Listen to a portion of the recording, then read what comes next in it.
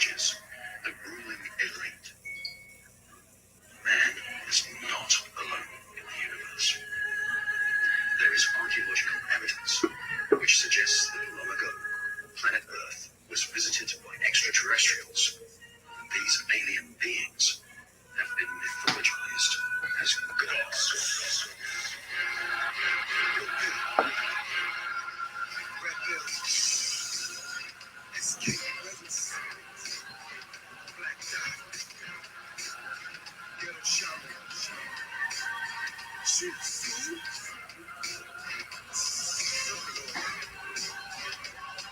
Want some friends with me tonight? We about to get it in. We about to put it down for y'all. Before time, I reemerge with an urge, the purge on my demiurge. Every line's designed to realign your spine, the third with the word. I done gave verse to mini-verse, any-verse, mini-verse, universe. I'm the first, in the verse, out of verse, shit-a-verse. I'm the worst, a serious being. I'll appear mysteriously, like the dolphin, bring a coffin. The one who is killing its me. It's the God of watching hip-hop decoded. They should drop the motive, now shit-hop's promoted. It's locked and loaded, with no pen I wrote it. You open like chakras, it's hot so quoted. I'm skeptilian, the ballers reptilian. Talk likely, it's ID who might be the villain of sorts. Make a million walk march with Darkillian force. Darkness will spark us, make artists killing a sport. I'm on another plane, like I just missed my plane. I got another lane when I wait. Give up other brains and I'm right. I bet she like me, the record of the spicy. Step on my life and ignite me, excite she, invite she. She's the goddess, so I'ma hit her with the hardest. Nigga, I'm honest, forget the knowledge. I just wanted to pay homage. Yeah, paying homage. Next out, on track 16 bars, you're witnessing God. With the science advantage like Wallace Farad. I left my car, but my coffin was empty. Military empty, oh king of my brow, simply. I'm the Alpha and Omega, J innovators, how I became king among haters. Round 2 on earth, prophetic verse. My poetic artillery has now gotten worse. The last shall be first, so the curse is patience. The bones of wicked galactic federations. Hell bent on enacting revelations. This is bigger than all your Facebook relations. They don't want me with the Sufis discussing Allah. They don't want me with Rashid learning Kabbalah. They can't pronounce my name, so I'm named Alien. But I'm thugging for life and tactfully Machiavellian. Let's go. According to the Jubilee, observing the splendor of all of my jewelry. It reflects an inner super room with me. Around 2 or 3. I arrive to the function, stunting with proper teams. Lots of bling, bracelets, chains, and copper rings. It's not a thing. It comes natural, like laughter. This is for my Hippocratic niggas in the plaza, my fellow rappers, swinging daggers, made out of jasper, stabs of Gideon, Lockett and Dravidians. It's a clash of idioms, the clash of meridians. I master millenniums, observing all of my splendor.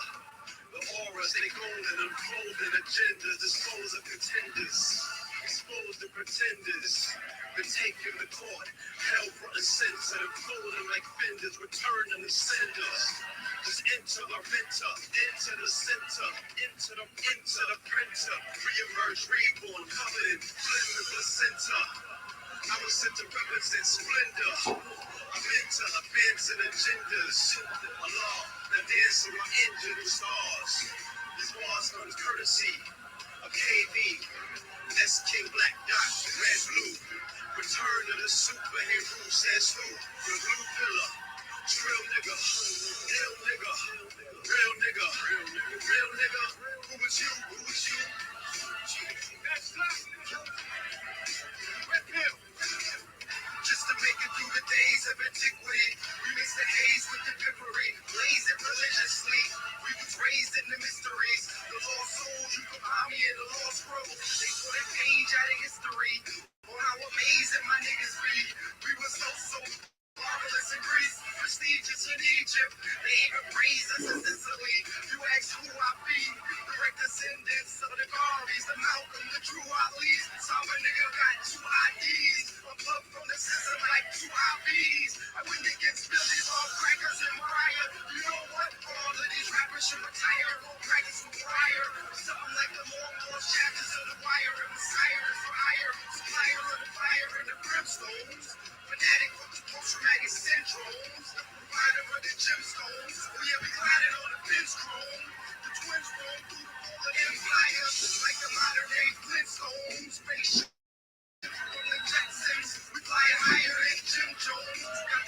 from Hova and Oz. They searching for signs of intelligence like supernovas on Mars.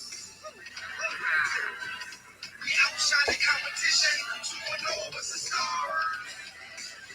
Get your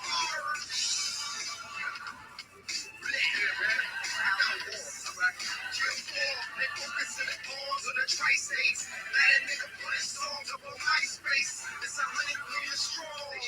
Them niggas who used to be in front of building arms. And they chilling up on MySpace. Time to hibernate in cyberspace. Moving cyberway. Told you niggas that I see you next summer. Popped up in Westy last summers. Follow by the money green range. No change, no numbers, no gunners, no runners, no stunners. Interiors is made by Corecraft. Yeah. The sunroofs is bomb-proof. It's superior to Warcraft. Do it. Run it back from the top with this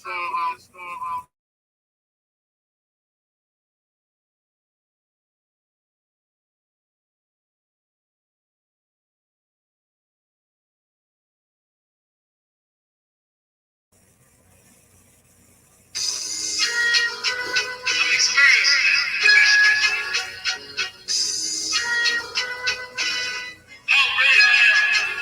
The black guard, got big lips and black bra. In the projects, Trish is whipping that black car. Rhymes the same, my skills is whipping that crack hard. Look at LeBron James. The black guard, got big lips and black bra. As soon as I leave Earth, it's back to the stars. Right a job, live for jewelers and girls. It's Axe Knives if I rule the world. Yo, my mental vision, setting up intuition. And you really don't have nothing if you intuition. I work with light just to give birth to light. I was born in all forms in the perfect night. The black god, got big lips and black bras. As soon as I leave Earth, it's back to the start. I am the ruler, just like the lion of Judah. My third eye, which feels like an iron computer. That's dark matter and deep thought making your heart shatter.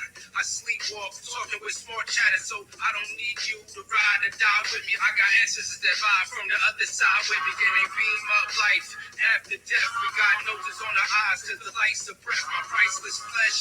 The final copy looks like Anunnaki. Black God, got big lips and black bra. In the projects, wrist is whipping that black car. Rhymes the same, my skills is whipping that crack hard. Look at LeBron James. The black guard, got big lips and black bra. As soon as I leave Earth, it's back to the stars. Right a job, live with jewelers and girls. It's Axe Knives if I rule the world. Yo, the black guard, got big lips and black bras. In the projects, Trish is whipping that black car. My rhymes the same, my skills is whipping that crack hard. Look at LeBron James, that nigga's a black heart. And you wonder why we spit lead. Just the whole raps, niggas got big heads. Like old man, the way that I'm writing is more than fame. This is the age of enlightenment. Be the wars and Spain. Got that your honor. I pray to a black vagina.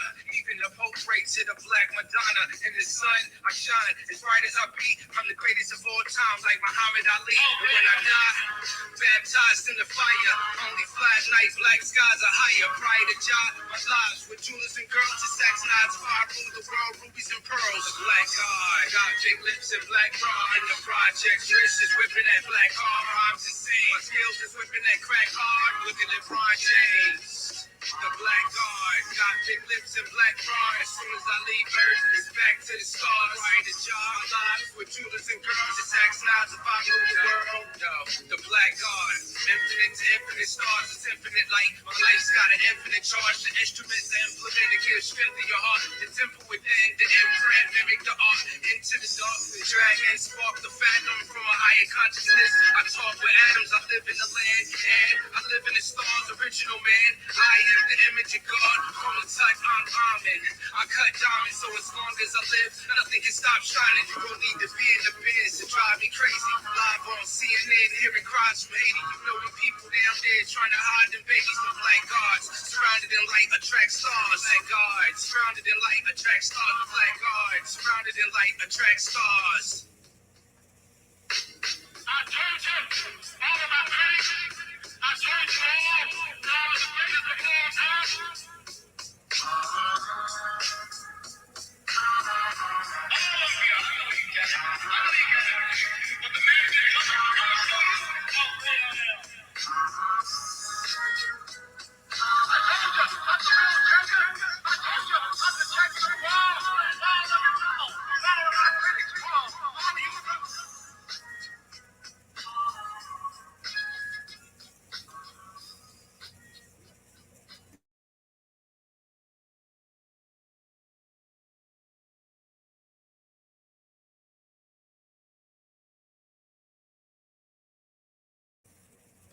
Young Chop on the beat. First of all, shout respect to Tampa Flag. Shout respect to Go Back Biasco. Shout out to Mr. West. Shout out to Rashi, Lonnie Land. Shout out to Sasha Go Hard. Kitty got bad. King Lou out of Deep Over Social Chicago. Recognize real shit. White supremacy is what I don't like. Sugar ass crackers what I don't like. The Bank of America I don't like.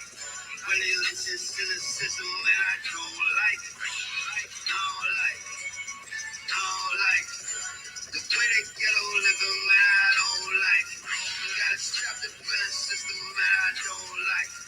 Ain't too different from a prison jacket, ain't it right? Ain't no freedom at the trap, hustles everywhere. You can feel it in the air, pure despair. Hungry hands only take when they reaching out. Campaign smoking, geek up, compound. Ugly politicians, new election year. How about they care? They are not sincere. It's the greedy and the rich ones that make more. That the hungry young and poor ones pay for. The little homie stretched out in the coffin. They die younger and they die more often. The rent too high, the wage too low. The top 5 stupid songs up on your radio. I don't like. All this cackling and carrying on, I don't like. All this supremacist cash shit, I don't like.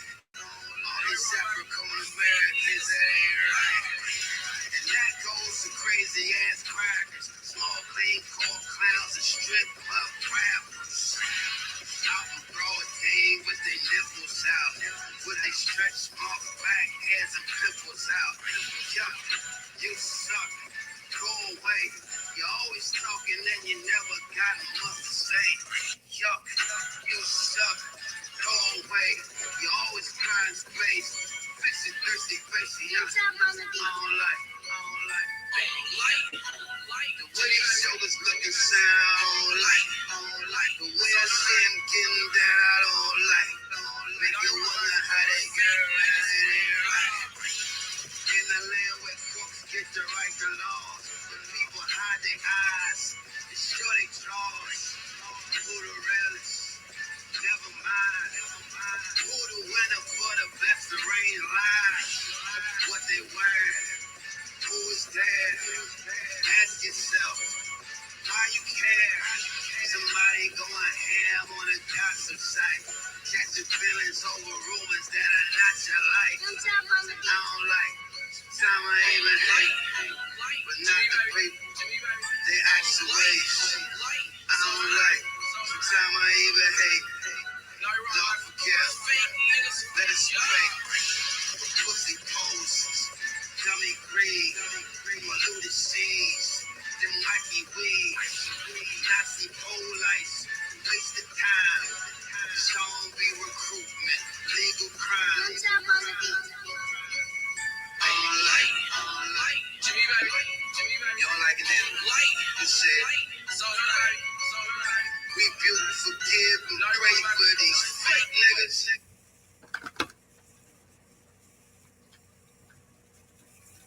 Alright, let's get into this.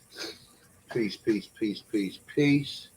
You're now rocking with your brother, Ahano Kiel, aka Autonomous One. Oh shit, hold on for a second.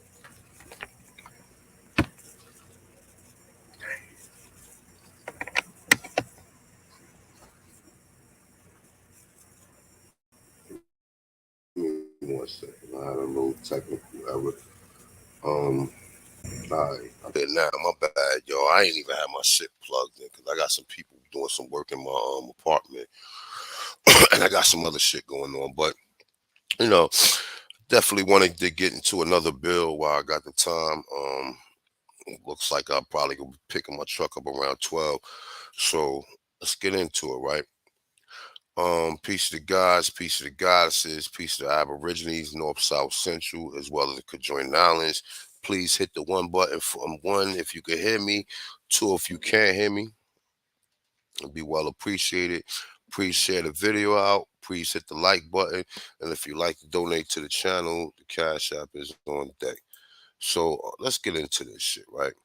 So all right, so boom, you know, in studying Americas, right, we find a lot of people who's curious and who's skeptical about some of the technology as well as some of the buildings and some of the ancient technology that they found throughout the Americas. And it's kind of hard for us coming into this new paradigm of us being a Tanchans of the Amaru or of America, right?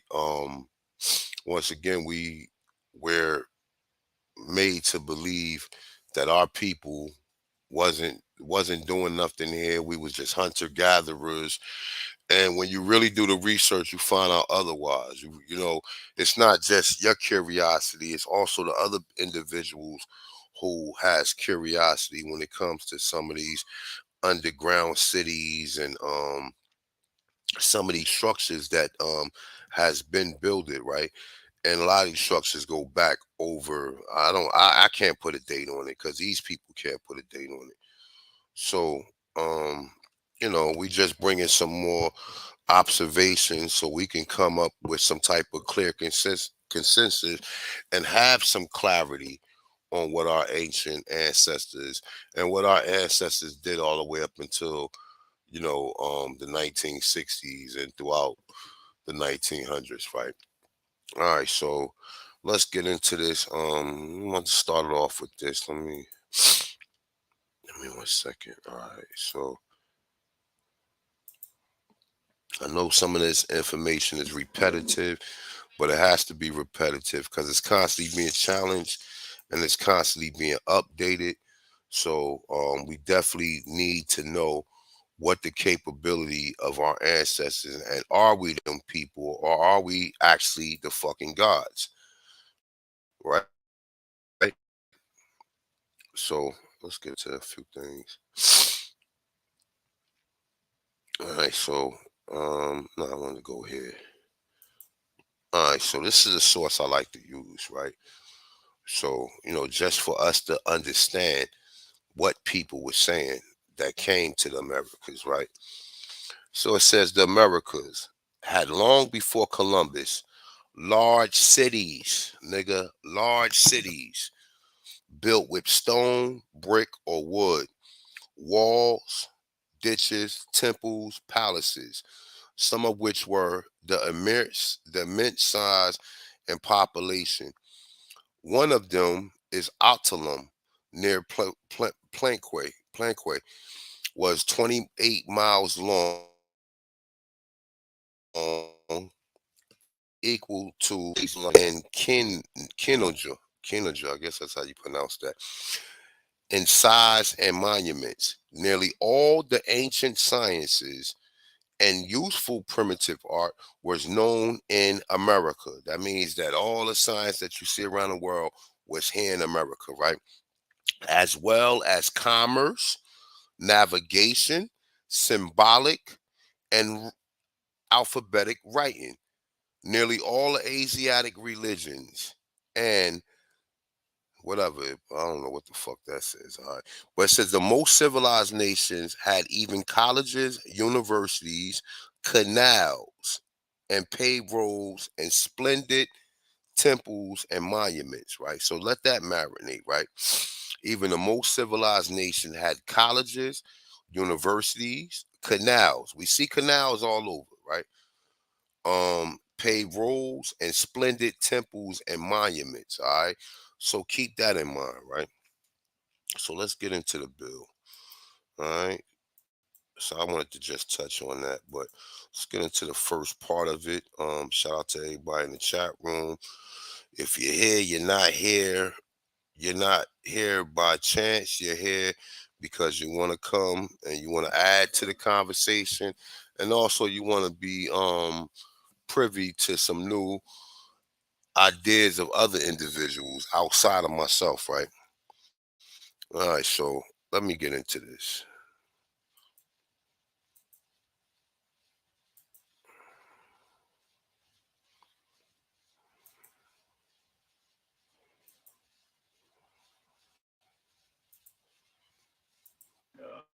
got a degree from Northern Arizona University.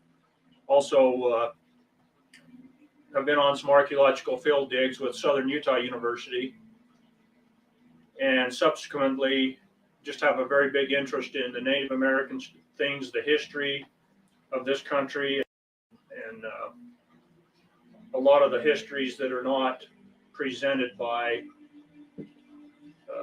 academia and science and everything, and that's some of the things we're going to discuss here today. I know Dan's been involved in historical research for probably most of his life. Tell a little bit about yourself, Dan, your background, other than the times that you were. This is the simple trick that Amazon, Target, and Macy's hoped you'd never find out. You want to know what it is? It's this.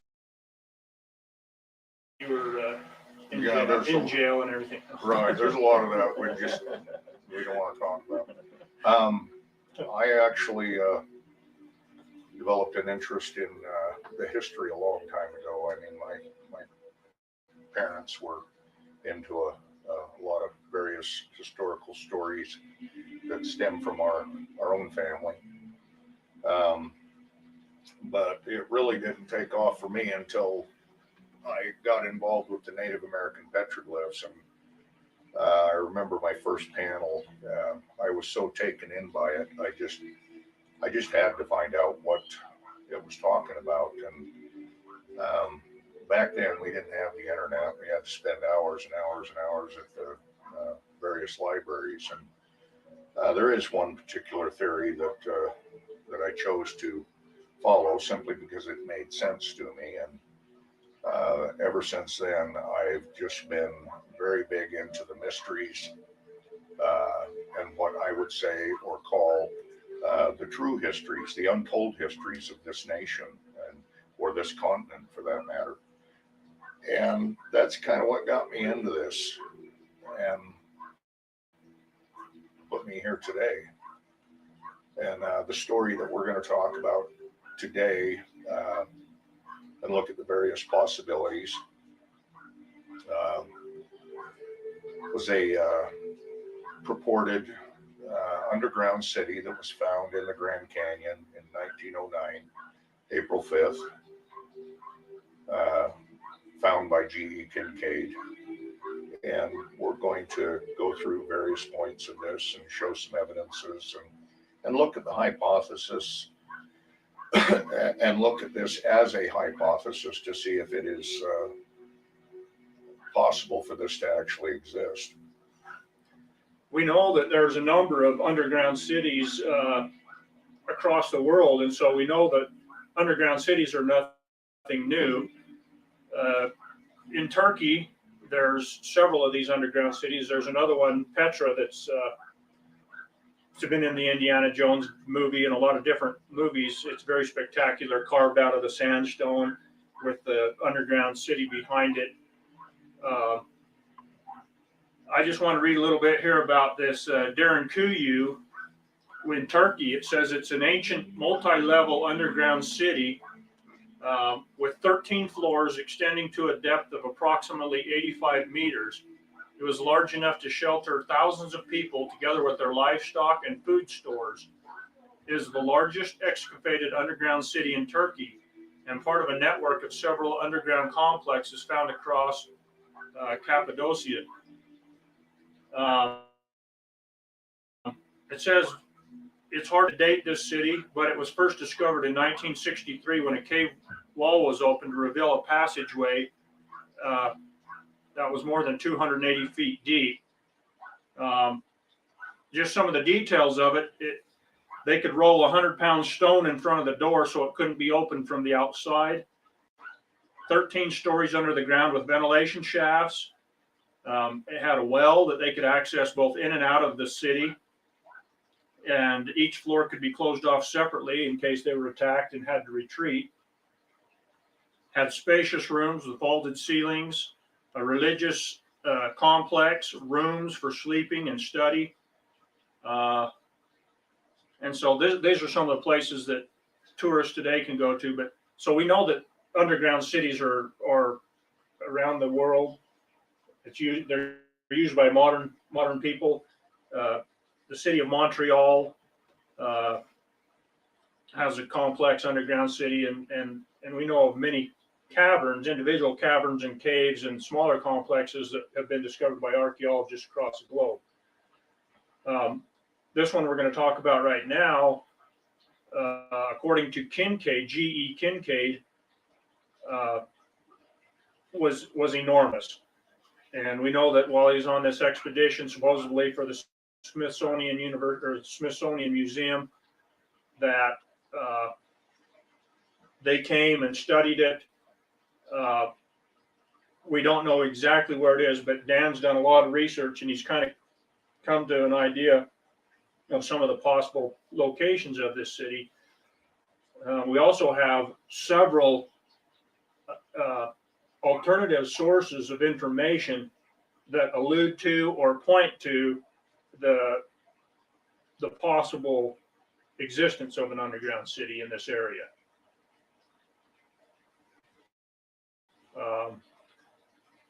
We know that just from my perspective as in anthropology, along the Grand Canyon rim and plateaus along the Grand Canyon, there is one of the biggest prehistoric civilizations in America, in North and South America.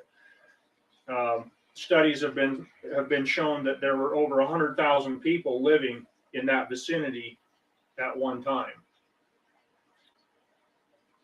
Well, the whole concept of underground cities being possible, I don't think there's any question as far as that goes. But one thing that has always puzzled me is what difference does it make whether it was in Turkey, whether it was in India, or here? But anytime something like that pops up here in the Americas, it's just like, well, this couldn't have happened. It just suddenly becomes an impossibility when it happened on this continent. Right. And we want to discuss that also, and the motives of, well, this couldn't have happened. It just suddenly becomes an impossibility when it happened on this continent. Now listen to what he just said, right? He said anytime something is found in Americas, it's always impossible. Or this is not possible. This is and they know it's possible because they have found this shit, and they know they just don't want to give the ancestors here. They know that the Mongoloid Native Americans are not responsible for it. So now they have to come up with another narrative to give credit to whoever may have been in Americas, right? So understand that. But listen to how when some of these Europeans, when they find this shit, they be astonished, just like we're astonished. You understand what I'm saying? So just listen up, right? Continent. Right. And we want underground cities being possible. I don't think there's any question as far as that goes. But one thing that has always puzzled me is what difference does it make whether it was in Turkey, whether it was in India, or here? But anytime something like that pops up here in the Americas, it's just like, well, this couldn't have happened. It just suddenly becomes an impossibility when it happened on this continent. Right. And we want to discuss that also, and the motives of Smithsonian and why a lot of these things seem to be swept under the rug. Let's talk about what would be the reasons for having an underground city to start with. Why would these different civilizations decide to have an underground city? What's your opinion about that? Well, they're really cool. Yeah. I've thought about that a lot. Why would these underground cities exist? And to me, one of the things is for safety. For what reason? It could be war. It could be Holocaust situations. Something drove them underground. The Hopi talk about emerging from under the earth and right. the underworld. The legend of the ant people. The Aztec talk about about living in these underground cities or caverns for 200, 300 years. I really don't think it was just a hole in the ground that they crawled into and stayed for 300 years. There's more to it. That's a very good point. In this area in Turkey, the city of Derinkuyu, they surmise that was there to escape from other marauding tribes and raiders, and that they could retreat into this city when they were attacked. I think some of the things that come to my mind, at least we know from modern study, that being underground has an advantage if you're in a harsh desert environment where it's very hot and dry in the summertime and very cold and windy in the wintertime. And so that would be another possible reason for an underground city to exist. Yeah. For you get away from the elements.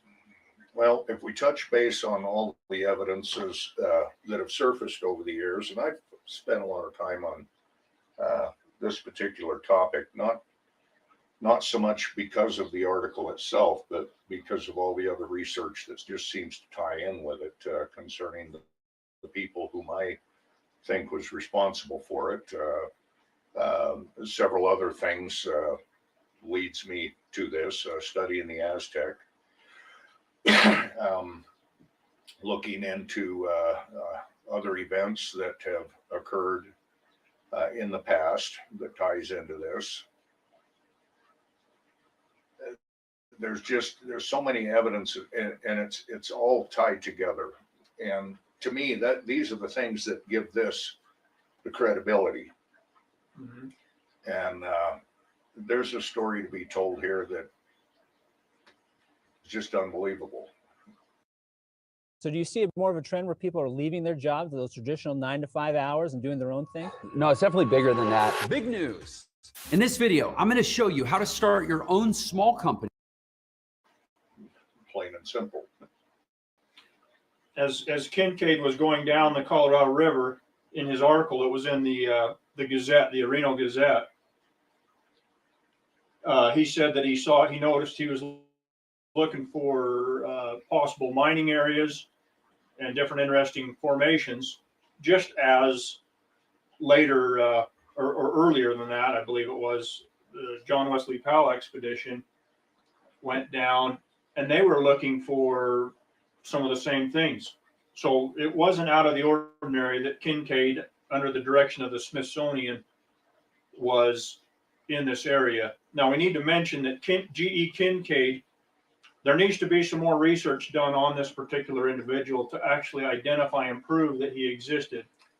Because we know that the Smithsonian subsequently, when research has been done to verify this, has denied this information and has claimed that they didn't know a G.E. Kincaid. Well, but we know the Smithsonian's done a lot of things in the past that haven't been forthright. This has already been done. I'm pretty meticulous in my research, and I don't give up so easily, but I found Kincaid, I found S.A. Jordan, and I found their affiliation with Smithsonian. Okay. I mean, you have to dig deep enough in order to find what you're looking for. Too many people rely upon the modern works. You gotta find their bibliography, and you gotta find out where they got their information. Go back to the most original. If it exists, you're gonna find it sooner or later. Now, I don't think that we need to go into the details of Kincaid and S.A. Jordan. We know they were out there. Let me interject one thing in here, Dan. Okay. I think that Dan has some sources, and we're not going to reveal any of these names because we don't want them to help him. But many university libraries have documents and manuscripts and books that are not available to the general public.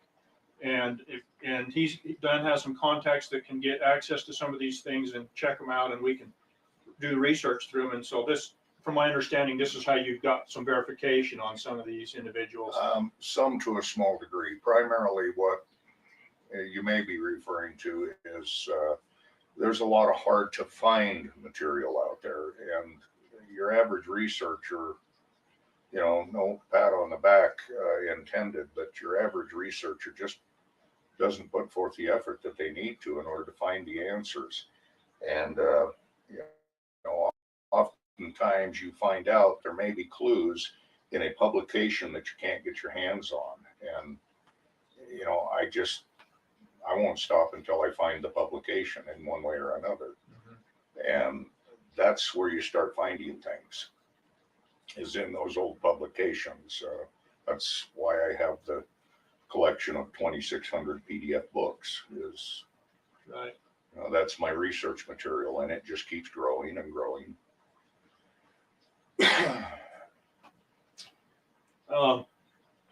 I guess one of the, as we progress here, I guess we could talk about a little bit about when Kincaid found this underground city, or this cave, was quite by accident. One of the things that's come out of this is that he found in this particular cave Egyptian-like artifacts that had hieroglyphics and carved effigies or statues that reminded him of things he had seen in the Egyptian culture. And so there's a lot of the other individuals that have talked about these underground cities or quoted Kincaid have put a big emphasis on the Egyptian culture, but we know that every culture brings influences in, and so possibly there was Egyptian influences here. What do you think about, or what's your opinion on that?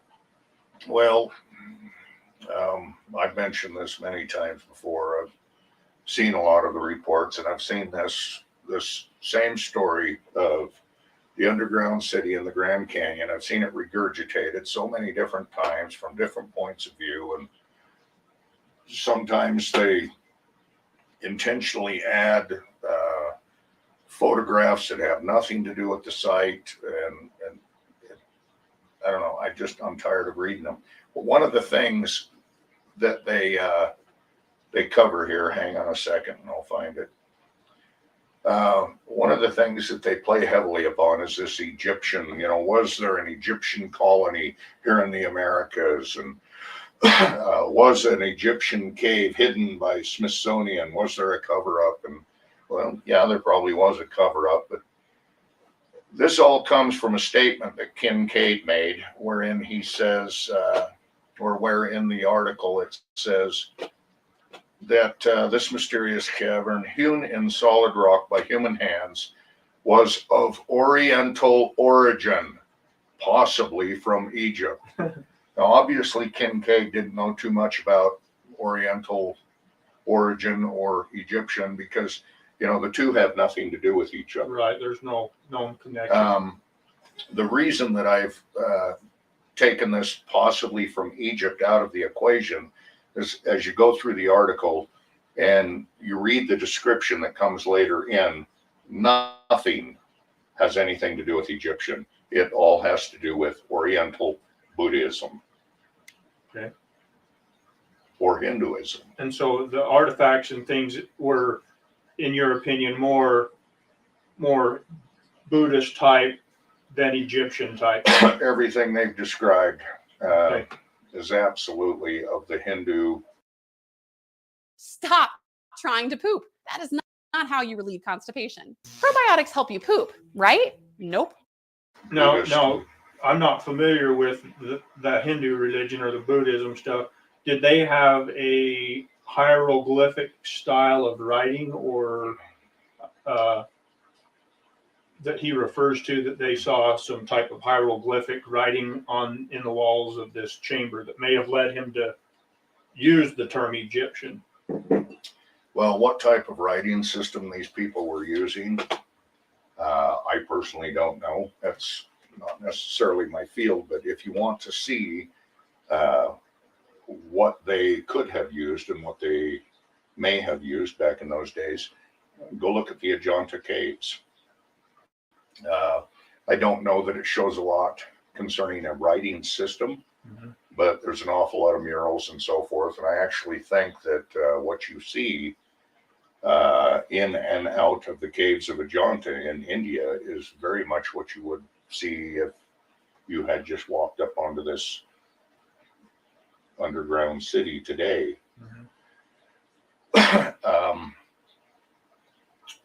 That's actually a good question on the what type of a writing system would they have been using. To me, it's very much like today's modern Tibetan writing. Okay. Well, And I like to say this too, right? See, whatever they find over here, they always trying to compare it to other cultures, right? They trying to compare it to other cultures because even when they see it in Americas more than one time, they find artifacts that match up. So it shows and give indications that the people over here was practicing what they may think came from somewhere else. Because the whole thing of it is okay, they know that the so-called Native Americans are not responsible for none of this shit. So now they got to give it to some imaginary individuals that had to come from somewhere else. You know what I'm saying? And as we've been going over the last couple of days or last 6, 8, 7, 8, 9 years that I've been doing this shit, right? We've been seeing a culture that these people, they don't want to say that the people in America originated this culture. They want to make the culture seem like it comes from somebody else. Because remember, the only people was here was Native Americans. There was nobody else here. There wasn't no us or the Tanchans. They always gotta connect us to one of these other ancient civilizations. When other people don't say that, so even though he's saying it, and he's an archaeologist, gets kind of like, a lot of times these people double down because they're not sure themselves. But from our research, we can connect this and we see, we have seen all of this shit that's being said. So peace to everybody, man. Share the video out, hit the like button. Let's get back into it. we both have studied, and part of our main passion or interest is the Native American, or what you want to term is I don't know what the term is you prefer. In anthropology or archaeology, you're here and talk about Anasazi writings or Fremont or whatever. But we know that the natives that were here in North America and South America had their own forms of communication and writing, and part of our passion is preserving and studying this symbolism, left some of the only known information that we have about these people, and to unlock that is probably one of the mysteries of humanity. Be able to unlock that. And that's part of what got me involved in this. If you go back into the very earliest writings of the Europeans, the known Europeans coming to this land, and the communications that they had with the Indians and the various tribes that they met up with, one thing they knew then is that every tribe, regardless of his language, could communicate with each other. And it was through this hieroglyphic system of writing modeled after hand sign language. Yep. They knew it. And when this new generation come Now, I mean, I've heard of the hand sign language. I've seen that in a lot of reports or whatever. But one thing he just said that was crucial, right? That all the so-called nations, now take the tribal aspect out of it, and these Mongoloid and these Native Americans, he just said all the tribes could communicate with each other. So we wasn't speaking one universal language. We were speaking multiple language that was universal among our people. You know what I'm saying? So when people tell you, like I tell you, for example, right, you go to some places and you look like let's say the Carolinas and Georgia and Florida, right? So how many different tribes, when you research it, that comes up just in them 3 places right there, right? But then you'll find out when you really do the research that they was all interconnected. They was all part of one large nation. And these people spoke multiple different dialogues according to what they tell you. But how people who live a mile away or live a couple blocks away, how are they able to communicate with people who live right within the vicinity of them? That doesn't make no sense. You understand what I'm saying? It doesn't even make sense. So let's get back into the video. Please share the video out, hit that like button.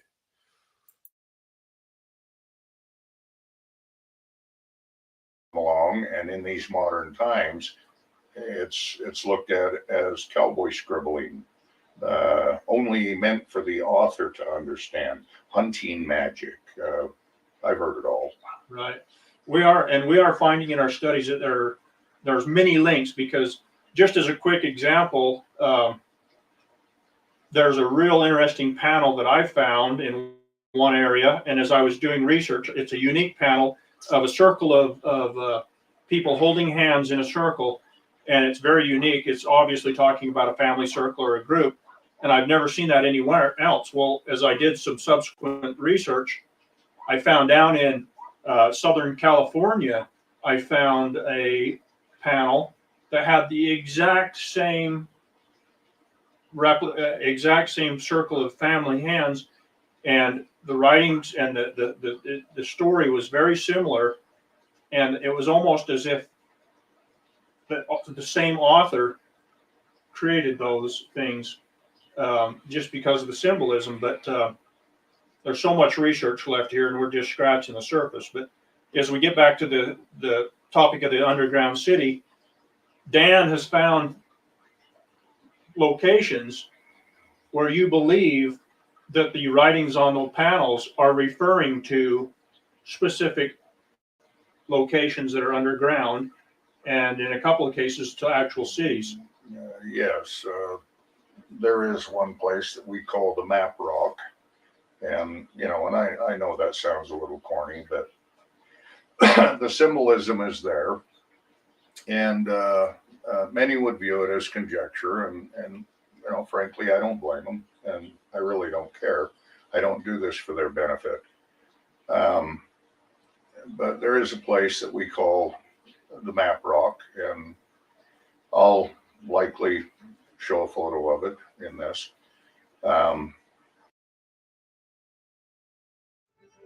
At Alliance Defending Freedom, we work, we march to give every child their. But it actually shows 3 of the locations of underground cities, and strangely enough, one of them. Now you might wonder how is this considered a map rock, and how do you look at it in a geographical manner? And that would take a long time to explain. You might mention though that the natives often used incorporation. Yeah, it's called rock incorporation. Rock incorporation, where they use features of the rock to show locations on their map. I mean, how many times have you walked up to a petroglyph panel and you've got this perfectly smooth surface here, and nobody wrote on it? Yeah. And over here, where it's rough and has ridges and things that look like hills and mountains, or gorges for that matter, and that's where they did all the writing. Right. Why did the pioneers call every mound they came by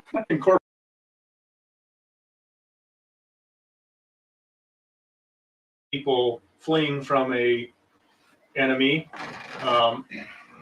or a group of people that was seeking their destruction? And that's possible, but I would suspect it goes much further back than the actual creation date of this particular panel. So, right. But the fact that they were aware of these cities at that time is a significant discovery, or a significant evidence pointing towards the existence of these. Well, the interesting thing is you know that you find that in the Aztec record. I mean, there's no question that they believe, at least, that they came from these underground cities. Well, you've heard of the Father Crespi collection. Yeah. And the father from down in Ecuador, who had this spectacular collection of artifacts that was given to him by the natives as he performed weddings and burials and stuff. And they always, when he asked them, where did you get these things? They always told him from the underground cities in that region, which would have been the Amazon, or we know from today that there is an underground city beneath much of the area in Ecuador. People, scientists and archaeologists have been in those cities. But That's interesting. I haven't heard that. so in the Father Crespi story, he talks about underground city, and so if these people came from down in South America, were fleeing, they had a knowledge. They would have had a knowledge of underground cities, and so we're just trying to give things that lead credence to this potential existence of this underground city that Kincaid. And and all you got to do is look at the various old Latin maps. There's so many clues upon those maps, and that it's very clear that those maps were not drawn after they came here, after they left here. These are the maps they were following to find what they believed to be here. So they had a destination in mind when they came. Yeah, because the cartographer didn't go back and say, you know what, crap, we never found it. But hey, let's go ahead and draw this lake on here. Let's go ahead and give it a name, septum, cities, and what's the other word? Septimania. Well, yeah, septum is the word they used, right. And then there's cities, 7 cities. And it's all in Latin. Okay, right. These were Spanish, not Latin. Some of I know they're related. Some of the other problems that we face in finding some of these areas is there's been a lot of geological things that have happened, earthquakes, volcanoes. There's a lot of volcanic activity in some of these areas, and then just Mother Time. Right. But the point I was getting at is the cartographer didn't go back home and say, well, you know what, we never found that lake, but let's go ahead and draw a lake here. And let's go ahead and put a city here and a city here and put these 7 cities, and let's not give them a name. Right. Let's just say 7 cities in Latin, and patria, patrimony, inheritance. Why make this stuff up? If you never seen it, you never found it, why would you put it on a map based upon modern day expeditions? These are the maps that they were using to find it. They were created long before they came here. Right. In other words, there was a reason that they came here. It wasn't just a blind, oh, we think there's something here, so we're going to go wander off and through this rough country. They had a destination, and they had evidence. We know they had evidence of the destination in mind from some of the things that Cortez and Pizarro and all those ruthless Spanish and the conquistadors, they tortured and killed people for information that they gained to try to find some of these places. Right. And see, that wasn't just one cartographer. There were several. I mean, why would all of them draw basically the same shape? I mean, all you got to do is look at the various maps, and you'll see the similarities in the outlines of this lake that they called Lake Copala. Okay, this is what they were looking for, and the 7 cities that were around it. Mm-hmm. Now, when the Spanish came up here on their expeditions, nobody ever found it. Hi, everyone. Mark Barden here at Sandy Hook Promise. On December 14th, 2012. Why? Why didn't they find it? So are you alluding, do you think that this possible that this underground city was this linked to Montezuma, or possibly the city of Montezuma, the Spanish? No, not necessarily. I believe they knew about it. In fact, I'm pretty sure that the Aztec themselves, there were actually 7 tribes. The Aztec was one of them. 6 of the tribes stayed in their own caves for about 200 years. The Aztec, according to the record, they stayed in their cave for at least 300 years. So by the time they got down to Mexico, it was well established by the previous tribes. Okay, I'm here with Dan Lowe, and we're talking about underground cities, about an article that was written in the Phoenix Gazette by G.E. Kincaid in 1909, and some of the subsequent evidences that give shed light on this, potential evidences that show that it actually existed. I mentioned earlier that the archaeological, anthropological record shows that there was a large group of people living along the high Colorado River plateaus, probably one of the largest civilizations in Central North America, Western America. And through our research, it was kind of a combination of our efforts. I was looking on Google Earth one day and noticed this unusual land formation and consulted with Dan. And we came to the conclusion that this was actually an agricultural area where canals and ditches were made for corn or wheat to be grown for a large group of people. And Dan measured the area and concluded that it was, what we can see is visible is about 300 acres, which also leads credence to an experience that Dan had years before I met him. For the reasons everyone else would think. Right. For example, the hieroglyph, not symbol, hieroglyph that was found above the supposed cave in the lake says there's a cave below. Mhm. Okay. On the map rock that we have talked about previously, it actually shows the Three Lakes site. Right. And it's actually quite clear, even to those who might not be able to understand what the glyphs are saying. Yeah, anything else. And so that really gives, because you can see that the Three Lakes feature, that actually gives a lot of evidence towards that underground city, because you can see in relation to where that is, where the other things on the map are. Well, That's like a key, in my the thing opinion. that I thought was interesting was around the third lake on this map rock is where all the activity was. And two symbols, two hieroglyphs that carry the meaning of broad movement, or if you want to get more defined and find the correct derivative word, entrance. Right. And we see the circular shapes that mean, we know, go up or go down. Ascend or descend. Yeah. The spirals. Yes. There's too many little coincidences there. So if this came out of Brent Child's head, then he was pretty lucky. Yeah.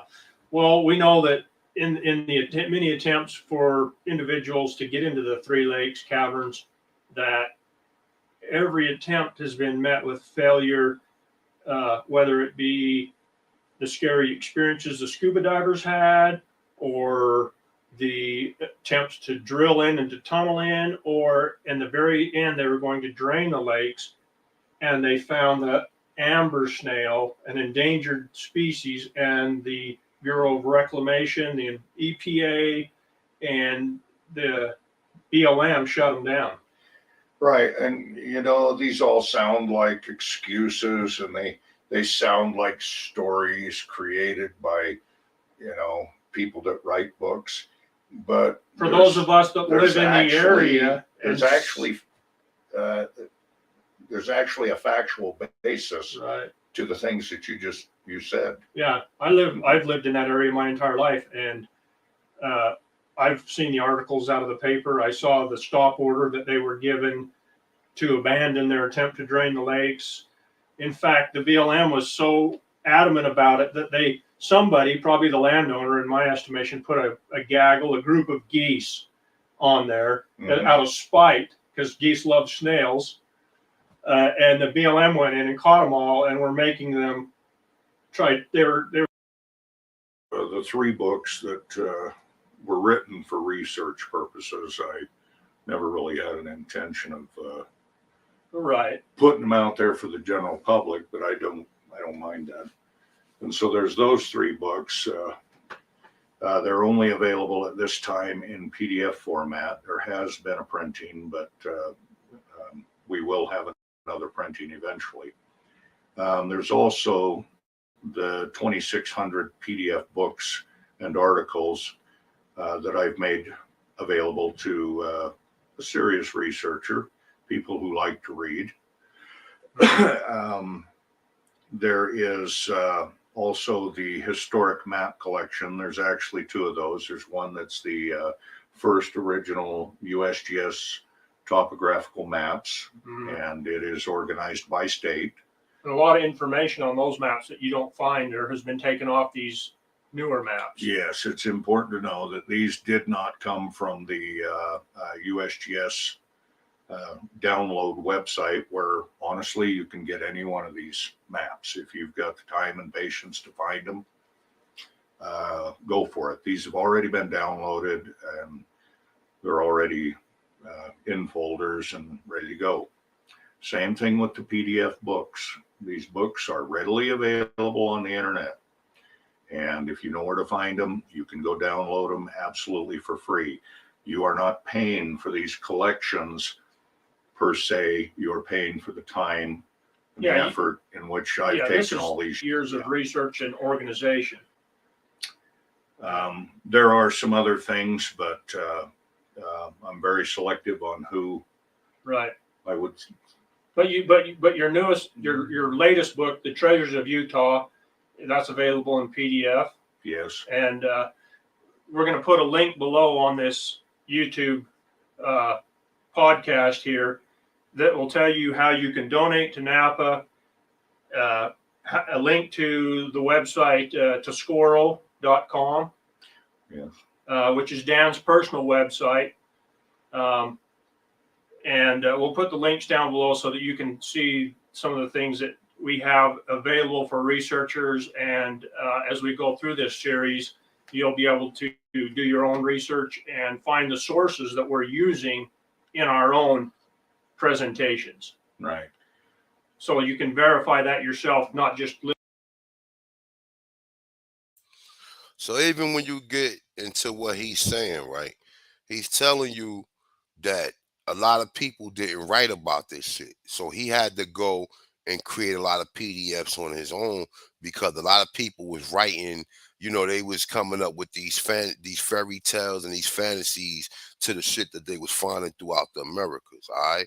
I mean, I know that this video right here is probably kind of dull, like with the you know, the information, but take heed to the information that's coming out. All right, we got a couple more minutes left for this bill right here, and we're gonna go into the next part of the bill. So definitely hit the like button, share the video out, and you like to donate, then you already see it's up on the screen. So let's get back into it. Listen to us and yabba jabba doing over here, so that it'll give credence and credibility to what we're saying. Credibility. Yeah. There is a basis to everything we've talked about here. These are not things we've just pulled out of thin air. There is a foundation to it. But as I've always said to anybody who is working upon a journey of research, is you question all things. Find the most original source. Make up your own mind. Do it in your way and have fun doing it. One other thing I want to put a plug in. There it is. Even the people who do research that find this shit, they realize that a lot of stuff that's not being put in these original narratives or not being put out there to the people, everybody start at some point in time come up with like, yo, this shit is being hidden on purpose. As he just said, like this been the whole narrative to like what most of us say. Don't trust none of these people. Don't trust none of these articles. Be an investigative researcher when it comes to this shit in the Americas. Okay? So let's get back into it, man. Here for is starting this summer. We're doing trips to, as we go out and do our research, we're going into the field, we're camping out, we're getting together in groups. It's a lot of fun. We hang out around a campfire, we tell stories, we use the tools, the technological tools that we have, whether it be metal detectors or aerial infrared or drones or whatever we're using in our research. And it's a good time, and it's a reasonable expense for this trip, and it supports a good cause. It supports this research, and it gets you involved personally in what we're doing. And you can contact either me or Dan from the link below, and we can give you further details about those trips that are going to be going on through the summer. So, Right. While Dan's texting, are you texting? Or are you going to talk? Texting. Okay. Well, I don't want to talk if you're going to, but I'm just going to give the folks here a little tidbit of information to think about. Okay. Why did Mel Fisher, the finder of the Etosha, the vast Spanish treasure that came out of the Gulf of Florida, why did he show up a few years later in Utah and hire a friend of ours, as well as other individuals, and make an expedition into Utah To 3 specific areas. to 3 specific areas? And what was the purpose of that expedition? I'll give you a little clue. It might have to do with where the treasure on the Etosha came from. That's going to be the discussion of another topic. Could be a month-long discussion with many tentacles. Yes. Many testicles. Okay. Archie Bunker wasn't available, so we had to get to this. And this would tie into what's called, if I'm pronouncing it correctly, the Wheel of Dharma of the Hindu Buddhist religion, and the meanings behind it and so forth. And I think you're going to find out that the medicine wheels, in certain cases, not all of them, in certain cases where they have the spokes and so forth, they come from the same source. Right. So it's a spiritual or religious connotation in the help me out here, the Lady of Elch. No, you're on your own. Okay, And that Lady of Elks right there, right? You see the Lady of Elks? That's in a lot of Bash and Sephardic Jews legends right here, the Lady of Elks, right? Which they connect these to the Mari people, right? And this is also, like I said, this is found in Andalusia, which the Bass is from Spain. And this was something that they were saying that was a connection between the Americas as well as over in North Africa, right? We keep finding all these connections. I want to see where he found this at, though. So I'm gonna mute my mic. Let's get back into it. Lady of Elch, the Dharma, If I'm saying it right. the medicine wheel, and perhaps the description of the underground city with the main hub, the spokes of the wheel, the circular shape of this giant underground city chambers. That's, we think, has the religious connotation to tie all this stuff together, and that's part of the theory we're working on. And interestingly enough, if you look into the Aztec religion, or what the academic world believes about the Aztec religion, you're going to find an awful lot of similarities between it and the religion of Hinduism, Buddhism. Your new book, The Forbidden Histories of Americas, shows many quality photos, and we'll probably post some of these on this, of the comparison between the Wheel of Dharma and the traditional Navajo paintings, the sand paintings. Mm-hmm. I mean, the whole spectrum of their religion their sacred ceremonies and religion points to the same Well, structure. the short of that is there's only two cultures on this planet who have ever used sand paintings in the form of a mandala or wheel of Dharma design for the purpose of healing. And that is the people of India, Tibetan Hinduism, and the Navajo, Apache, Zuni, and some tribe in Southern California that I can't remember their name. And the similarities between the two is uncanny. It's uncanny. Absolutely. The symbolism involved, the feathers versus the petals of the lily and so forth. They actually have the same meaning and same appearance. Right. And there's something else I want to point out here, but I'm going to have to find it. Okay, well, let me it. point out something else that gives a lot of credibility. You already are. A lot of credibility to the Kincaid, the G.E. Kincaid story. Here, he independently, without Dan Lowe's research, tells of a giant Buddha statue with the lotus flower. All by himself. All by himself. Back in 1909, he just pulled that out of thin air if this is a hoax.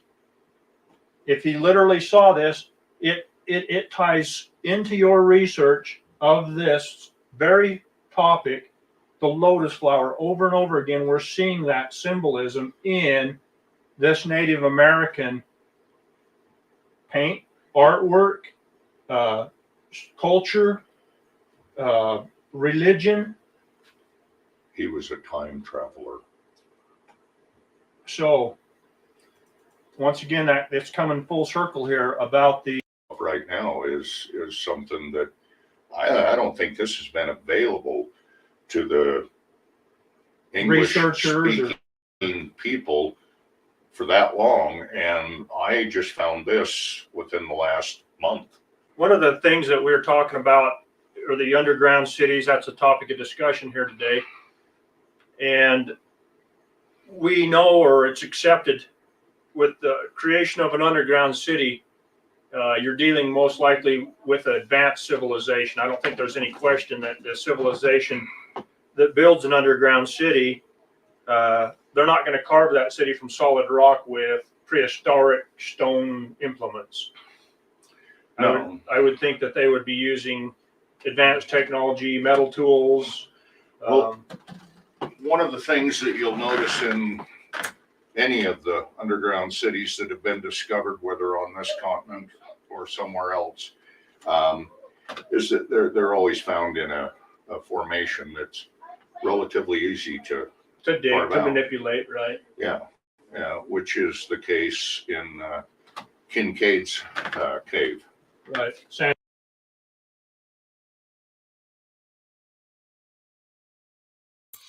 All right, so that's just an example of some of the stuff that they found in some of these underground cities. But I'm gonna probably do a more elaborate build on it. I'm gonna probably go in a lot deeper with the information. So let's get into the next joint right here. So all right, so let's go into my brother Hakeem Bey and what he's saying about some of these underground cities, right? Some of these ones who they call Indians, and he felt sorry for them. He felt that they say he felt sorry for them and they were treated unfairly and that they should get the credit for this. Now remember, they were in the process of wiping these people out. So it's easy to give credit to a people that you know you're about to wipe out anyway. It goes on and says the Smithsonian began to promote the idea that Native Americans at that time being exterminated in the Indian Wars were descended from advanced civilizations and were worthy of respect and protection. They also began a program of suppressing any archaeological evidence that led credence to the school of thought known as diffusionism, a school which believes that throughout history there has been widespread dispersion of culture and civilization via contact by ship and major trade routes. Keep that in mind because remember, Moor means navigator. We were a maritime nation all over the planet. And keep that in mind because we're going to get deeper into that. This says the school of thought known as diffusionism believes that throughout history there was a widespread dispersion of culture and civilization via contact by ship and major trade routes. It goes on and says, but the Smithsonian opted for the opposite school, known as isolationism. Isolationism holds that most civilizations are isolated from each other and that there has been very little contact between them, especially those that are separated by bodies of water. And this intellectual war that started in 1880s, right around Horace Greeley time. Now, this school of thought, isolationism, gives credence to their whole philosophy of us being so-called third world peoples and them being so-called first world peoples. They're saying this is the first time the world has been unified as what's known as the global village, or unified in economy and trade and so on and so forth. Wrong. There's been two civilizations prior to that in which it was unified by the Moors.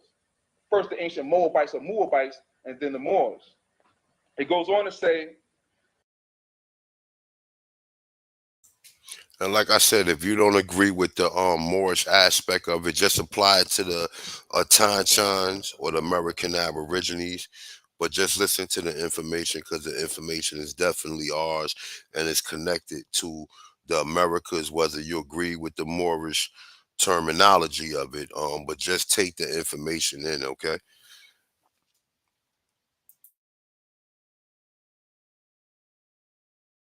when the contents of many ancient mounds and pyramids of the Midwest were examined, it was shown that the history of the Mississippi River valleys was that of an ancient and sophisticated culture that had been in contact with Europe and other areas.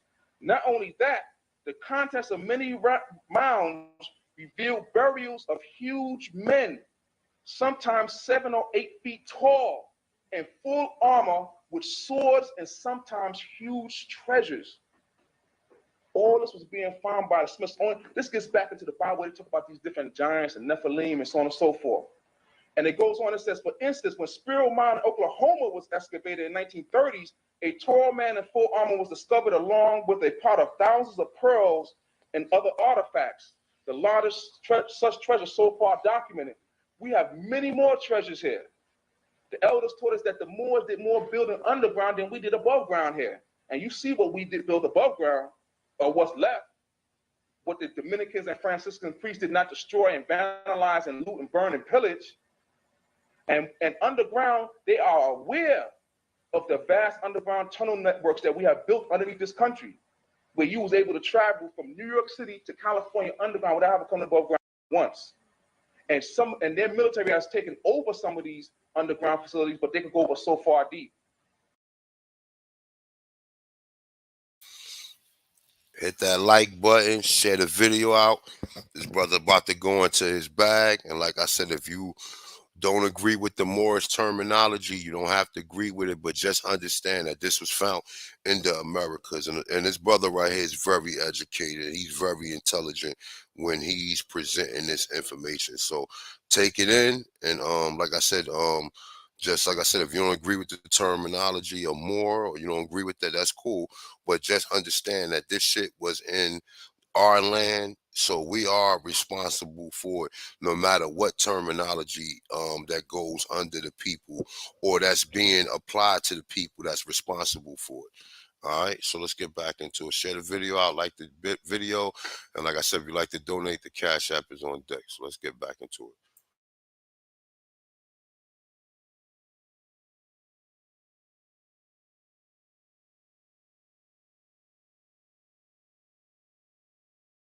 And they have, and when conquistadors came away, they found whole villages and cities empty with people. They didn't know where they went. Oh yeah. Continuing on, it says he was told by a former employee that the Smithsonian employee was dismissed for defending the view of diffusionism. And it said the Smithsonian at one time had actually taken a barge full of unusual artifacts out into the Atlantic Ocean and dumped it into the ocean. This is what they was doing with some of the things. Did y'all hear that? That they took our ancient artifacts and dumped it out into the Atlantic Ocean? That's some wild shit, man. You know what I'm saying? Just for them to even do. But this is, like I said, the stuff that they didn't keep, the stuff that they got hidden underground in a lot of these museums is our ancient stuff. So definitely understand that, right? So let's get back into it. Things that they found. And they mentions here about stone coffins that was discovered in 1892 in Alabama, which were then sent to the Smithsonian Institute and then lost, according to the newsletter. And then going further down, it says, the head curator says, we have not been able to find the specimens in our collections, though records show that they were received. And it says, the Alaskan mound, they found a mound up in Alaska. And it said the Alaskan mound was in fact a graveyard of gigantic human remains consisting of crania and long leg bones. The crania measured from 22 to 24 inches from base to crown. Since an adult normally measures about 8 inches from back to front, such a large cranium would imply immense size for a normally proportioned human. In fact, the habit of flattening the skull of an infant and forcing it to grow in an elongated shape was a practice used by ancient Peruvians, Mayans, Flatheads, Egyptians. You see some of the Egyptian pictures where they have the longer, even in the South. You know, I heard stories where they used to actually shake the baby's head with their hands. You know, all this is directly related to us. Also, it says that they found statues ranging from less than 1 inch to 6 feet. Now, check this out. Depicting reptiles or dinosaurs, some of them in active association with humans, showing us contemporary with dinosaurs in this hemisphere. And we want to know who was the first people, who's the true Native Americans. There's nobody here standing on this, in this part of this hemisphere that could trace their roots back here further than us. Contemporary with dinosaurs. It goes on to say, they also found portrayals of Bigfoot and aquatic monster-like creatures, weird human-animal mixtures. This gets into another lesson that's part of the course where we get into Yakub and how we kind of different types of experimentation in the Pyramid University of Yucatan, Mexico, where they have found all kinds of remnants and artifacts showing all kinds of crosses. We think genetic engineering and gene splicing, in vitro fertilization, we think these are new things. Our ancestors was mad. And how we kind of different types of experimentation in the Pyramid University of Yucatan, Mexico. Who's the true Native Americans? There's nobody. They also found portrayals of Bigfoot and aquatic monster-like creatures, weird human-animal mixtures. This gets into another lesson that's part of the course where we get into Yakub and how we kind of different types of experimentation in the Pyramid University of Yucatan, Mexico, where they have all kinds of remnants and artifacts showing all kinds of crosses. We think genetic engineering and gene splicing, in vitro fertilization, we think these are new things. Our ancestors was mastering these things long time ago in the Pyramid University. This is how we made what we call the white race. By our scientists. Ain't no natural selection or none of that. Yo, as you can hear this brother go in his bag, man. You know what I'm saying? And I love at least twice a year I check out Hakeem Bey builds. But you heard what he said. They got that Yucatan Peninsula connection once again, right? You know what I'm saying? Of us grafting, and you hear him. You hear him saying that. I'm gonna play it again. Like, and I'm not saying what he's saying is true, but it has some truth to it. Definitely has some truth to it. So definitely put your curious thinking fucking caps on and definitely understand, right?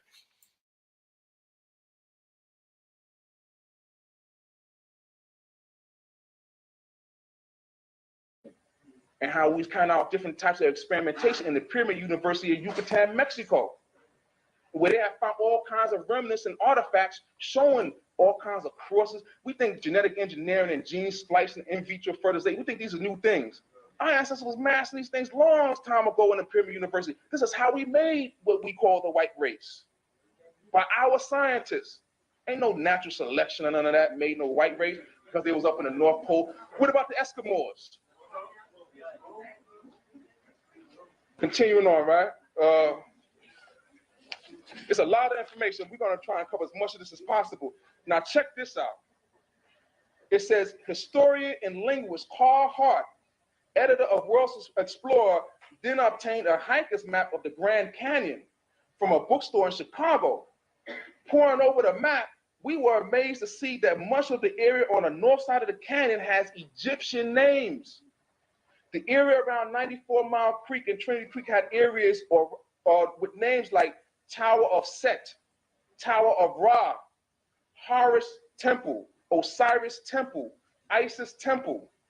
In the Haunted Canyon area were such names as Cheops Pyramid, the Buddha Cloister, Buddha Temple, Manu Temple, and Shiva Temple. All this was found in the Grand Canyon, and they have closed those sections off because they said it's too dangerous. All this is sitting right there to this day.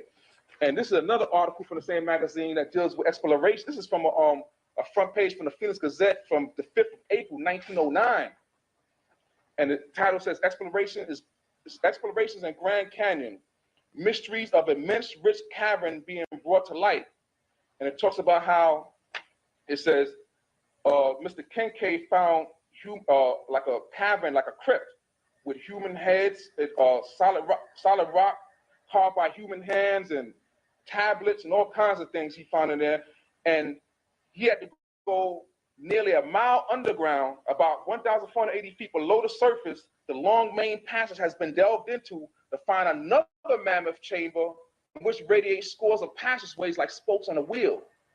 Up in New York, where you got these different, you got all kinds of old names like Day Street, DEY, Moore Street, all in the same area, right by Wall Street, right in the Wall Street area where they found the ancestral burial grounds. You got a Moore Street and a Day Street, DEY.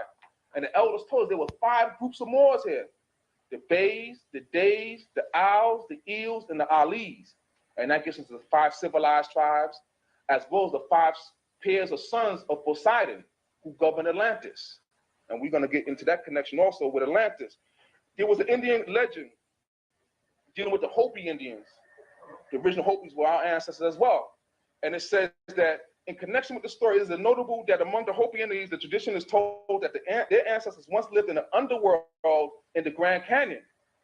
A dissension arose between the good and the bad, the people of the one heart and the people of the 2 hearts. It sound like the Boule. They have 2 hearts. So it sound like some of those Uncle Tom Negroes who have 2 hearts.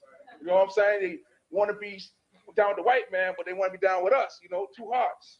And it says that Macheto was their chief, counseled the good ones with the 1 heart to leave the underworld, the underground city, but there was no way out. The chief then caused a tree to grow up and pierce the roof of the underworld, and the people of 1 heart climbed out. They tarried by the Red River, which is in Colorado, and grew grain and corn. They sent out a message to the Temple of the Sun, asking the blessings of peace, goodwill, and rain for the people of 1 heart.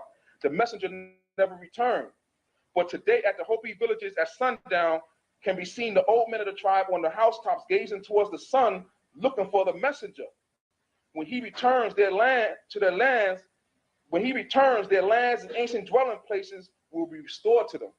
We are those messengers with the feds. We the ones they're looking for. And all those lands will be returned to us. All right. Now, in connection, and I found a book. Now, I kept telling myself, this whole thing, now this is a whole nother deep area that has to be further researched and looked into. Something bothered me about this whole thing about Greeks and Romans and these Europeans going way back to 500 BC. I said, something don't sound right here. I had a theory. Something told me that somewhere around Horace Greeley's time is that they they talk about this Renaissance and all this. Renaissance, the rebirth of classical culture, Greek and Roman culture, whatever. That wasn't no rebirth of no Greek. That was the birth of it for them. They concocted this thing. At that time, students of the Moors, they were students of the Moors. And they were going around, the artists were going around making sculptures and stuff, saying that these were the ancient Greeks. A lot of these sculptures had heads missing that they replaced. Now I said, there gotta be something that will give me some hints. Remember now, because all this information at Horace Greeley's time was kept out of the institutions of higher learning. But you will find it scattered here and there. You will find a sentence here, a paragraph here, a page here. It's scattered. You got to be almost like a detective, but you got to have the context. You got to have the paradigm first to know what you're even looking at. Once you get this particular context or this particular paradigm, a lot of things that you already know will begin to make a lot more sense. in this particular context. And I said, there gotta be a book where I can find that I can uncover, because something just don't sound right. Then I came across something where Erasmus from the so-called Renaissance period was writing letters to other students under the pen name of Cicero. I said, hold up. And then you hear about, for instance, Francis Bacon was one who they call Shakespeare. And he had a literary group, or a secret society, a secret literary group, who were putting out all kinds of works on more science under the pen name of Shakespeare. So I said, what's going on here? Something don't seem right. You got to get the feel for this thing. Now, one day, this is where the ancestors come in, because once you tune in with the ancestors, they will guide you to certain things. The ancestors were constantly, that whole summer, they were guiding me to all kinds of books, and at that time I was teaching the course, and I have some of the packets here. I have about 10 of them, 5 of them already sold. And I was teaching the course at that time, and I was constantly, each week, they were just sending me, and I would just walk to a shelf, bam, pick up a book, and boom, the jewels would be in there. And this was, I wasn't even using the catalog at a certain point. I was just walking in and just pulling stuff out. I'll get to sections, like I would be teaching on a topic like Senator Ben's constitutional law, and there would be a whole section on that subject. And I say, man, how am I gonna get the best book for the class or whatever, And I would go right to a particular book, and it will be exactly the book that sort of like encompasses all the other ones. And it'll be exactly the right one. So this is very important that we tune in with the ancestors, because they will lead us and guide us certain things that we need to know at this time. You hear what the brother's saying? No matter what you may think about his feds, or you may think about him calling himself a Moor, you hear exactly what he's saying about our connections with the ancestors and a lot of other stuff that he's sharing. And you know what? I wasn't gonna go in deep with Hakeem. I just wanted him to pretty much just go into like the underground tunnels, but he dropped some other information that's consistent with information that was being said, right? But definitely understand, like when it comes to the Americas, he already telling you they hiding stuff. So a lot of these jokers who take scholarship, the only scholarship there is a scholarship you willing to put the time and put your hard work into and research what the scholars is saying, or not what the scholars saying, but what the teachers that's making a lot of these students astute at the knowledge that they're presenting, right? You still got to fact check them, right? No matter how it goes. So we're gonna get further into it. Share the video out, like the video, and like to donate. You already know where to go. So let's get back into it. So one day I just got an urge to go to this bookstore, Barnes and Noble, up in Yonkers. And when I went there, I seen 2 nuns. And it just hit my mind, because somebody had told me, one of the elders said that C.M. Bay had got a lot of this information. C.M. Bay, who gave us a lot of this information, got it from a Catholic priest who had this stuff hid. So I thought about them when I seen them. I walked a little bit further, and there it was, the book I was looking for, a big, gigantic book, and on the top of the book it says fake. And it talks about all the fakes, artifacts that were being faked by these Europeans. And this is one excerpt from it, and it says the 19th century, the great age of faking. And this is right around the time of Horace Greeley. Look, there it is right there, the 19th century, the great age of faking. And that's my same. And like I said, I've listened to Hakeem Bey. So some of the stuff that I learned from him, I'll be saying some conscious that I forgot that but there it is right there. He's saying the 1900s is when we know the Reconstruction period took place. We know that they was creating a lot of these artifacts, right? So look, let's go back into it. Let's go back further into it. Peace to the guys. Hit that like button and share the video out.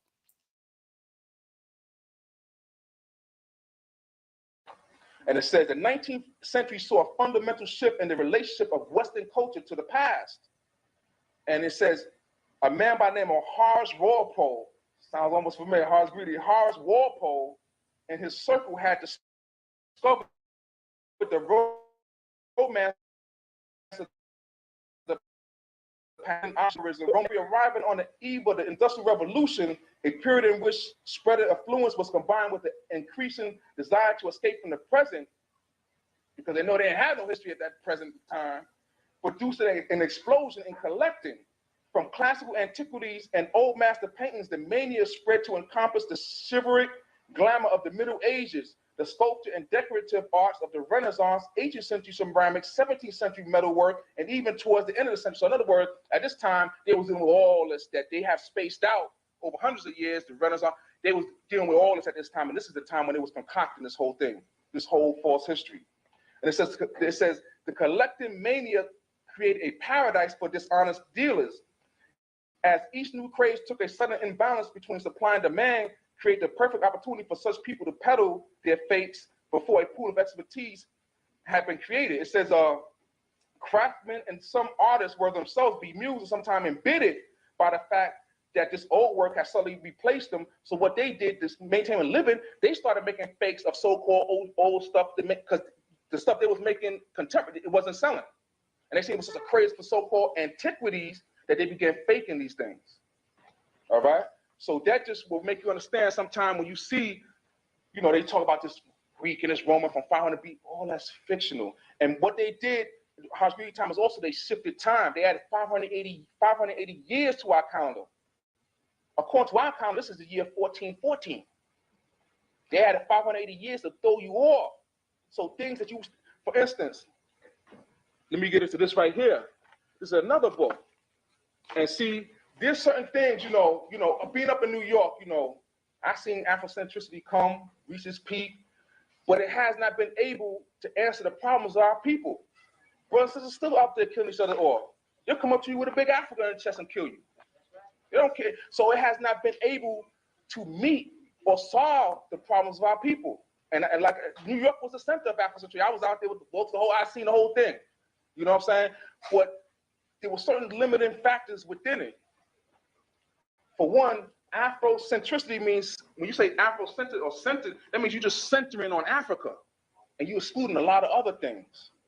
There were certain books, certain things that you wouldn't look into. For instance, I got this information from a book by a guy named Barry Feld. He's a Harvard professor.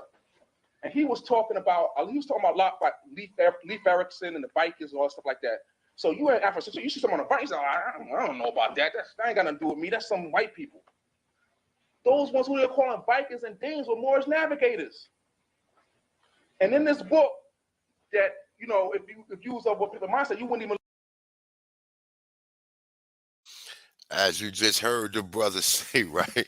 He just said all that shit. And like I said, besides hearing him saying it, I've actually done the research. That book where they got like two journals of that book where they got fake artifacts. I've been trying to find the shit. I cannot find it.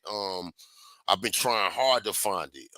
But they'll show you all the fake artifacts, Julius Caesar and all that shit. Like you said, Rome ain't never exist. And you even got Europeans saying Rome never fucking exists. All right, but we about to get into the world. I'm gonna play a little bit more of this though, but definitely hit the like button and definitely share the video out. So let's get back into it. Peace to the gods, peace to the goddesses. But look into, he has a map right here. Just start with this map. And he has listed Libyans. This is North America. And this is a Harvard professor. Libyans, Norse, Greek, Cretans, Iberians, Jews, Celts, all that here in North America. And he says, he talks about the Iroquois Confederacy, for instance. He said the Iroquois are believed to have reached North America after most of these settlers have been made, possibly from South America around 1200 AD, passing up the Mississippi to drive an enclave into the Algonquin area. And the Iroquois Confederacy was a very important branch of our people because they had a model of a federal government that the Europeans patterned themselves after. George Washington Benjamin Franklin. There's a book called Indian Givers that talks about that. There's also another book called The Secret Destiny of America by Manly P. Hall. All right, and I'm just going to quote some things that was in this book that relates to us. Just give me a moment to get to the particular pages that I want. He had a chapter in here called Arabs Before Islam. Now, this is very important because this shows you, something struck me as strange also. I said, if the Moors just came about in 711 AD and invaded Spain and stuff like that, who were the people that the Romans were referred to as Moors? If the Romans and the Greeks were before Islam, Muhammad and Arabs and all that stuff like that, then how were the Greeks and Romans referring to a people contemporary with themselves as Moors? And I said, something's not clicking here, something's not right. Having this paradigm, how they shifted history, you see what I'm saying? You will look, and it seems to me, and more research, like I said, more research has to be done. When they were referring to Carthage, they were referring to the Moors. And Rome was those so-called Franciscans that we were fighting against. You see, and there's a space there of about 800 years. So I said, wait, how does that space 800 years get in there, right? Then I came across something else by another European scholar by the name of Immanuel Velikovsky. I'm sure some of you may have heard of Velikovsky. He was looked down upon by all his peers at that time, and now they're coming around to agree with what he's saying.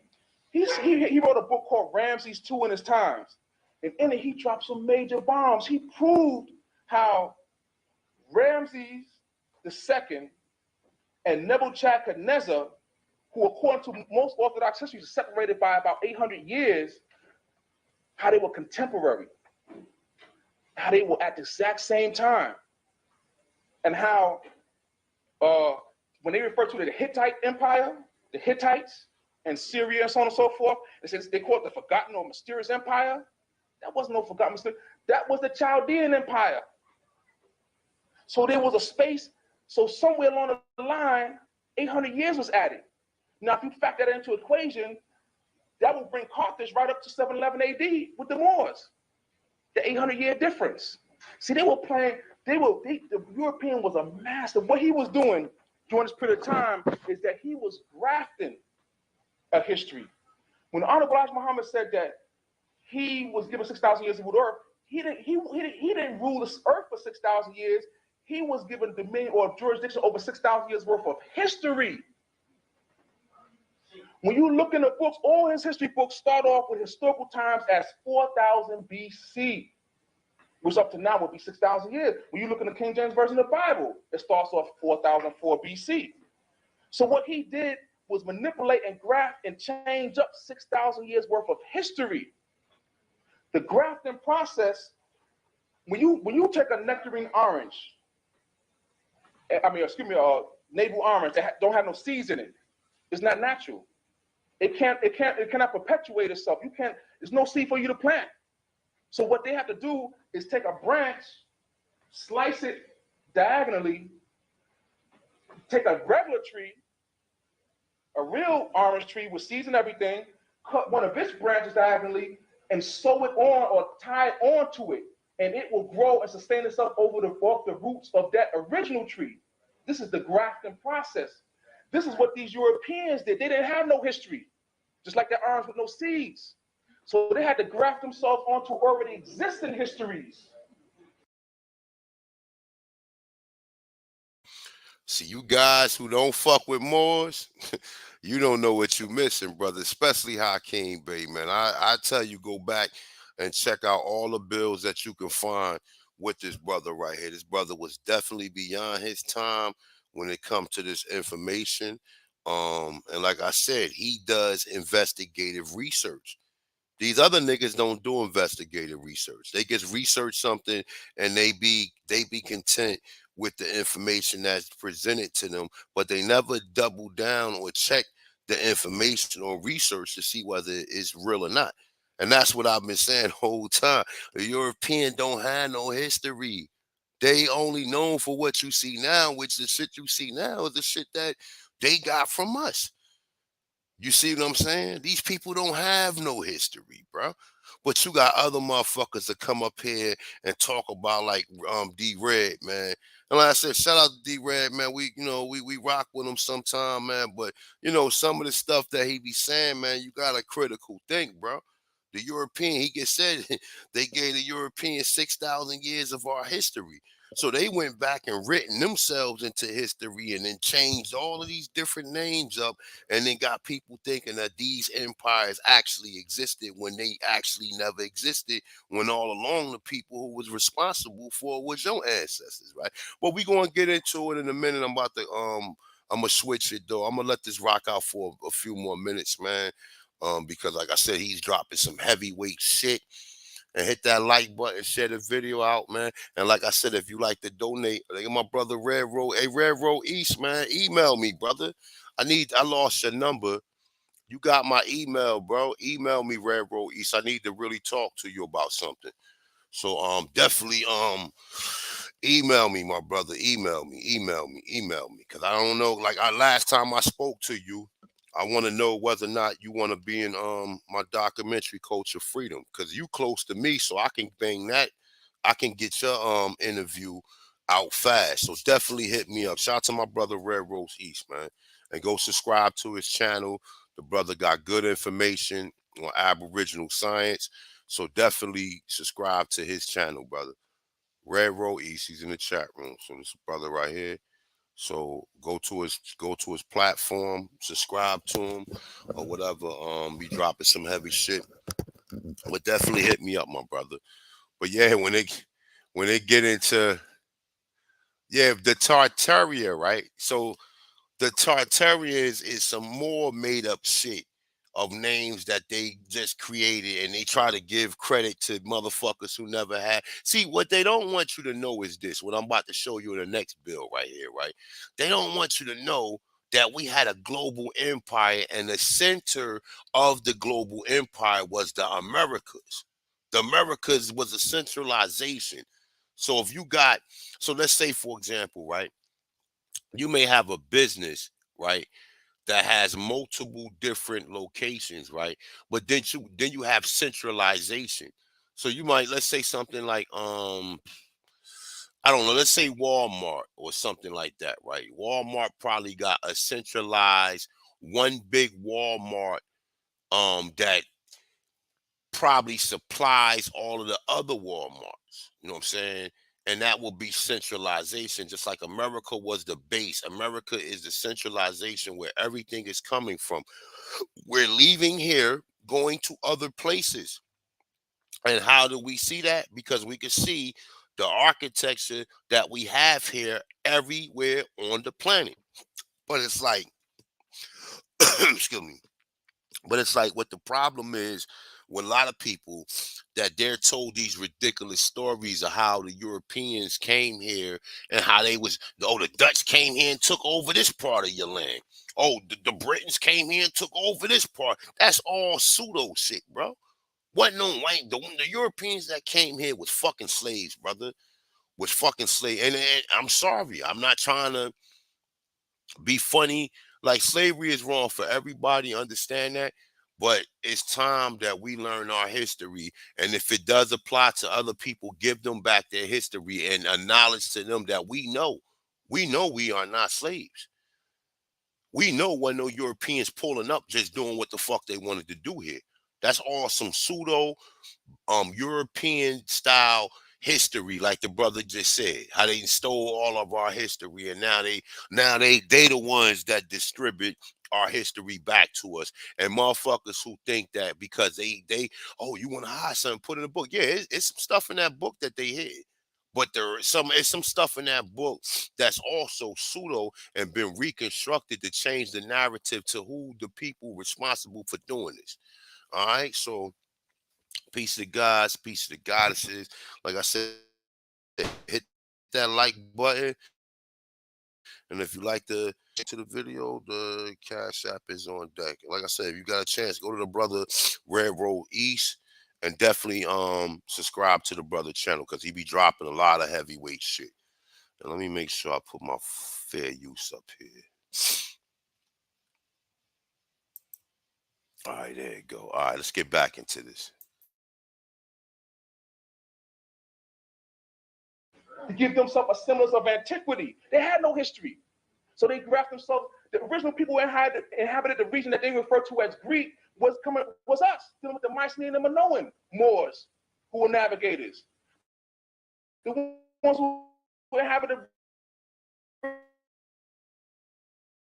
Hold up. Let me go back. This image right here, I got a picture of this shit on my wall. Look, it's called the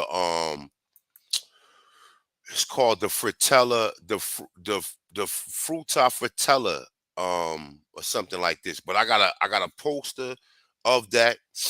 I had it made in Staples. Found me a frame, and it's actually long too. It's actually about 4 feet long or whatever. And I take a picture of one day and show you guys or whatever though. But that same image right there where they saying that they thought they found Atlantis, right? But the thing about it is there's fucking deers and elks in the fucking picture, and it's an underground city too, right? History. So they grasped themselves. The original people who inhabited the region that they refer to as Greek was us, dealing with the Mycenaean and Minoan Moors who were navigators. The ones who. That's the picture right there. Look. So this picture right here, I got the whole image of it. The whole image of it is wide. And like I said, I had I went to Staples and got a poster of it made, and I got a frame for it, and I put in a frame, and I got it up on. I got it right here on the wall. Shit is beautiful though, but it shows deers in this actual picture, and if you see, these people got afro, circular type haircuts, and like he gets said, there was no Greek. It was the Minoans. They lie about the whole Minoan code. They don't even tell you about that. But then you could connect the Minoan culture back to the Nahuatl language. You can connect the Minoans also having a god called Maury, which I just showed the individual that was expounded on and was on Viper TV probably about maybe 4 years back. And that bill was probably like an 8-hour video. And he was just going. I was listening to the whole shit. Like, because the shit was just so phenomenal with information that basically connects back here to the America. So let's get back into this, man. Peace of guys. Let's share the video out. Like the video, and if you like to donate, and shout out to everybody who does donate. I don't mention people name individually because I don't know if y'all want me to mention y'all name like that or whatever. But definitely shout out to everybody who do donate for the cause to keep this content going. All right, so let's keep it moving, man. Let's get back into this. This is some heavyweight shit. And like I said, if you, regardless of the fact you think he a Moor, or you think, you know what I'm saying, you because he a Moor, you may have your criticism. That's cool. But like I said, I can go and show you in this brother Moorish Paradigm books that he wrote like 10 novels. I got all of them, right? I can go back and show you that he's calling us Aborigines, and he's connecting people like the Tuscarora tribe. Yeah, matter of fact, you know what? I think I'm gonna do it in a minute. Let me see. But I want to get into the World's Fair or whatever. I'm probably gonna rock out to about 12:30 or whatever time AP go live. So let's get back into this. Some heavyweight shit, man. Hit that like button, y'all. Peace to the gods.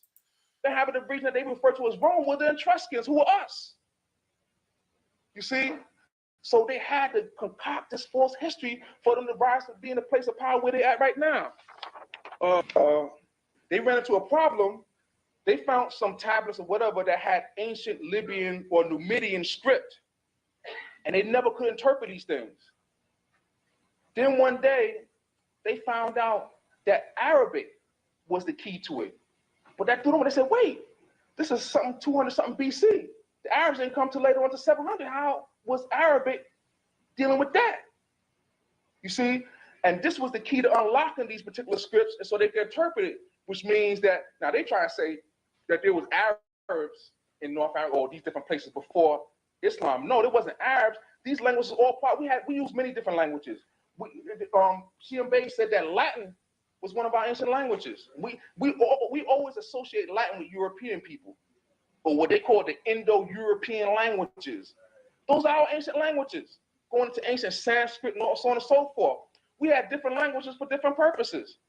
Latin was a legal, scientific language, and Arabic was a more poetic, dealing with more subtle, conveying more subtle ideas and concepts. The so-called adobe houses that you see in Mexico, the Pueblo Indian, you see the exact same thing in North Africa. The exact same type of house. Yo, I forgot the gems that this brother was dropping. And he got this ain't even my favorite one. My favorite one is when he got the gray sweatshirt on. He be dropping some heavies. Yo, peace to God, man. Peace to God, man. Like I said, bro, I'm definitely blessed that I ran across Hakeem Bey with this um plethora of information that he's been dropping. And he talking about the Dobeys, right? Now check this out. Look. Let me see if I can find a book real quick. The one I was just talking about. Let me see. But it's the ancient, no, it's the ones that I showed the other day with the Masonic, right? Now they go another connection right there, the Dobe. He said you see the same Dobe in North Africa, right? Now I pulled up the Dobe the other day, right? And I was saying how the Anasazi, right? The Anasazi, they were saying that the Dobe bricks that they used to make was taught. They thought it was taught to them by the Spanish, but then they said the Spanish learned from the Moors. You see what I'm saying? They said the Spanish learned the same thing, the Adobe brick mason from the Moors, which he just said they got the same thing like you find among the Anasazi in North Africa. Also, what they were saying in the other book, we're dealing with the Anasazi masonry, right? They were saying that the round temples that you find that the Anasazi had, you only find them in North Africa. And also what it said was they found some ancient tablets, right? When they went through a secret door, they had some shit hidden, you know, just like what he was saying. They hide a lot of this stuff, right? He's saying that these shits is in Arabic. Saying they in Arabic. So there's so many connections to us in that North Africa thing, brother. So many connections. But we're going to get into it because the next build I'm about to go into right now is going to pretty give an explanation or at least have you put your thinking caps on. Okay? So, like, how did we fall? Man, listen, that's the middle of how we fell. We're constantly falling now. You know what I'm saying? People haven't even broken their fall thus far because they constantly falling now. They don't even have the signs from 0 to 9 that we working with today. So let's get back into it. And like I said, this wasn't my primary thing. My primary thing is the underground cities and the World Fair, but he dropping so much heavy shit, man. I just want to hear some more of this shit, man. Peace to the gods, peace to gods, peace to the Aborigines, North, South, Central, as well as the conjoining island. Hit that like button, share the video out, and if you like to donate, you already know what time it is. Let's get with this shit. Houses constructed the exact same way, and it makes sense because, if you, like I said, if you join those two parts together, what they call Libya, all that was all connected with America. It was all one thing. So naturally, you're going to have the same type of houses, the same type of climate, everything. And even the Dogon, the same type of thing, built in the side of the cliff, so on and so forth. The same thing. It's all one knowledge. And the Dogon mythology and the entire thing is identical to the Hopi Indians. If you look at the pictures of the Hopi Indians and look at the Dogon, it's identical. Same people, same technology. We found a Washita Street here at North Highland in Atlanta. A Washita Street right over North Highland. You'll be surprised. This is, see, they would love for all you to go back to Africa and give up the wealth and birthrights to this land here. They had to perpetuate that myth. And because they would know that once you realize who you are, you would claim your birthrights to this land right here that belonged to your ancestors. Imagine how mad your ancestors must be to be buried in these grounds and see you chasing after another land other than the land that you were born on. And you wonder why you kept so much hell on so many things that happened to you. Because you run in the wrong direction. Not to say anything wrong with our brothers. Those are our brothers on the other side of the Atlantic. Atlantic is like a big mirror, cosmic mirror. What's on one side is on the other side. Ain't no difference. The elders told us that the original now is right here, Old Man, Mississippi. The Missouri is the blue and the Ohio is the white now. And where the two come together, they got a city there to this day called Cairo. And the whole region over there, as a matter of fact, to this day, they call Little Egypt. The elders also said that in this hemisphere, you have 7 cities. The 7 churches which are mentioned in the book of Revelations. The 7 churches which are in Asia. And those 7 cities go from St. Louis up to Chicago, over to Detroit, down into Cleveland, Ohio, over to Pittsburgh, over to Philadelphia, and up into Boston. And if you connect the dots of those 7 cities, they give you the constellation of Big Dipper, the Great Bear, which was referred to as Moena, which is also a name that we sometimes call Moorish sisters, Moena. Now, if you just heard what he said with the 7 states and how you could connect it, and it actually has the Big Dipper, right? I've seen that before. I've seen that. I didn't understand it when I seen it. When I originally seen it, I didn't understand it. But like I said, man, even going back, like when you go back and you listen to a lot of this shit gives you a lot of ammunition for the stuff we talking about today. Take the fact that you think he a Moor. He gonna tell you he's an Indian. He gonna tell you he's an Aborigine. So you gotta go figure that shit out. This brother with this vast knowledge of information, why is he saying he a Moor? Because he knows something that a lot of us don't know. And a lot of hidden history that been hidden from us is under the Moorish history. So definitely, like I said, I've been saying that shit from day one. A1 from day one. I've been saying that shit from day one. Okay, let's get back into this shit, man. Peace to the guys, man. And this is what that particular and it was said by the elders, whoever rules those 7 cities rule the planet. Those are 7 key cities. And until this day, one of the cities still has the same name in the book, City Philadelphia. And Philadelphia is in what? Pennsylvania, which is the Keystone State. And when you look in the book of Revelations under Philadelphia, it says that you have the keys of David. That what you open if no man shut up, and that what you shut up, no man openeth. And in Philadelphia, what do you see there? They call it the city of brotherly love, because that's what we had the keys to our federal government, to the European Masons. And you see the Liberty Bell. Because if you take this and turn it inside out, you got the gong, you got the Liberty Bell. And you wonder why it's cracked. When your liberty was taken from you, that's why it's cracked. You see? The Liberty Bell, and they also refer to the feds as the Liberty Cap. When you see that soft cap that they refer to as the Liberty Cap that's red, that's the feds. And then you look at the coat of arms. The elders also told us that what they called here in this hemisphere the Spanish Empire was in reality the Moorish Empire. And then you look at the coat of arms for El Salvador. You see the feds on top of it. You look at the coat of arms for Haiti. The feds is on it. Look at the coat of arms for Cuba. The feds is on it. Don't take my word for it. Go see it for yourself. The feds is Now let's check this out. You look at the coat of arms of the United States, matter of fact, which I'm about to show right now. I ain't gonna play the video until I find it. So hold up. I'm gonna show you the shit right now. This shit is astonishing, man. Hold up for a second. Let me see something. It might be in this one. Let me see. Oh yeah, I bet. Look. Soon as I clicked on this shit, it's right here in my face. Right. So boom. So hold up. Let me go back out, man, because he didn't change the whole direction of the build that I was actually doing. But once I got into that shit, once I'm listening to this shit right here, this shit got me out there. So look, check this out. Let me show y'all something, right? Look. and I actually found this shit on the History Channel one day. One day I was watching the History Channel and they showed this symbol behind, and it's actually in it was in a building and it was behind somebody. And I was looking at that shit. I'm like, yo, what the fuck is that red cap?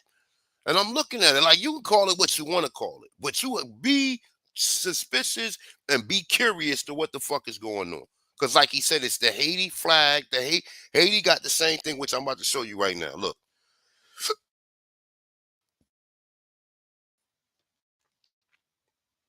So look, Moors in America folder, right? Now look, check this shit out. What you think you know, you really don't know. And I don't know nothing either, bro. I'm here. Hold on one second. That's my mechanic. Hold on 1 second. Let me see what's going on with this.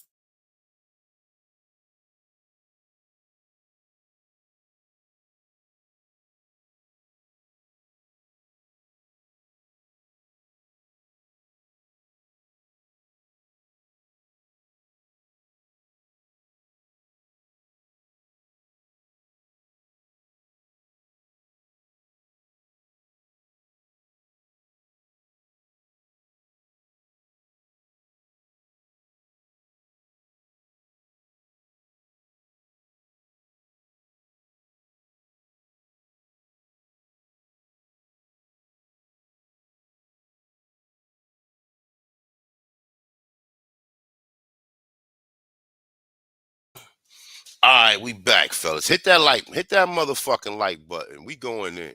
So hit that like button, man. Peace to the guys, peace to motherfucking goddesses, bro. Look, this is the fucking look at the image. Look, this 1775, nigga. I don't know what this means.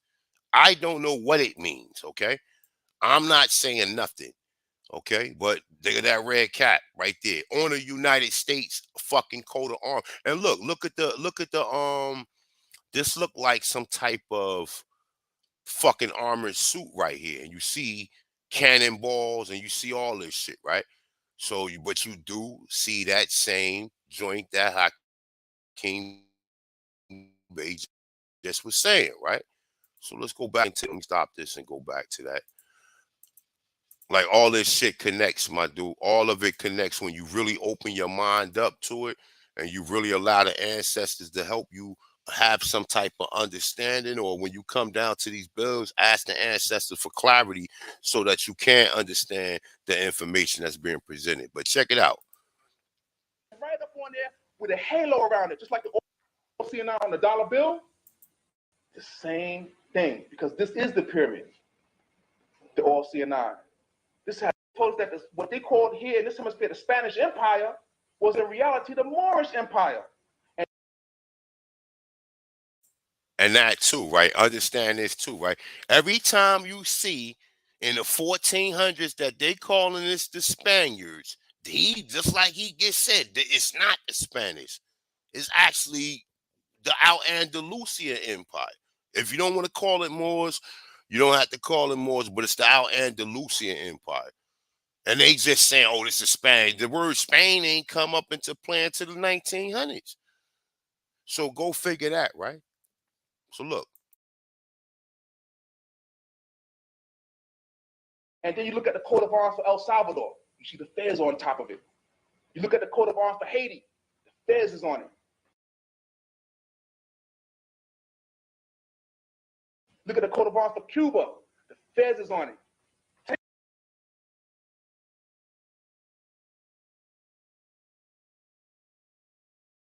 And notice that star is our shit. That star is our shit. That's where they got the star from. They got the star. Yeah, they got the star from. But look, man, when you go into Montezuma, right, in the sea of the Algonquin, Al-Andalusian Empire, they say Montezuma was the emperor of the Al-Andalusian Empire, and it was ran from Mexico. That's why they tell you from the halls of Montezuma to the shores of fucking Tripoli. Okay, because that's how vast that empire that we had that stemmed from the Amaru on out. And a lot of people don't understand that because you get into this Native American history, you start thinking, oh, yeah, well, we was just these type of people. Nah, nigga, we had the science from 0 to 9, nigga. We had astronomy, cosmology, geometry, and civics, man. Go figure.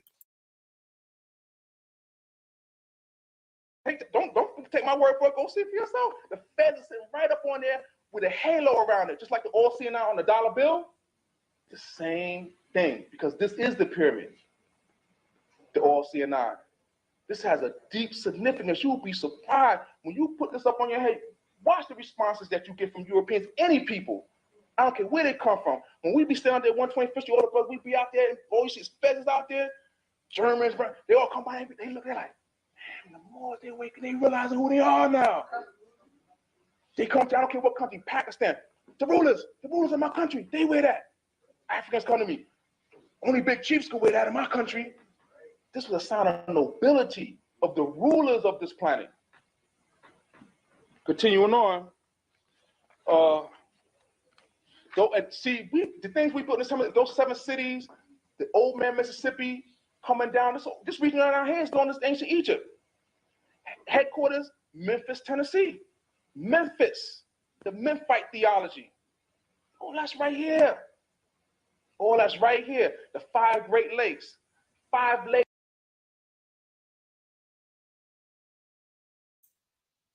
And look at how that map is laid out. I showed the map yesterday. Right? That's similar to that one. that was actually in Peru, right? Yo, all this shit connected, man. And like I said, see, if you don't study the Americas and you study all, like, you have to study the Americas, because the Americas is the land that is under our feet. If you don't study the Americas, then you ain't gonna get very far, right? Look, there's the city right there. Look how this city laid out. It looked just like a modern day map. It looked just like that map he just put up there. Look at the city. Look, look. And like I told you, even in the city, they said the capital of the Inca Empire contained 100,000 houses, nigga. 100,000 houses, perhaps 500,000 people at the time. They go to Spanish, but we already know they ain't Spanish people, all right? So, just go figure that. I'm just connected. I'm showing you that look at this motherfucking city. It's laid out just like a regular fucking city. There's no difference. It's laid out just like a regular goddamn city. So let's get back into this, man. As we have is right here. Look at the city. It's laid out similar. It's just a bigger part. It's just a bigger city, but it's laid out entirely the same.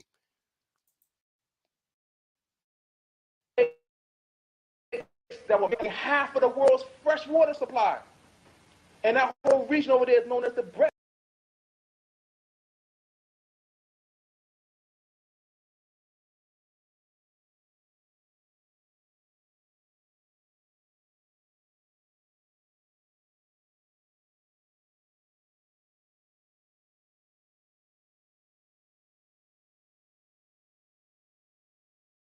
Basket of the world. We fed the whole planet from there. And the elders said, the 5 Great Lakes, 5 lakes that were man-made by our ancestors that contain half of the world's fresh water supply. And that whole region over there is known as the breadbasket of the world. We fed the whole planet from there. And the elders also said that the original Mecca was Chicago, the center of all food, wheat, grain, and livestock distribution for the planet. And until this day, it's still that way. So we got to realize where we standing at right now and who we really are. When those Moors seen that we were falling from power, they took certain Europeans and initiated them and made them mystic Turks, chief protectors of the sacred shrines. They're not the owners. You had to be a master mason to be up in the federal government. And their duty was, when we seen that we were falling, we said, well, and they were coming to power, we said, let's initiate a group of them and put them there to protect our sacred shrine from the Catholics who would have destroyed everything up in here. And look at the Kennedy who was killed. What was he? A Catholic. Can't be no Catholic to be up in our sacred shrine, dealing with religious mystery. We deal with science of mathematics from 0 to 9, zodiac and geometry, minus religious superstition. We don't get into that. We deal with universal science. They're waiting for you to come and claim what's rightfully yours. We protect our sacred shrine from the Catholics who would have destroyed everything up in here. And look at the Kennedy who was killed. What was he? A Catholic. Can't be no Catholic to be up in our sacred shrine, dealing with religious mystery. We deal with. Yo, that's some deep shit, nigga. You niggas dealing with religious mystery, nigga. Like he just said, nigga, we dealing with the science from 0 to 9, nigga. That's the science of the Maya, of the Amaru. That's the science that the whole world then got from your ass. And your ass, most people don't even recognize it, don't even recognize that science came from us. You know what I'm saying? Yeah, I'm gonna probably go in and probably play a little bit more of this and play the other one I was telling you. The other one, this one is heavyweight. The other one is it's heavyweight too, right? But let a little bit more of this play, man. Share the video or like the video. If you like to donate to the channel, a Cash App is on the screen. So let's get back with it.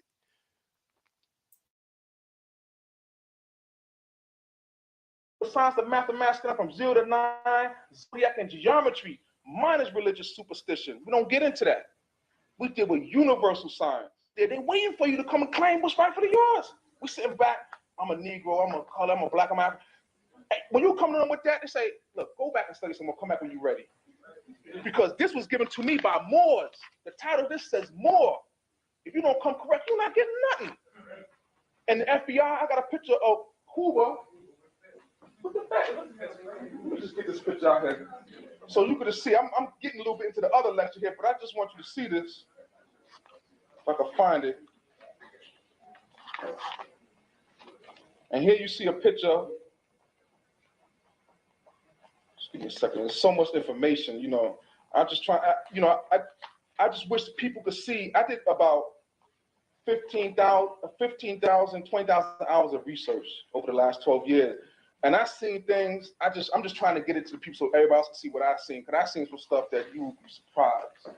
I can't find it right in a second, but I will eventually show it to you. But there's a picture of J. Edgar Hoover with the feds right. And you know, for many decades, for all intents and purposes, he was the federal government. And he said, well, then why was he coming down on the black people? The elders mentioned that there was a Moor up in Cleveland, I think, who was mixing this Morris teachings with black nationalism. And I heard that the FBI stepped to the brother and said, listen, it was your fathers who put us in place to protect us when y'all fell from power. And we will kill anybody or deal with anybody who advocates overthrow. I don't care if they call them, if they're white, they're mafia, whatever. So they said, you better talk to that brother. See, we got to understand what we're dealing with here, who we really are. They know when they see you with this on your head, believe me, they know that you know who you are. And they respect you properly for that. You'll be surprised at the response you get. And it's not even about that. It's about us uplifting ourselves and returning ourselves to the right place so we can get the planet back on track. Like I said, when the cat's away, the mice. Hey, Attentionist, I'm Moroccan, man. I gave you the link, man, and I asked you to come on and build with me, man. It seemed like you're still a little confused with what's going on, brother. I just told you, brother, we got multiple different sources that's telling us that we left from here and went to North Africa. What part don't you understand? I don't understand. Like we keep like the information is keep coming out. We connecting the Anasazi is way out there beyond the Rio Grande. Well, do you see other sources that saying beyond the Rio Grande is the Mauritanian races and the Moorish people to who Mexico properly belongs to? So you gotta kind of open your mind up, brother. Stop coming here with the stuff that you hear a lot of these other Aborigines be regurgitating from shit. They half of these niggas haven't studied none of this shit. They going by somebody else who they heard say this shit. They ain't do their due diligence and put that time in to really understand what the fuck going on. They're going along to get along. Oh yeah, they from North Africa. But I just told you, when we get into the next bill, we gonna show and prove on that as well, or whatever. And like I said, the title this ain't got nothing to even do with no more shit. It's just showing you that the cities and the town, and he just added some additional information to the information that we've been talking about. And like I said, he's the forerunner because this video was done in the 90s. So it's like, you know, you gotta open your mind up, brother. You can't keep saying, why would the Moors from North Africa come back to America? Why would they come here? Ask yourself, why the fuck would they come here? Unless they was originally from here.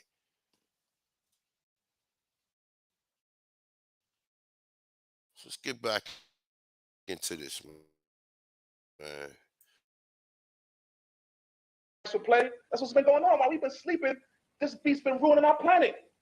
You know what is very important about it? I know at least everybody in this area here knows about the King Alpha Plan. And if you look at the King Alpha Plan, every organization on there, the Black Muslims, everybody but the Moors. That's right. You want to see no more listening on that. You want to see no more listening on none of them organizations there. Because if you're more, you know who you are. This is yours anyway. You just got to wake up and claim what's rightfully yours. And what I'm giving you now will give you the historical basis to substantiate your claim. And what's going to happen, a lot more of what's going to happen as we begin to claim our land here in this hemisphere. Our brothers all up and down this hemisphere. We got to realize who we are. We're over 100 million strong. Over that, way over that amount in this hemisphere. If we realize who we are and wake up and do what we got to do on this planet, and we claim this, our brothers and sisters claim Africa, claim that over there, we can get this planet back on track the way it's supposed to be. But time is short, you know. A lot of things, they have a lot of things. See, he was given power. As long as you call, as long as you don't realize who you are as a Moor, and you call yourself black, Negro, all this other stuff, he has the right to do whatever he want to do to you. He could do anything to you, anything. And this is what he's doing now. You see what's happening now. I just to diverge for a minute, you know, just so we can see what's taking place here and how critical we at a very important junction in time right now. They closed down the military. Janet Reno, who's the Attorney General, said that they was going to use the closed down military bases as work camps. Now, what has happened is that the prison system has replaced the factories in the white communities. And guess what? We are the raw materials of.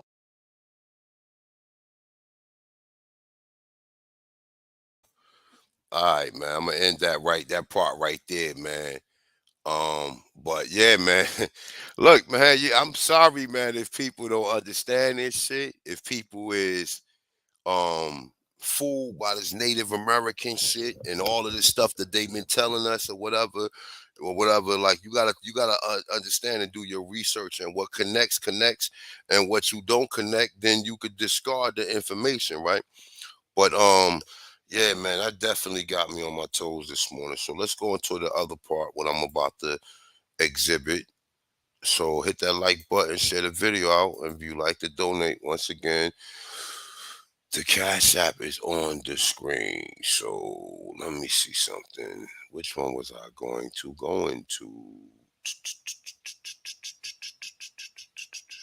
I think it's this one. Oh no, it's this one. So we're gonna go into this one right here. All right, so let's get with this one. Shout out to Michelle Gibson. If you're not subscribe to her channel because she'll be dropping some heavyweight shit.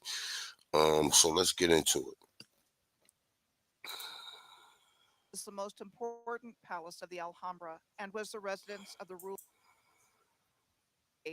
by Muhammad I ibn al-Ammar, the first Nasrid emir, and the last Muslim dynasty in Spain, ending with the fall of Granada under the last Nasrid emir, Muhammad XII, surrendering all lands to Queen Isabella I of Castile and King Ferdinand of Aragon. In our historical narrative, the Moors ruled Spain from 711 AD to 1492 AD, and is the only time period that the Moors were acknowledged to have a historical presence.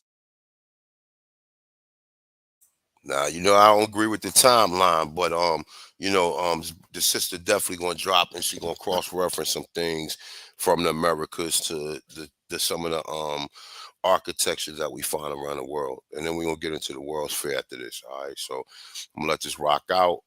Just like I said, what the information that you can, substantiate, take that information and other information. If you want to just keep a mental note on it until you find other information that solidifies it or that confirms what you're hearing, then you can go that way too. So that being said, peace of gods, peace of goddesses, peace of Tanchans, the Aborigines, the Black Indians, or whoever you want to go under. Peace of the gods.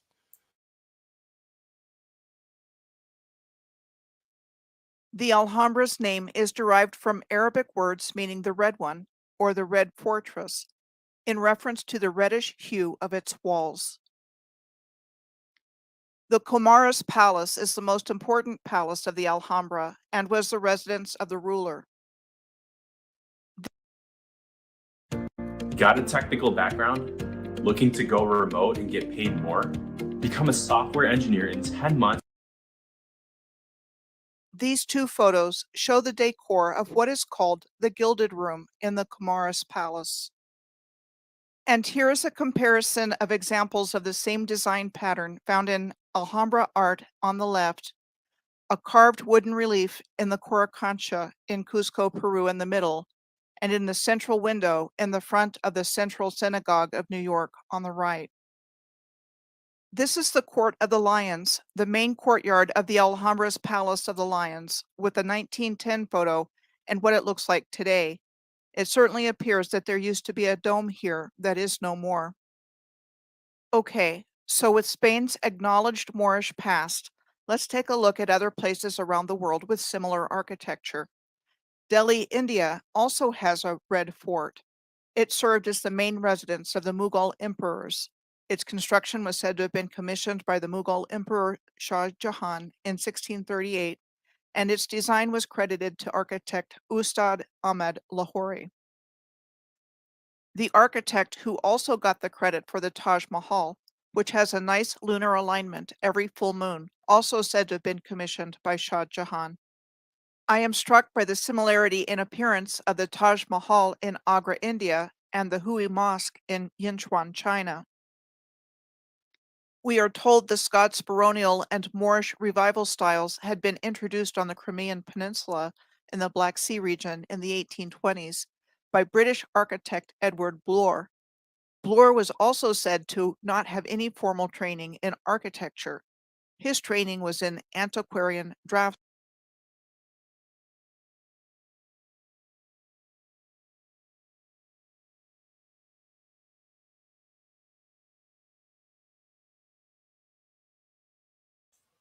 But once again, autochthonous American, Moor is not a European term. It comes from the Moro people, the Moro people of the Amaru, which is America.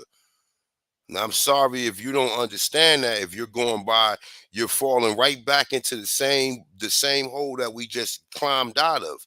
You just heard the Europeans sit there and tell you that the research that these people put out there is fake. You just heard Hakeem Bey say the same shit, and I'm saying the same thing. And Michelle Gibson is going to go over the same exact thing. You can't trust their history. You can't. They are hiding history, and they're hiding it so your ass won't wake up. That's why they hiding the fucking history, because they don't want us to wake up. So the more and more you keep on reciting the narratives that these people created, the more and more shows that a lot of people is not on this level to be even like a lot of people like some of the shit that I be showing. A lot of people ain't even on that level to be here listening to this shit because they don't understand it. They haven't done the research, and then they come here and then they tell me, oh well, that's not true. This not true. This not true. How the fuck you know? You ain't been half these people that's Aborigines ain't been Aborigines for a fucking nickel or 5 years.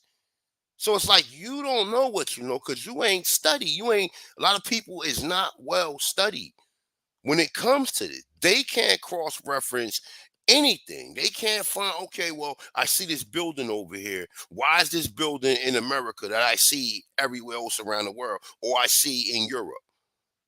Oh, that means the Europeans came here and built it. Instead of saying, no, your people had a global empire.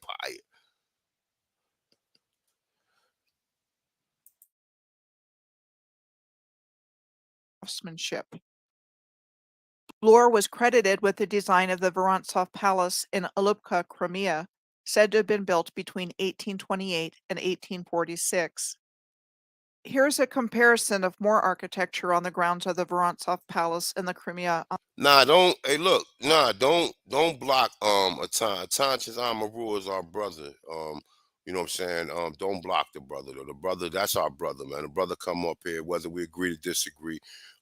He's free to have his own personal views. This is not no dictatorship over here. This is just presenting the information.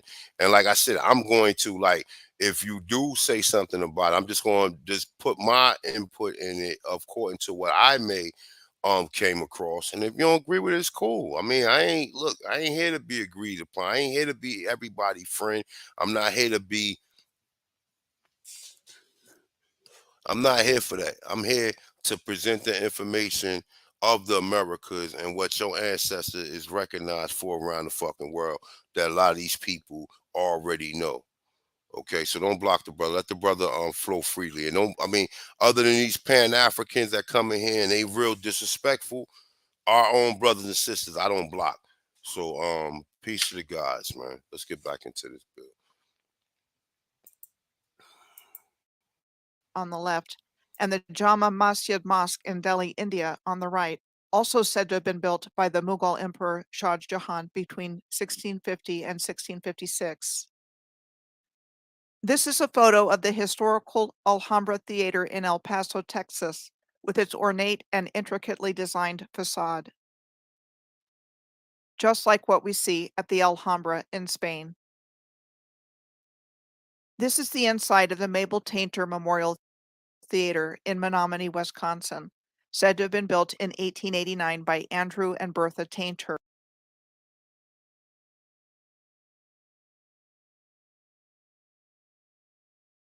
As a memorial for their daughter Mabel, who passed away from a ruptured appendix in 1886. It has the same kind of intricate design patterns. Win a trip for two to Miami Beach, including air and hotel, for the U.S. Army Salute Fest, the most amazing Memorial Day. The historic Granada Theater in downtown The Dalles, Oregon, is still in use as a theater today. It was said to have been built in the Moorish Revival style between 1929 and its opening in 1930, and is famous for having been the first theater west of the Mississippi to show a talkie. This is the Alhambra Theater in Bradford, England, said to have been built starting in 1913 and opening in 1914. The architects credited with it, Chadwick and Watson, were said to have described it as English Renaissance of the Georgian period. Speaking of the Georgian period, architect John Nash was given credit for the design of the Royal Pavilion at Brighton Beach. It was said to have been commissioned by the Prince Regent George as a seaside resort, with construction starting in 1787 and completed in 1823. The style is described as Indo-Saracenic. Saracen is an older term in England referring to Arabs or Muslims, as well as megalithic stones. These are also called Saracen stones. This is the Fox Theater in Atlanta. It was said to have been built originally to become a large shrine temple, but the $2.75 million project exceeded their budget. So the project was said to have been leased to movie mogul William Fox. The Fox Theater opened in 1929, 2 months after the stock market crash and the beginning of the Great Depression. The theater closed 125 weeks after it opened.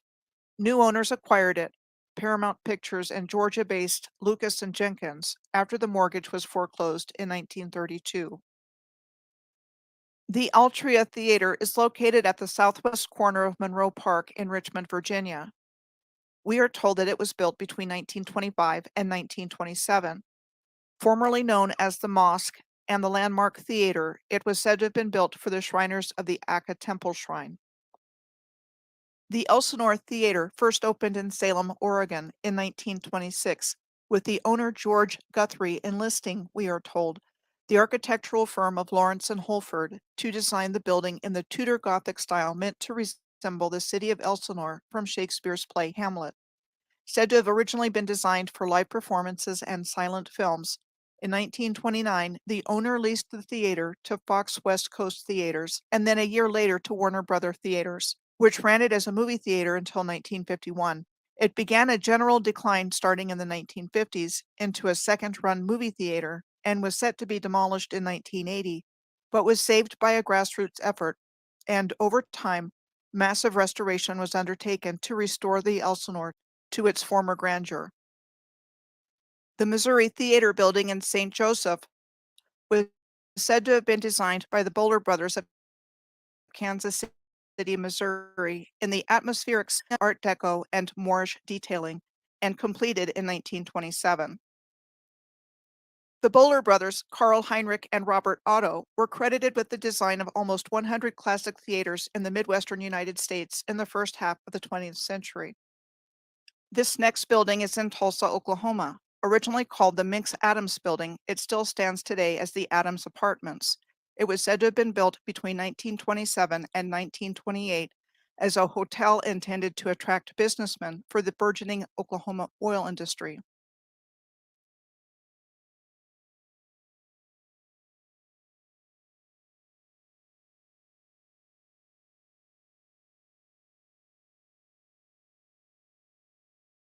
In 1950, when North Korea invaded South Korea on June 25th, following clashes along the border and insurrections in the South, North Korea was supported by China and the Soviet Union, and South Korea by the United Nations, principally by the United States. The Korean War was one of the most destructive conflicts of modern times, with around 3 million deaths due to the war, and proportionally a larger civilian death toll than either World War II or the Vietnam War, caused the destruction of nearly all of Korea's major cities, and there were thousands of massacres on both sides. In Hanoi in Vietnam, the Grand Palais was said to have been built specifically for the Hanoi Exposition in 1902 and was completely destroyed by American airstrikes at the end of World War II because when the Japanese took over Vietnam in 1940, we are told they based their military and supplies in the palace.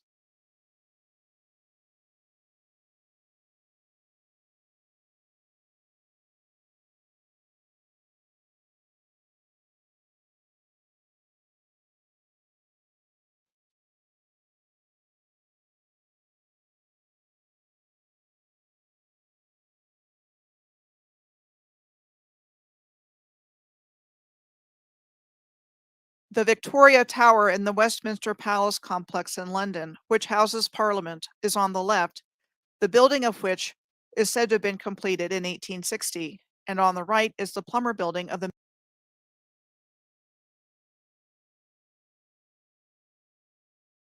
Mayo Clinic in Rochester, Minnesota, said to have opened in 1928. This is the Giralda Bell Tower, said to have been completed in 1198 in Seville.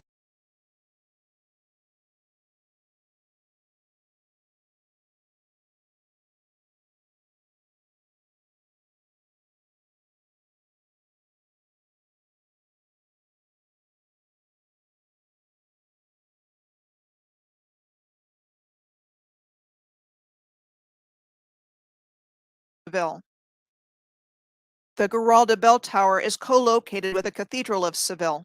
Seville was a capital of Moorish Spain. The Giralda is also the name of a landmark tower in Kansas City, Missouri. We are told that after urban developer J.C. Nichols visited Seville, Spain in the 1920s, he was inspired to build a half-scale replica in Country Club Plaza. The Giralda Tower in Kansas City was officially christened by the mayor of Seville in 1967, the same year Kansas City and Seville became sister cities.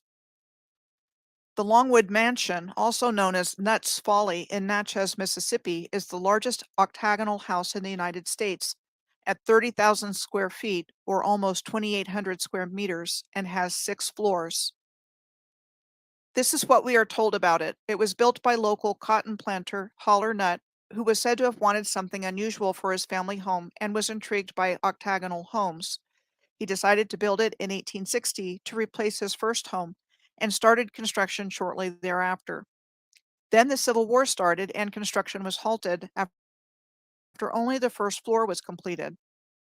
The family moved in with the intention that they would complete the house after the war was over. Work halted in 1861 with only 9 rooms on the basement floor completed. Then Holler died at the age of only 48 from pneumonia. His wife Julia was left to raise their 11 children in poverty in the lower level of the house. After the last child who lived there passed away, the home was sold to Kelly McAdams in 1968 for $200,000. She repaired the home for 2 years, leaving the upper levels unfinished to show what war can do.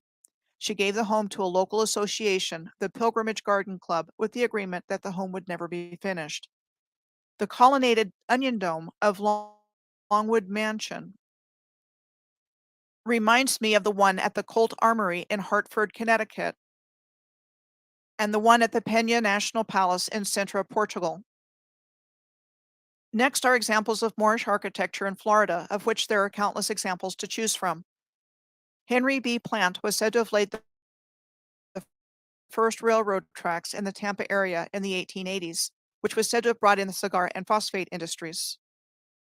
What became the University of Tampa in 1933 was said to have been built between 1888 and 1891 as the Tampa Bay Hotel to serve as a Victorian-era winter resort for the railroad built by Henry Plant.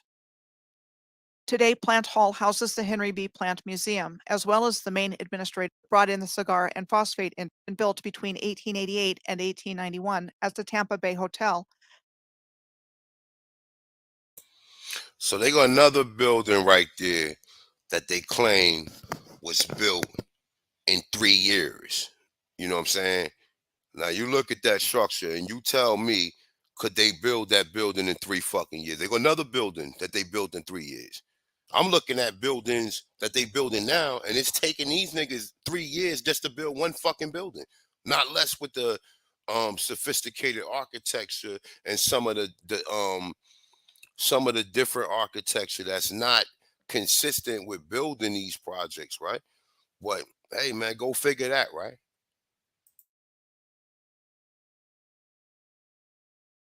To serve as a Victorian-era winter resort for the railroad built by Henry Plant. Today, Plant Hall houses the Henry B. Plant Museum, as well as the main administrative and academic building for the university. This building was the Alcazar Hotel and is now the St. Augustine City Hall and Leitner Museum, and is called Moorish Revival architecture. It is important to note that Alcazar was the name given to a type of Moorish castle or palace built in Spain and Portugal during Moorish rule there. The Villa Zoreda in St. Augustine was said to have been built in 1883 by the eccentric millionaire Frederick W. Smith, and was said to have been inspired by the Moorish Alhambra Palace in Granada, Spain, and also called Moorish Revival architecture.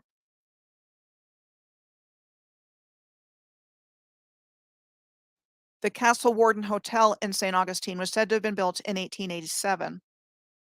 As a winter home for William H. Warden of Philadelphia, a partner with Henry Flagler and John D. Rockefeller in the Standard Oil Company, president of the St. Augustine Gas and Electric Light Company, and the financial director of the St. Augustine Improvement Company. It has served as a all for $15 a month for premium wireless. It has served as a not museum since 1950.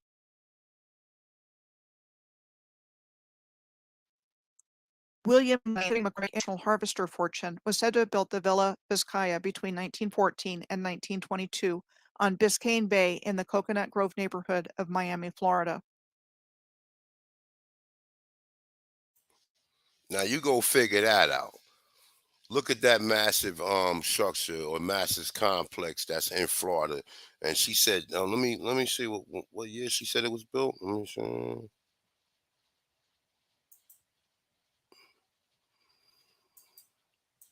1914 and 1922 on Biscayne National Harvester Fortune was said to have built the Villa Vizcaya between 1914 and 1922 on Biscayne Bay in the Coconut Grove neighborhood of Miami, Florida. So they got another example of a structure, and it's not, you said 1914 through 1922, that's 8 years. But they saying in between, so they don't know what's the exact date on it, and they don't know how long it took them to build it. But something of that enormous complex or estate or whatever you want to call it, right? That shit would have took a long fucking time, brother. Look at this shit right here. Florida.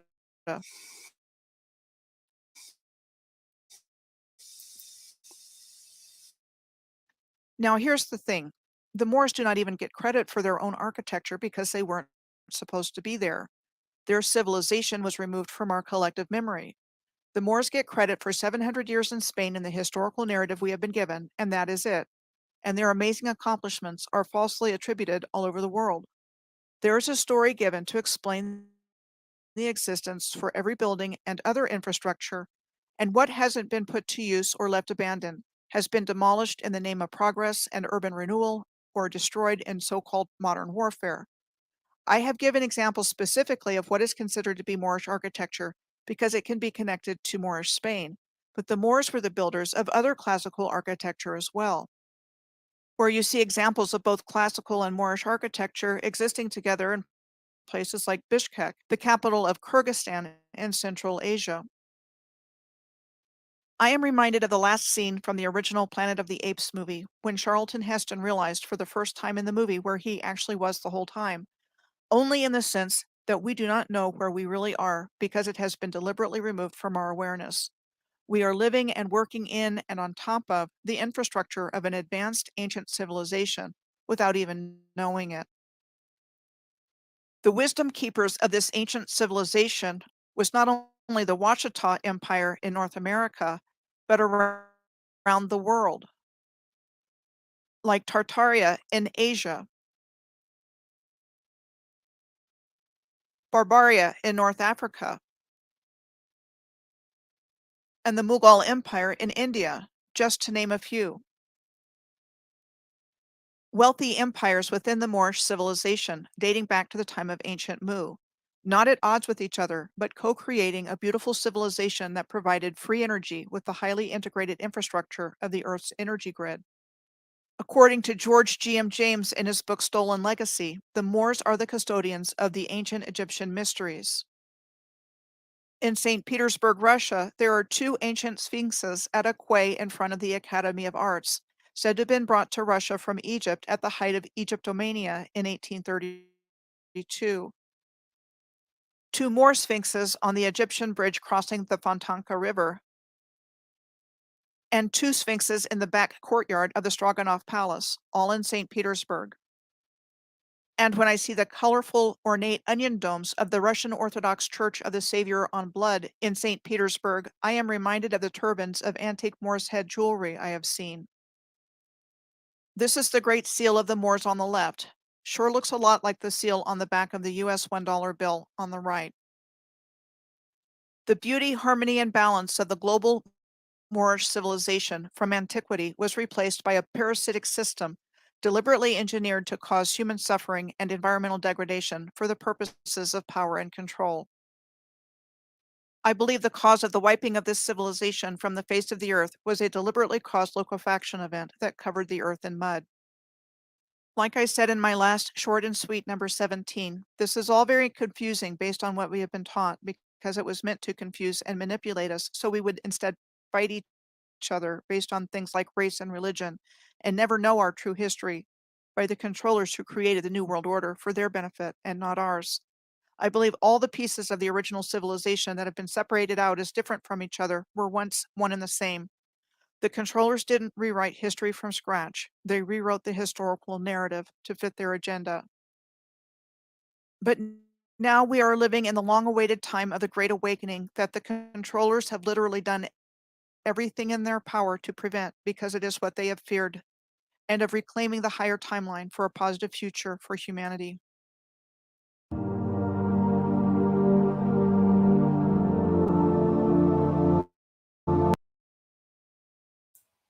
So as you can see, these structures that we see is all over the place, even the Greco-Roman ones that I showed yesterday. And they give you some hints. Oh, Andrew Jackson, he loved the Greco-Roman style, so he decided to build them. Do you know what type of master mason it would take to be able to duplicate something that's in another fucking part of the world, and how long it would take for you to come up with a prototype before you can actually master that craft? You ain't gonna master the craft the first fucking time you build something. Unless it's the same fucking people building the shit around the fucking world. Now, you go figure that, right? Peace to the gods, man. Let me go and get into the next joint. So, let me see something. I think it might be this one.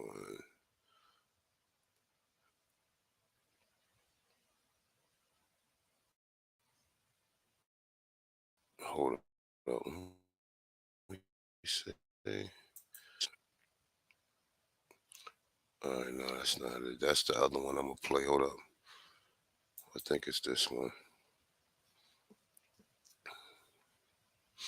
All right, so let's play this one right here real quick. It's 20 minutes. All right.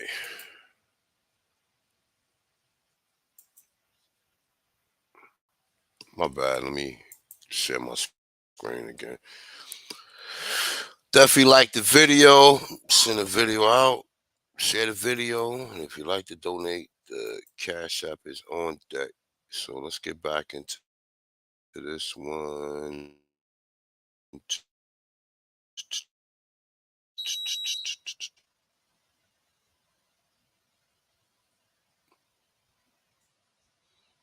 think it's this one. Hold up. Oh, all right, here you go.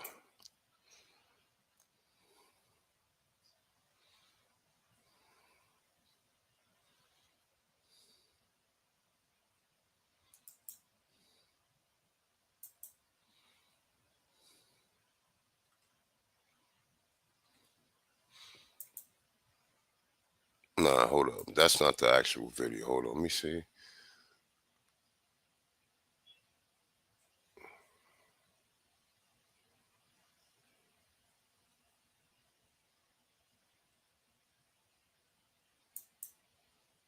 Oh, it's this one. All right, so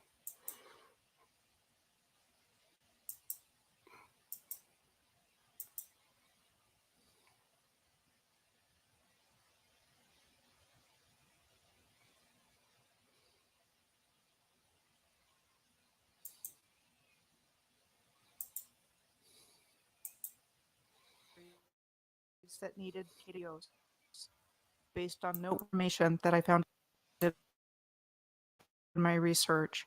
One of these subjects is exhibitions, expositions, and world fairs since 1851. My name is Michelle Gibson. The Great Exhibition of the Works of Industry of 18 in London was the first in a series of World's Fairs, exhibitions of culture and industry that became popular in the 19th century. What does that 8-pointed star represent in the brochure for it, and the designs on the side? Here are details from the Mabel Tainter Memorial Theater, a theater of Moorish appearance in Menominee, Wisconsin, on the right, compared with the brochure details on the left. Interesting to note that of left pointed star and this portrait of Prince Regent George on the right. His sash is covering a star with at least 3 points. I believe these were symbols and design elements important to the original ancient advanced Moorish civilization. I think there was a hostile takeover of the planet after a deliberately caused cataclysm that resulted in a worldwide flood of mud, which wiped out the original civilization. There was an almost 2-year period of extremely cold, enduring weather in Ireland between 1740 and 1741. The cause is not known, and this information is in the historical record, but is not common knowledge. Hundreds of thousands of people in Ireland died in the cold snap, about 1/5 of the population at the time. To this day, it is the longest period of extreme cold in modern European history, and it led to food riots, famine, epidemics, and death. What if the explanation involves a disruption in the fabric of space-time? What if it took the beings involved in the cataclysm and takeover around 100 years to dig the original infrastructure out of the mud flow? What if the timeline we have been taught about in school actually starts in the mid-1800s with a new false historical narrative superimposed onto this infrastructure, one which brought cruelty, great suffering, degradation, and division to humanity?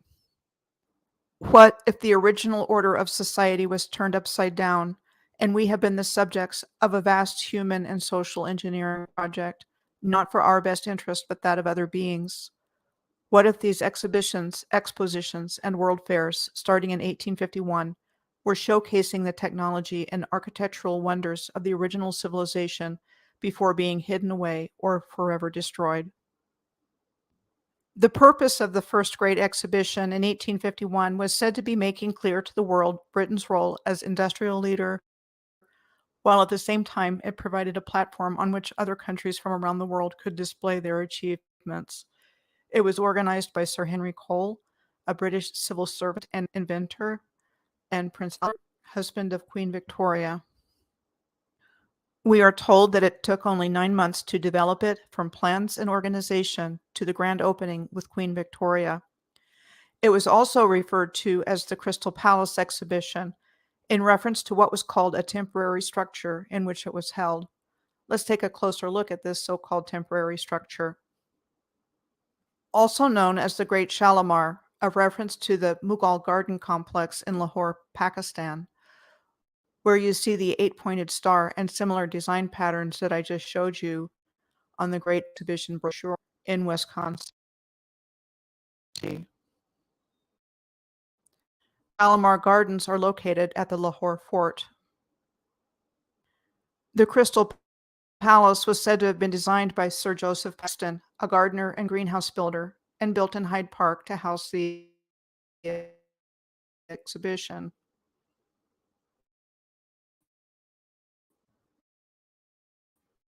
was to finish, said to be one of the greatest country houses built during the Victorian era. The Crystal Palace was described as a massive glass house that was 1,848 feet or 563 meters long by 454 feet or 138 meters wide and constructed from cast iron frame components and glass. There were side diameter.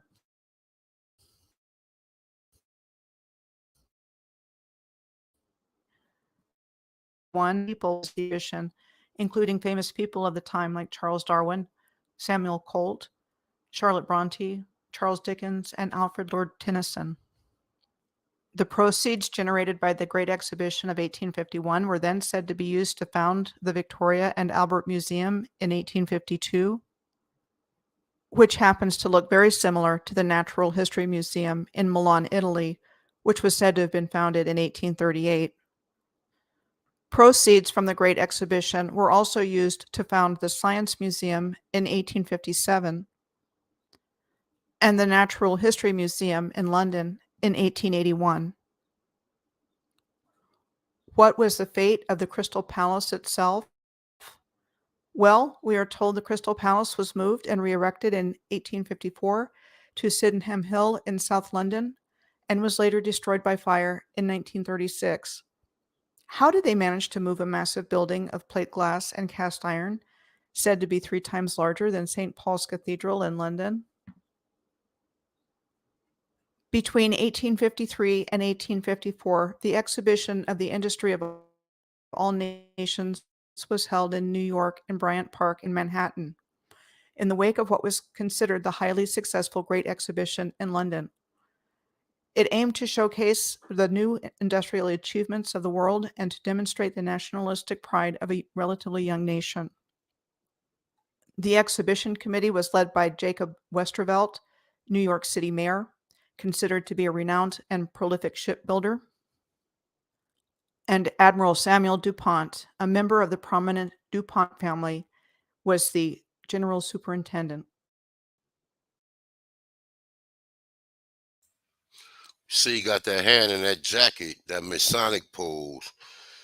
And you know what I'm saying? Like I said, they rewriting history. They putting all they painting, making all these paintings of all these people who probably never fucking existed, and then telling you that these are the people responsible for the shit your ancestors was doing. But like I said, nothing to see here, because when we look in America, the Native Americans are not responsible for it. So the people who responsible for it, we can't find them no more. They just suddenly vanished. They vanished in thin air, right? And then they give you these stories of these Europeans coming here doing all this shit, which all of this shit is some real pseudo information. And like I said, the people who promoting this information that's putting it out there is even, you got to question them worse than you question the goddamn crackers or the Europeans, right? You got to question them more than these niggas who come up here and think that they can build this shit. She can say they took a whole glass building and moved it. You believe that? Because I don't. And if you guys believe that, look, my dude, how are you going to take a building that's rooted in the fucking ground and move it to another fucking place, bro? Like, these niggas can just tell y'all anything and people believe it. Anything. Even when you got hints and you got research that's telling you otherwise, you just believe any fucking thing you fucking hear and you see from these people. So let's get back to the bill, man.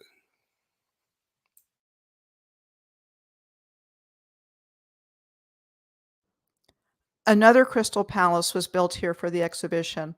We are told it was constructed in 1853 and designed by German architect Karl Gildemeister and Danish army officer George Carstensen, and said to have been inspired by the Crystal Palace in London. The American poet Walt Whitman penned this poem about it, called The Song of the Exposition. A palace, loftier, fairer, ampler than any yet, earth's modern wonder, history's 7 outstripping, high-rising, tier on tier, with glass and iron facades, gladdening the sun and sky, inhued in the cheerfulest hues, bronze, lilac, robin's egg, marine, and crimson, over whose golden roof shall flaunt, beneath thy banner, freedom. Alas, this beautiful crystal palace was also destroyed by fire, but much sooner than what we are told for the one in London. It burned down in 1858, apparently with a large audience, according to this engraving. It looks like the fire brigade is being blocked by all the people watching it burn. Paris hosted the Universal Exposition of the Industry of All the Nations on the Champs-Élysées from May 15th to November 15th in 1855, newly under the reign of Napoleon III. His cousin, Prince Napoleon, was the president of the exposition. Paris attempted to surpass London's Crystal Palace with its own Palais de l'Industrie, said to have been constructed for the industrial component of the exposition in 1855. This Palais de l'Industrie itself was said to have been destroyed in 1897 to make way for the Grand Palais of the 1900 World's Fair in Paris. There was also the Palais du Beaux Arts to house the first fine arts display for a world exposition, pictured here. There was another building which displayed the crown jewels of France and another that held machinery and raw materials. The only building said to still remain standing from the 1855 exposition is the Théâtre du Rond-Point, the location of the National Panorama. And unlike the British, who were said to have had such a surplus of funds that they could fund the opening of 3 museums, the French were said to have lost a great deal of money on the 1855 exposition. The location of the 1876 Centennial Exposition, the first official World's Fair in the United States, was Fairmount Park in Philadelphia. It was held to celebrate the 100th anniversary of the signing of the Declaration of Independence. The Director General of the exposition, Ohio businessman Alfred Goshern, was said to have been knighted by Queen Victoria because of the success of the Centennial Exposition. Hermann Schwarzmann, a German architect, was given the credit for designing all of the buildings for the Centennial Exposition starting in 1869. This is the Memorial Hall in Fairmount Park, said to have been built as the art gallery for the 1876 Centennial Expo, and the only major structure from that exposition to survive to the present day. It is currently called the Please Touch Museum, which focuses on teaching mostly children 7 years old and younger through interactive exhibits and special events. This was inside the original horticultural hall, no longer standing, that was said to be designed for the 1876 exposition in the Moresque style of the 12th century, and looks a lot on the outside on the top like some Oklahoma high schools to me, like this historic photo of the original Central High School in Tulsa on the bottom. The largest Corliss steam engine ever built, with its 1,400 horsepower engine, was on display in and generated all the energy used in Machinery Hall during the 1876 exposition. The Corliss steam engine was said to have been invented by George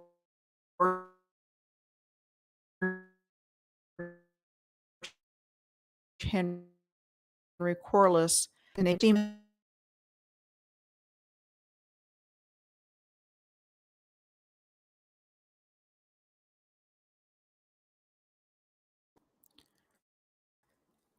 And the top view.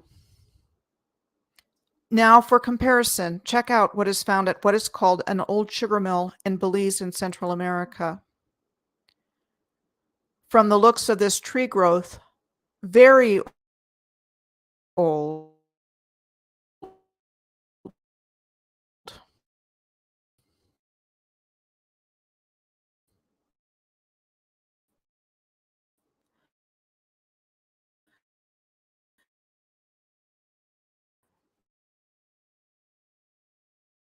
Which was originally a country estate of the DuPont family on what was called heavily forested hunting grounds.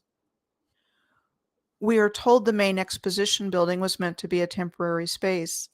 When 1 million visitors came to the expo, In its first year in 1883, the Southern Exposition was expanded to run between August and November until 1887. This was the scene at the opening ceremonies where President Chester A. Arthur spoke in 1883. The Southern Exposition was the largest installation of incandescent light bulbs since their invention, we are told, by Thomas A. Edison between 18. Mic check, mic check. Y'all can hear what's going on? I'm just checking in with y'all. It's for the last 30 seconds. It's saying on the name. Okay. Give me a one if you guys can hear me.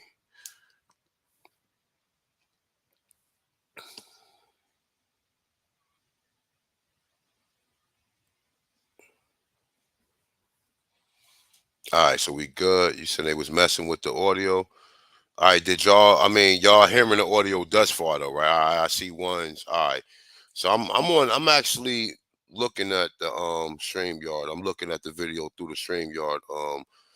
What's the name? So if you guys have any problem with the video, just please somebody put the message in or put it in the comments so I can see it. It's a little choppy at times. All right, okay. Sorry about that, y'all. Let me see if I can rearrange or change some things. All right. So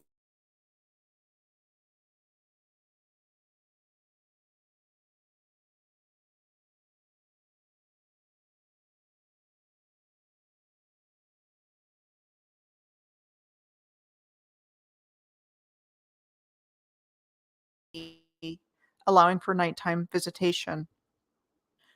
In 1890, the Southern Exposition site was turned into the St. James and Belgravia courts, now a historic housing district. And an auditorium was said to have been built with the materials salvaged from the main exposition building. The auditorium was said to be part of a large entertainment complex that included a bike riding park, man-made lagoon, promenade, and a 10,000-seat outdoor amphitheater. The amphitheater.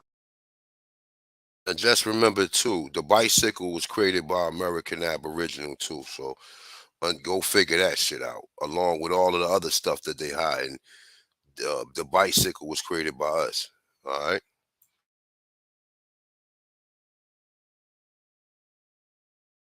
Auditorium was said to have been razed to the ground in 1905, only 16 years after its completion. The 1884 World's Fair was held in New Orleans and was called the World's Industrial and Cotton Centennial Exposition. The main building enclosed 33 acres, or 13 hectares, and was said to be the largest roofed structure constructed up to that time. This was the horticultural hall of the 1884 exposition and the octagonal building of the Mexico exhibit. The octagonal building of the Mexican exhibit is to be is found signed it to represent Expo. We were also told here in 1904 as well. Does this look like a portable structure to you?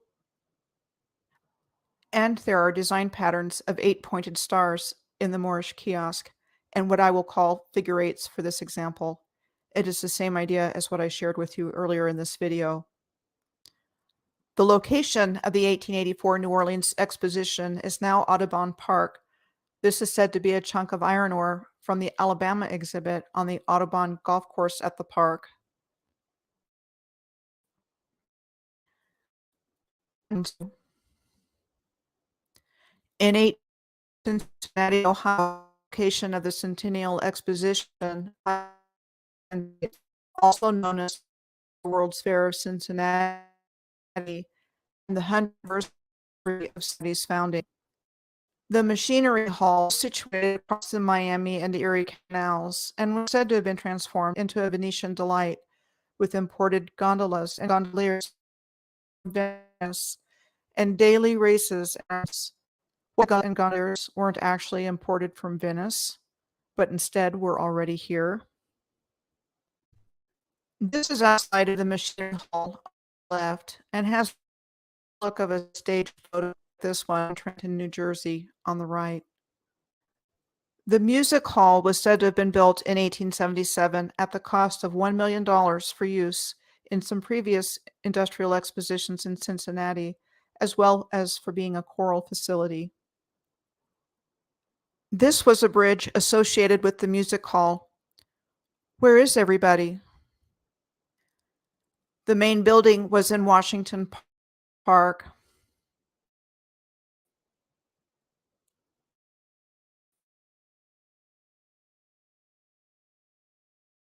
Boasted of and 68 or 65 feet or 20 meters in the air. Nicknamed the Fairy Fountain, when the gallery played Strauss waltzes, the fountain illuminated in time with the music. There are many more examples along the same lines to which I will give you just a simple introduction. The Colonial and Indian Exhibition in London in 1886, the Piedmont Exposition in Atlanta in 1887, the Melbourne Centennial Exhibition in 1888,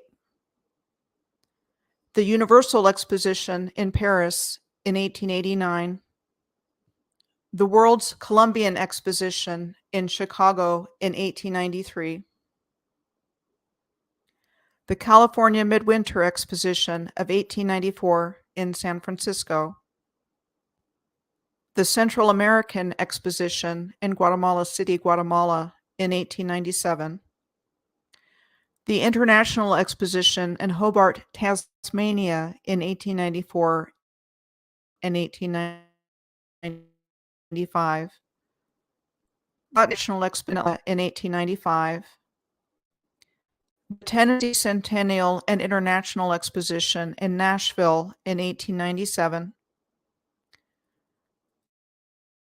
the Trans-Mississippi and International Exposition in Omaha, Nebraska in 1898, the Pan American Exposition in Buffalo, New York in 1901, the Glasgow International Exposition in 1901, the South Carolina Interstate and West Indian Exposition 1901 and 1902, the Wolverhampton Exhibition in 1902 in Wolverhampton, England, the Hanoi Exhibition in Vietnam in 1902 and 1903, the Louisiana Purchase Exhibition in St. Louis, Missouri, and Exposition in Norfolk, Virginia in 19.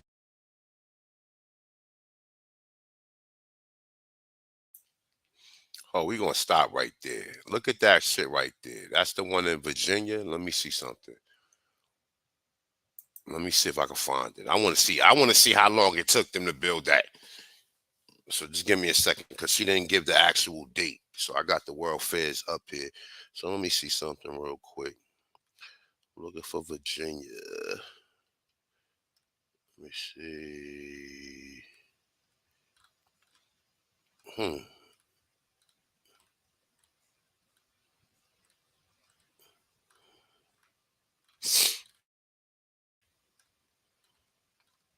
Okay, that's interesting. I don't see Virginia up here. Let me see something real quick. Maybe. Nope, they ain't got Virginia on this one. Hold up. Let me see. Look how vast this shit is. You think they built this shit within a couple of fucking years? Look at this shit. And if these buildings was all over the Americas, once again, right?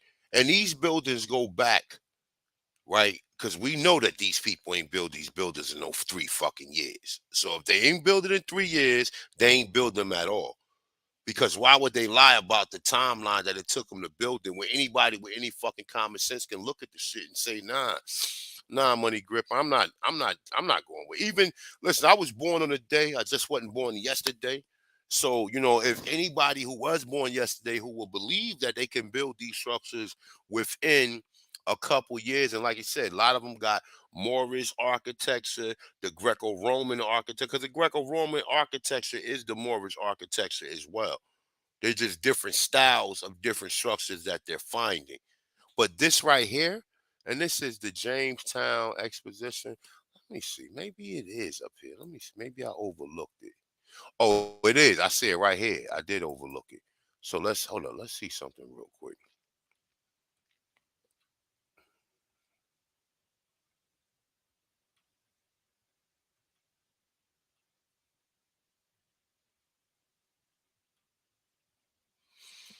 All right, hold on. I'm looking at it right now. I want to see what was how long it took to build. Let me see.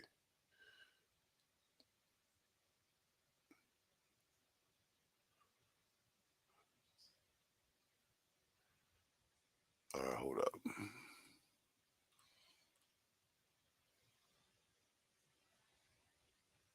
All right, so look at this shit. It says the idea to hold the fair has started in 1900 with the Association for the for Virginia Antiquities called for a celebration. I'm not sharing, I'm just reading it. Called for a celebration honoring the first permanent European colony in the New World. That was a good idea. However, site selection became a problem. Most thought Richmond would have been chosen as Jamestown itself had no facilities. Then James M. Thompson, Norfolk Dispatch, proclaimed on February 4th, 1901, that Norfolk should host, which Norfolk City Council agreed in September. So look, so from 1901, right, when they first came up with the idea, right, to 1907, I would assume it took them that long to build, right? So let me see.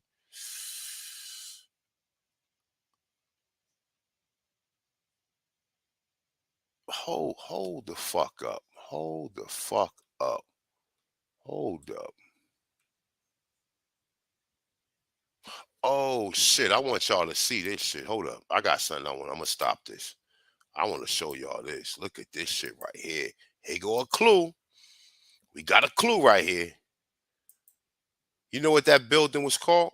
Well, one of the buildings was called. You're gonna see right now. So we got a clue right here. Look. So check this out, right? So this building is called the Negro Building. The building right here. This building right here, look, let me blow it up for you guys so y'all can see. You lying motherfuckers. Hold up, where is it at? It's up here. Look at the bullshit right there. America, Europe, right? Let me see.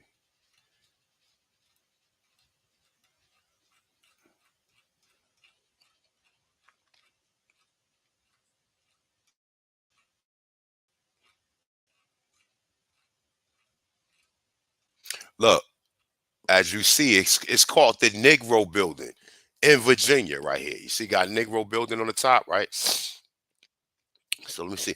The Negro Building was impressive, as were the permanently constructed state building, including Pennsylvania replica of the Independence. Now they ain't gonna say a replica because they wasn't building this shit, bro. The gig is up, man. Oh, check it out. So it said there was the Powhatan Oak, from which Chief Powhatan supposedly ruled, and the military pageant, which ran for much of the Expo period, right? There was engaging. There was even a replica battle of the Monitor and the Merrimack. The Merrimack. Look, Merrimack, right? Merrimack, right? Micmac, right? Merrimack, right? Shit. Sorry about that. I found that to be interesting. that they mentioned Powhatan. So this is what the shit looked it like, right? This is what it looked like. Another building with the round dome, same type of architecture we see. Look at that. That shit is huge, man. That shit is huge, brother. This shit would have took these people. Oh, fuck. All right, I know, Stacy. I know. Hold up. Let's get back into that right there. Look, this shit would have took these people, man. I don't know how long it would have took, cause I got some metalworking skills or whatever, but I know the buildings. Matter of fact, you know what? And I forgot to say, I used to work for the iron workers. I worked on the new World Trade Center building when I came home. I was a part of the iron workers of I think that's the local 37. The local 37 I was, because I was part of local 737 and I was part of 1153 Laborers Union, right? So I used to work for the iron workers in New York, right? So, but I was scared of heights. So on the World Trade site, my foreman would only allow me, and it was another brother who was scared of heights, right? So the foreman I had was cool. He was an Italian dude too. He was real cool, and he was like, "Yo, man, if you're scared to go up, I can just allow you to go up maybe 10 stories, and then from there you could just work your way back down and work your way back up, or whatever I was doing, whatever task I had to do for the day, right?" But one day, my foreman and the project manager came, and he grabbed me and three other people, and two of us was my man that was scared of, it was me that was scared of heights and my other man who was scared of heights too. We went up to the 100th floor on a cargo elevator. The cargo elevator is like every level you go up, they attach the elevator to the building. So they're make a new, like every floor you go up, they build the elevator according to the floors you going up, right? So we goes up on 100th floor one day, right? So this shit is like, and it's a windy day, and I'm already scared. Like once I'm scared of heights, so I keep it a buck. I ain't gonna lie about it, right? I was already scared. Like once we start going up, and I could see the whole New Jersey, and I could see, man, look, I could see probably fucking 100 miles out. That's how high we was, right? Fucking shit shaking, and then it's making this noise like the shit going to snap off the side of the building, man. I was scared as fuck, bro. And the foreman, he was like, "Yo, you scared of heights?" I was like, "Nah, I ain't scared of heights." He's like, "Yes, you is." He's like, "How you get this job? You scared of heights, right?" And I probably worked for another month after that, because after that day I had anxiety. Every morning I was getting up like 3 o'clock in the morning, and I couldn't go back to sleep because I'm scared of heights. So that shit lasted. I worked totally for about maybe 7-8 months at that site. And I worked in the laborers union probably for about a year or whatever before I transitioned to becoming a chef, right? But yeah, man, even them projects, the buildings that we was doing was taking years to build. Man, it take years to build these structures, brother. Not less than, like nonetheless was saying yesterday, when it comes down to the point to where you have to survey and you have to make sure that the land around it is sturdy to put this large building on, because the shit could sink inside the earth. You know what I'm saying? So you gotta definitely do surveys, and they got these other type of what the fuck? It's something like LiDAR, but it's not. I know it's some type of radar device where they can see whether or not if it's any like sinkholes or any like holes that's beyond the level, which takes us back in New York. They got them underground cities too. You know what I'm saying? And I've seen that shit firsthand. But yeah, this structure right here that's up here is interesting, that they named one of the buildings a Negro building, and they talk about the Powhatans. So like I said, we don't know how old these fucking buildings is. According to them, if we allow these people,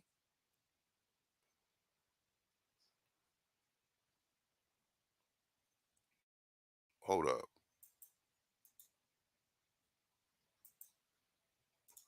Yeah, you can hit the link at times in this American. You got a question for me? Um,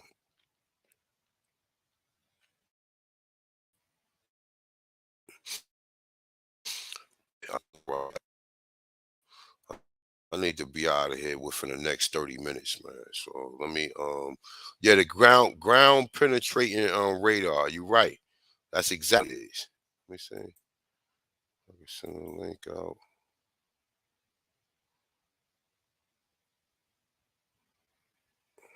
All right, there you go right there. All right, so let's go a little bit more Michelle Gibson joint. And I'm gonna play another bill by John Levi. And then I'm gonna open the panel up for maybe about 20 minutes or whatever. And anybody come on, got any question or they want to add any additional insight to some of the stuff that's been displayed as far as, anything, any of the information that's been displayed thus far in this bill, you could come up here and definitely definitely talk about. But yeah, share this link out once again, hit that like button, and then you like to donate. So let me get back where I was at. Where the fuck was I at? Okay, I was right there. All right, so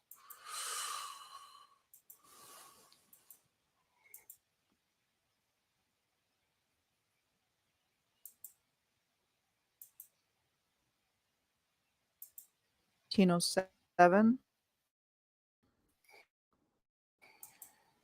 in Seattle in 1909. The Pacific International Exposition in San Francisco in 1915. The Panama, California Exposition in San Diego in 1915, and Sesquicentennial International Exposition in Philadelphia in 1926.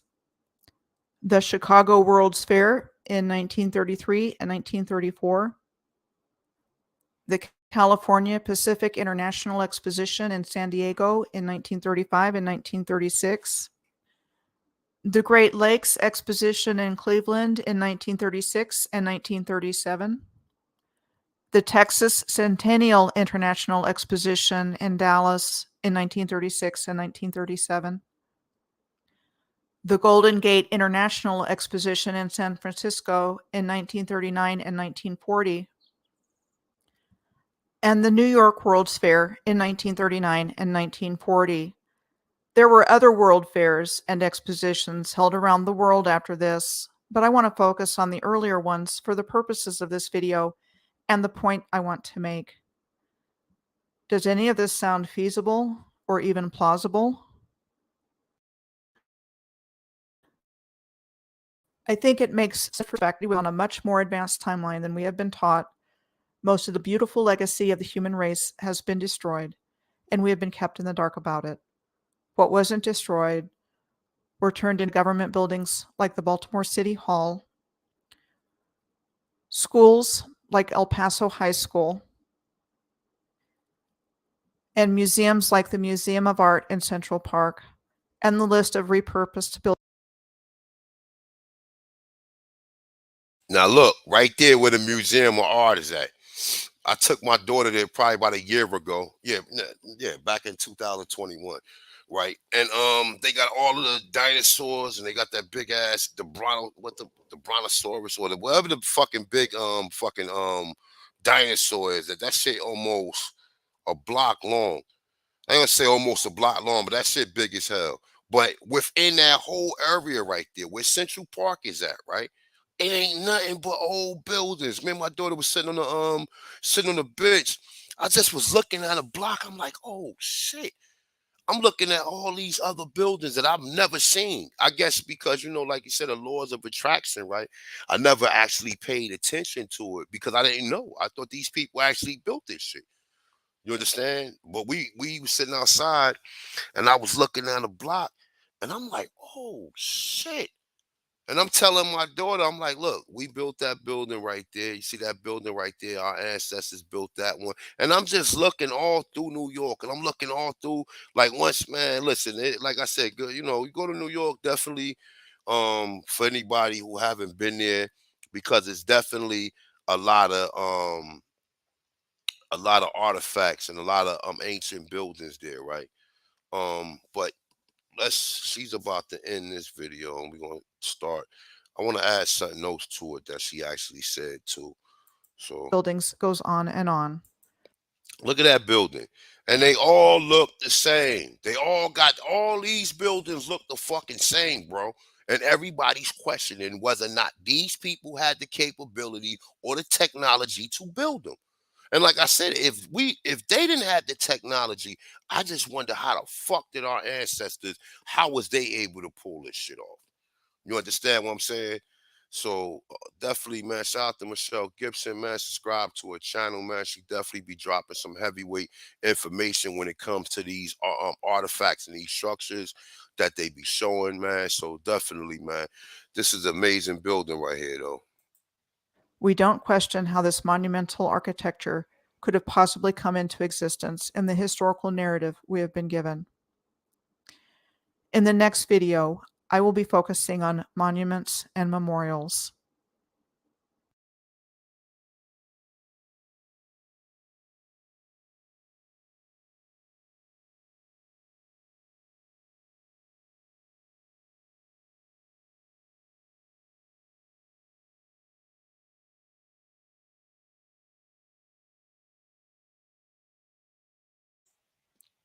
Peace, Southwind. L-I-H, L-I-K-M.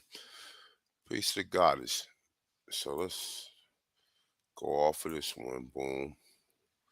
Let's go to this one right here. All right, boom.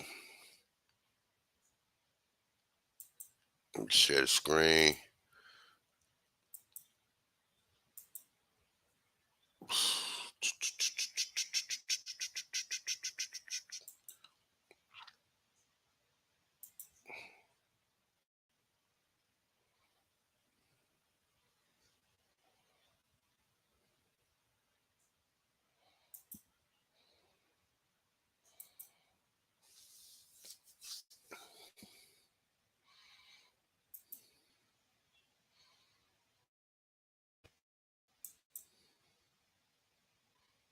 All right, so let me see something real quick.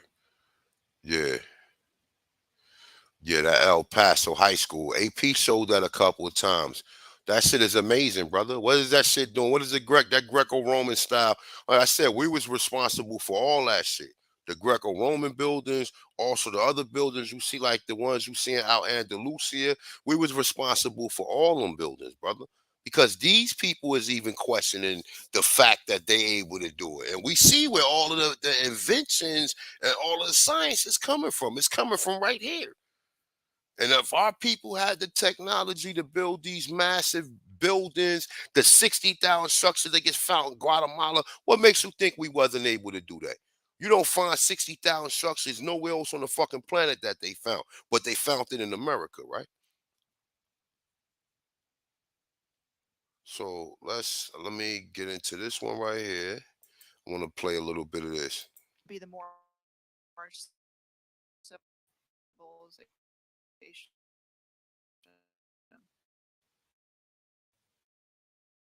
And I think Western civilization. So Mhm. you're insinuating that it's older? I'm Could you insinuating it was explain that for, I guess, for people that are new to this type of information? okay. I'm insinuating it was built by the original civilization, which would be the Moorish civilization. And the same thing with rail lines, subways, streetcars, the whole 9 yards. It was all interconnected. It was all part of the grid.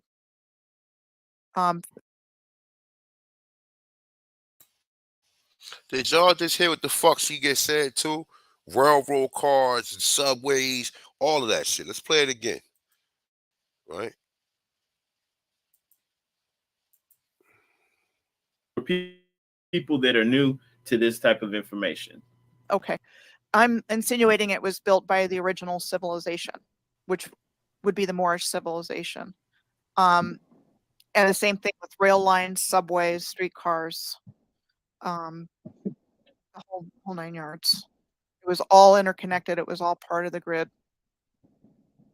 Free energy generating system. So I'm going to show you the Roebling Bridge in Cincinnati, and then I'm going to show you the Brooklyn Bridge. All right. Okay, this one is in Cincinnati.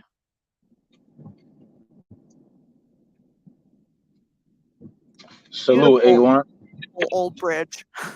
Yeah. And the credit for it was given to a German-American engineer. And it was said to have been built around the time of the Civil War. Huh. Okay, let me find a date. So 1856 to 1867 is when we're told it was built. Yeah. And the Civil War was supposed to have been between 1861 and 1865. Yeah. So, and that's what I'm talking about when I say the story falls apart when you start looking into it. How were they building that during the Civil War?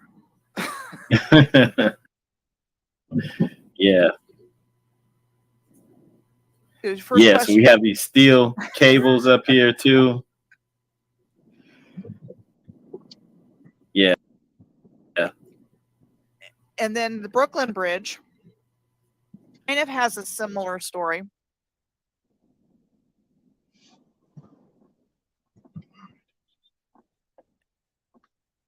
The same idea, beautiful stone masonry. And it was supposed to have been built also by the same guy, same man that built the bridge in Cincinnati. Yeah. Wow, that's and is it like the same timeline? So there's I think Penn Station in New York, or maybe the old Penn Station, because I don't think it looks like that anymore. But the older architecture was like, it was immaculate.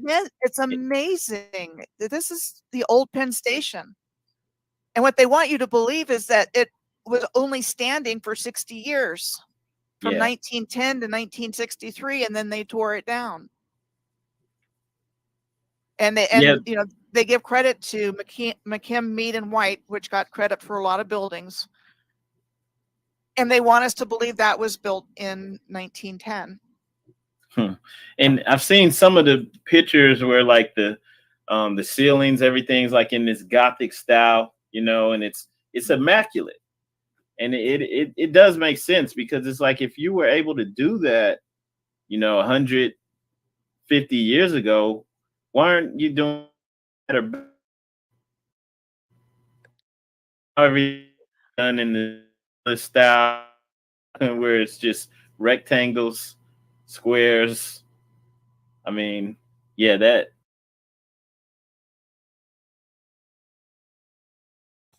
All right, so real quick, I'm gonna show something. What she was talking about, the Brooklyn Bridge, and definitely go check out American Gods. I don't know when AP gonna release it, but I'm gonna actually talk to him today and see if he can release it probably this weekend, right? So look, so she was talking about the Brooklyn Bridge, right? I found this interesting when because I actually presented this during American Gods, right? Now check this out, right? Check this out. Let me see. All right, so here we go. It's moving.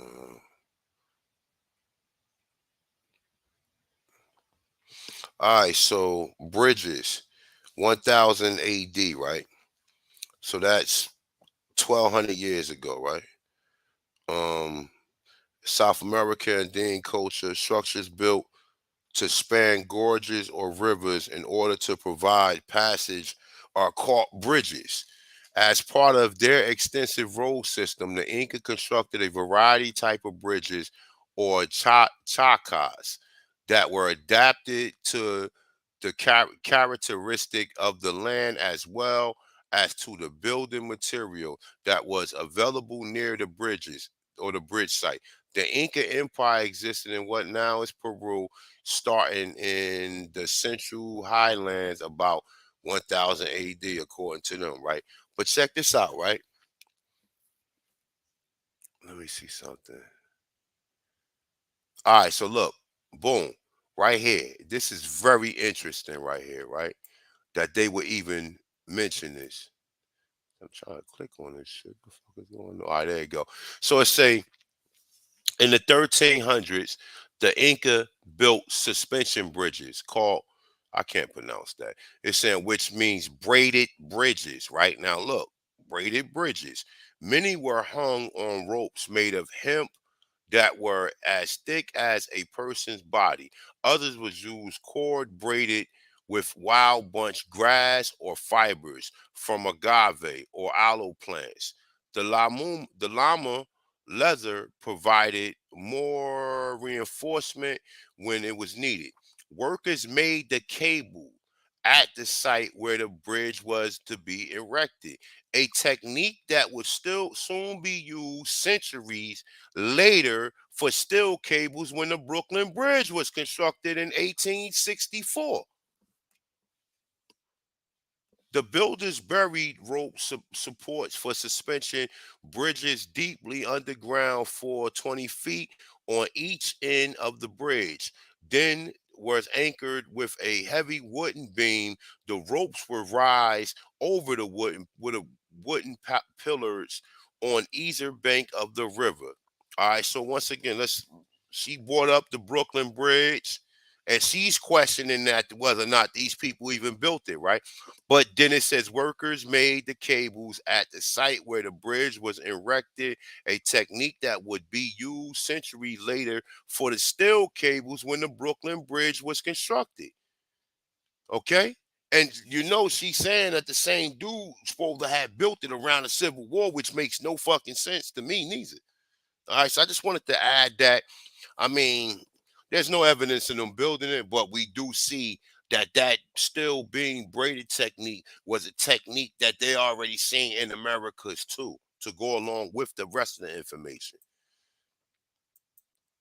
Zab, what you got to say about that, brother? Shit, man, this shit is definitely interesting, man. That's a fact. If it ties back to the whole free energy thing, I believe that a lot of those buildings that you see, castles, think that a lot of them are designed to utilize free energy. And that even goes back to the pyramids. The pyramids also was designed to utilize free energy. So when you think about that, right, you will begin to see why our system would want to bury that, because our system is built off of fossil fuels and built off of all of that type of shit. And if free energy gets out, that'll destabilize the whole system. Yeah, but the fossil fuel was being used by us too. We go back and I can show you in Boley, Oklahoma, and other places. I show you Negroes who had oil rigs. You know what I'm saying? Negroes, hundreds of them. They try to tell you Sarah Rector, her family, the reason why they became rich because they were selling oil on their land to Europeans. That's bullshit. We was already utilizing the oil. And we was using the oil. The petroleum jelly, Vaseline come from oil. White people ain't invent no petroleum jelly. We've been using petroleum for years. I mean, for fucking thousands of years, right? Yeah, I'm not opposed to using oil either. I'm not opposed to any of that.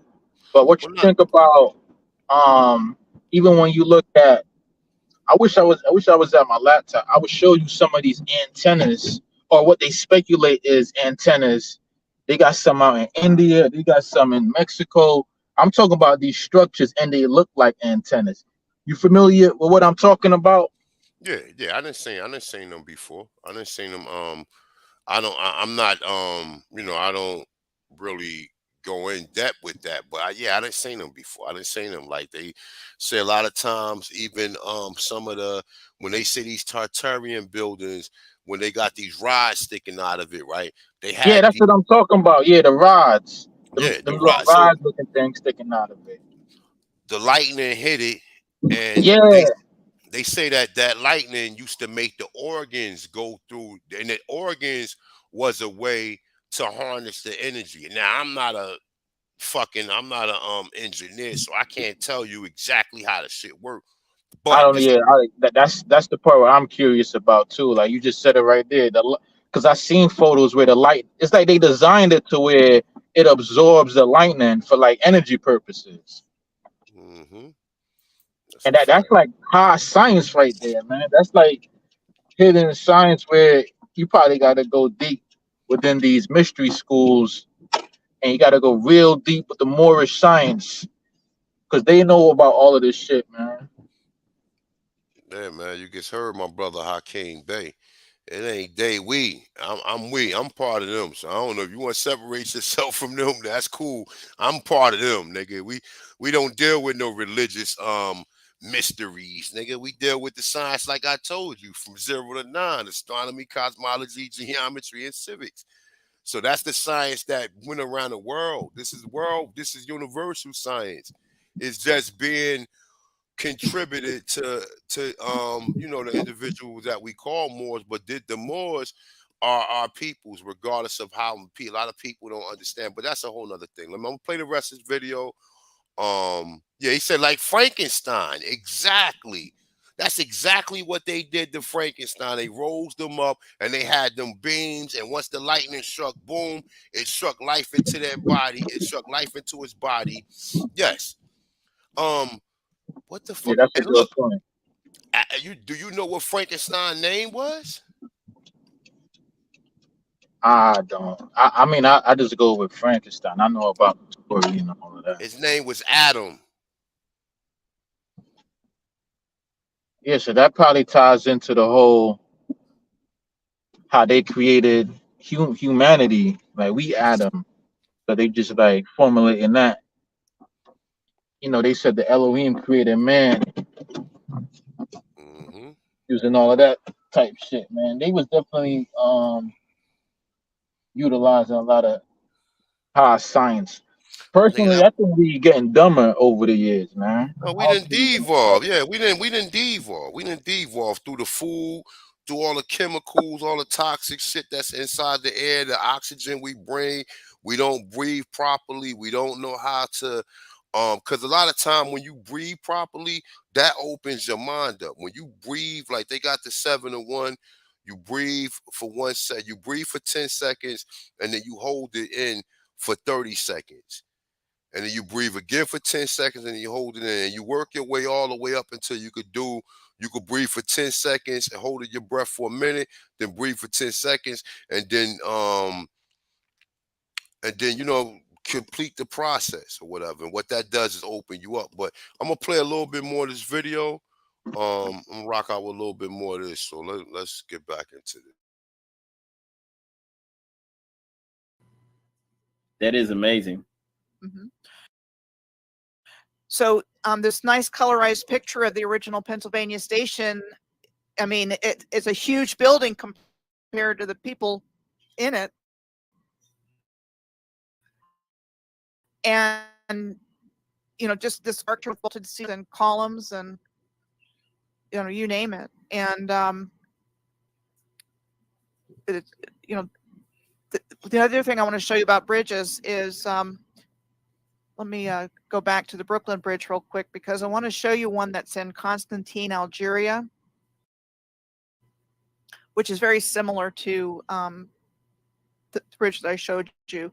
And Constantine is known as the city of bridges. Okay.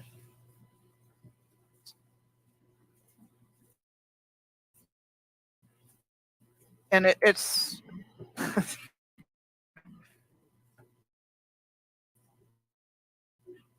what is it called when you're afraid of heights? Yeah. I can't think of what it's called, but yeah, I couldn't mess with that. Constantine is like built on top of this rock, rocky place. The plateau. Yeah. Plateau. And again, that's ancient infrastructure, I believe, what it's sitting on top of. But we've been conditioned to see that as natural. So I wanted to point out this bridge here in Constantine and compare it to the Brooklyn Bridge. It's not exactly the same, but it's got similar features. Yeah. So, whatever they did to bring us what we've been taught is incredibly sophisticated on one hand, and on the other hand, like I said, it just doesn't hold up when you start looking at the details and asking questions.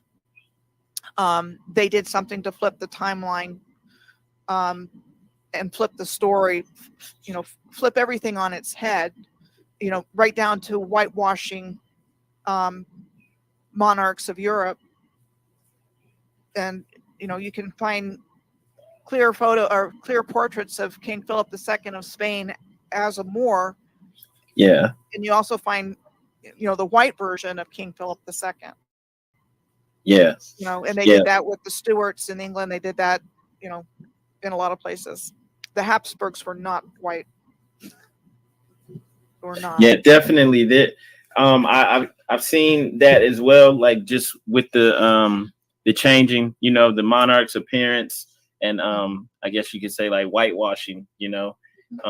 And sometimes that may have been occurring during their lifetime too, while they were.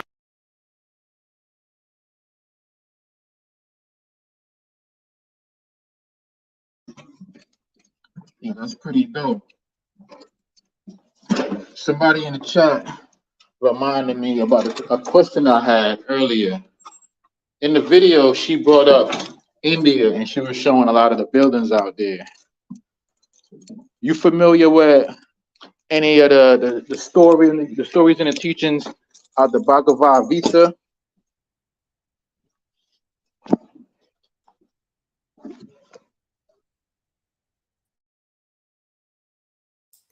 Hold up, you said about what? What you were saying is that? About the Moors in India and a lot of the buildings that she was talking about earlier. Yeah, we can trace the Naga. We could trace the Naga. You got the same images of the 7-headed snake in Mexico as you see in India. Another connection to the India would be India is one of the places where Zero supposedly had been founded. Right, but we know Zero was founded in America. But India is another place to where they say it supposedly had been founded, along with the Mayan or the Olmec culture, right? So there's a lot of connections even to the Indians, right? And it's not them particular people that's there now. We talking about this shit go back ancient. This shit is ancient. You know what I'm saying? We don't know how old these structures are. Yeah, it's like I was watching like a while ago the Jungle Book, right? And they had the whole ruins over there that was like buried under the jungle and type shit. When you look in India and Sri Lanka and all of those countries, all of them super advanced structures is all buried under jungle. You know how many cities they got like lost in India? And to me, that'll lead me to believe that the Aryan people there right now, they don't have no affinity to those buildings. Because if they did, they would keep them, like clean, and they'll keep them alive. They wouldn't just let them shits go to ruin. Especially when you look at how beautiful some of them structures is. Like they really got some real fascinating buildings out there. Look, check it out. I'm gonna look. What I'm gonna do is this, right? Let me play this other video. I gotta get out of here. Go pick my truck up. I gotta pick my daughter up. So I won't play this last video. I don't know what AP doing later on, but if I come back and he not live, and if there's nobody else in the community live, I'm gonna go back in. I'm gonna go back. I can show shit for days when it comes to this shit. I got my own personal. Yeah, salute. I'm sorry. Say that again. Is that? I said I'm about to drop down. I'll be in the chat. I'll let you play All the right, video. all right. No doubt. But just remember what is being seen. So when I do see you again and you have any questions and you want to bring it up or you want to add to it, you know what I'm saying? This is the conversations we gotta have. You know what I'm saying? Yeah, because what I do want to talk about is when you look in India, right? The darker skinned people, those are the ones in Sri Lanka. They currently killing them off right now. Like over there in that area, they having their own little caste system, colorism war where they trying to exterminate the black, you know what I'm saying, the black Indians. But you could they get don't into have that the later. same. I seen an Indian, a real dark skinned Indian right now. You know, they got them in different, you know what I'm saying? But the one I've seen, she had hair like ours. Her hair was coil. Her hair went straight though. But that's another whole nother thing. We could definitely get back into that. Got AP on the panel. AP, what up? What's the word? What's the word? You already know, man. We going back down this rabbit hole. You going live today? Yeah, I'm going live about 150. 150. All right. So as soon as I'm gonna play one more video, I'll play this John Levi joint or whatever. And you know, when you go live, I'm gonna definitely come in. I'll go pick my truck up and go get my daughter though. But let me rock this out real quick and let's see what he's saying. Because all these people is confused about these world fairs, that they know these people did not have the science to build none of this shit. And just like she said with the bridge, how you building bridges during the time of the Civil War going on? All these niggas ain't nothing but fucking liars, man. And just to put us at the bottom or put us low on the totem pole when it comes to any of this history, man. So we'll never be able to kind of identify ourselves if you never heard none of this stuff. I dropped a video with Hakeem Bey. Hakeem Bey was dropping some heavyweight shit. Tomorrow, I'm gonna probably play the rest of that video and play the other one I was talking about that he going deep. I mean, definitely, man. I'm definitely thankful for coming across that brother and his research, man. So let's get into this one.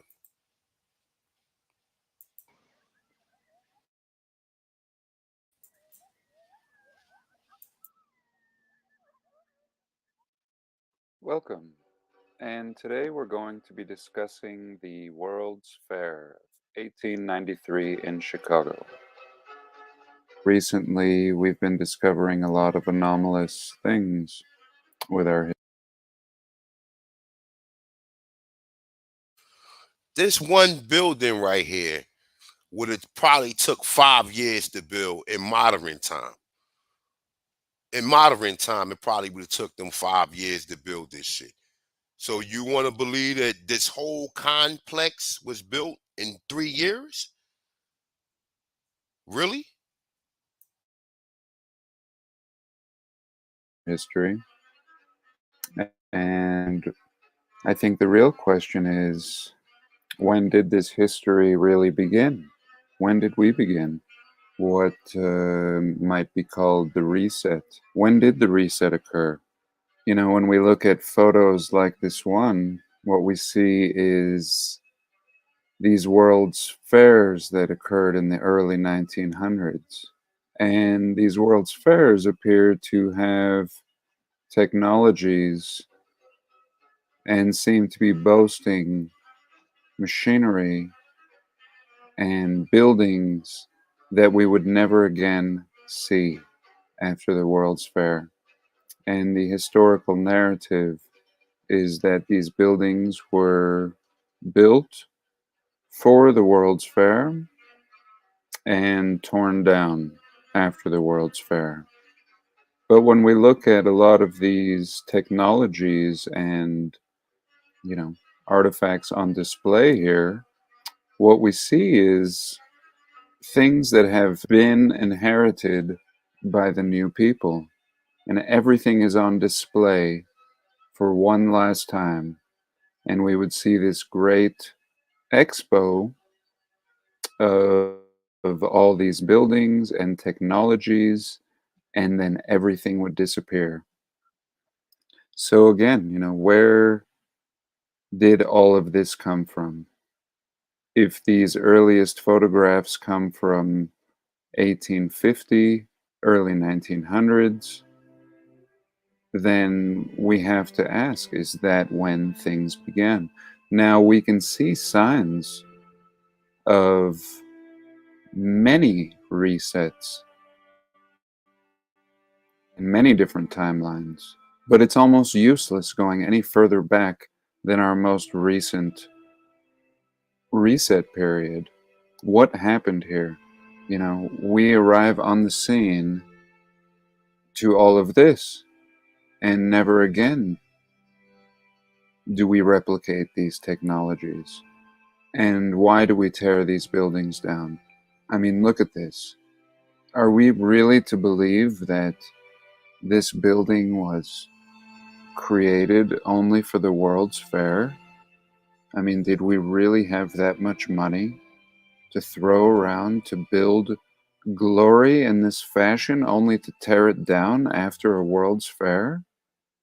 Unbelievable. And now we're going to research the Chicago World's Fair here a bit. And it was held in 1893 to celebrate the 400th anniversary of Christopher Columbus's arrival to the New World.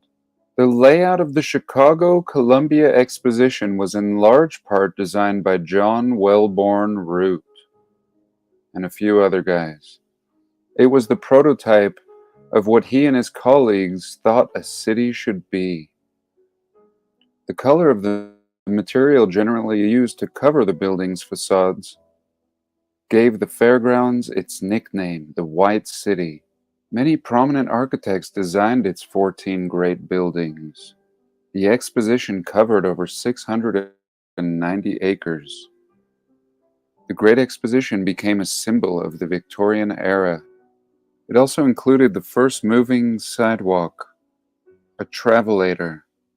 In 1892, working under extremely tight deadlines to complete construction, almost all of the fair structures were designed to be temporary. Of the more than 200 buildings erected for the fair, the only two which still stand in place are the Palace of Fine Arts and the World's Congress Auxiliary Building. From the time the fair closed until 1920, the Palace of Fine Arts housed the Field Columbian Museum. 3 other significant buildings survived the fair. The first is the Norway Building, a recreation of a traditional wooden stave church. The effort to power the fair with electricity, which became a demonstration piece for Westinghouse, had been developing for many years.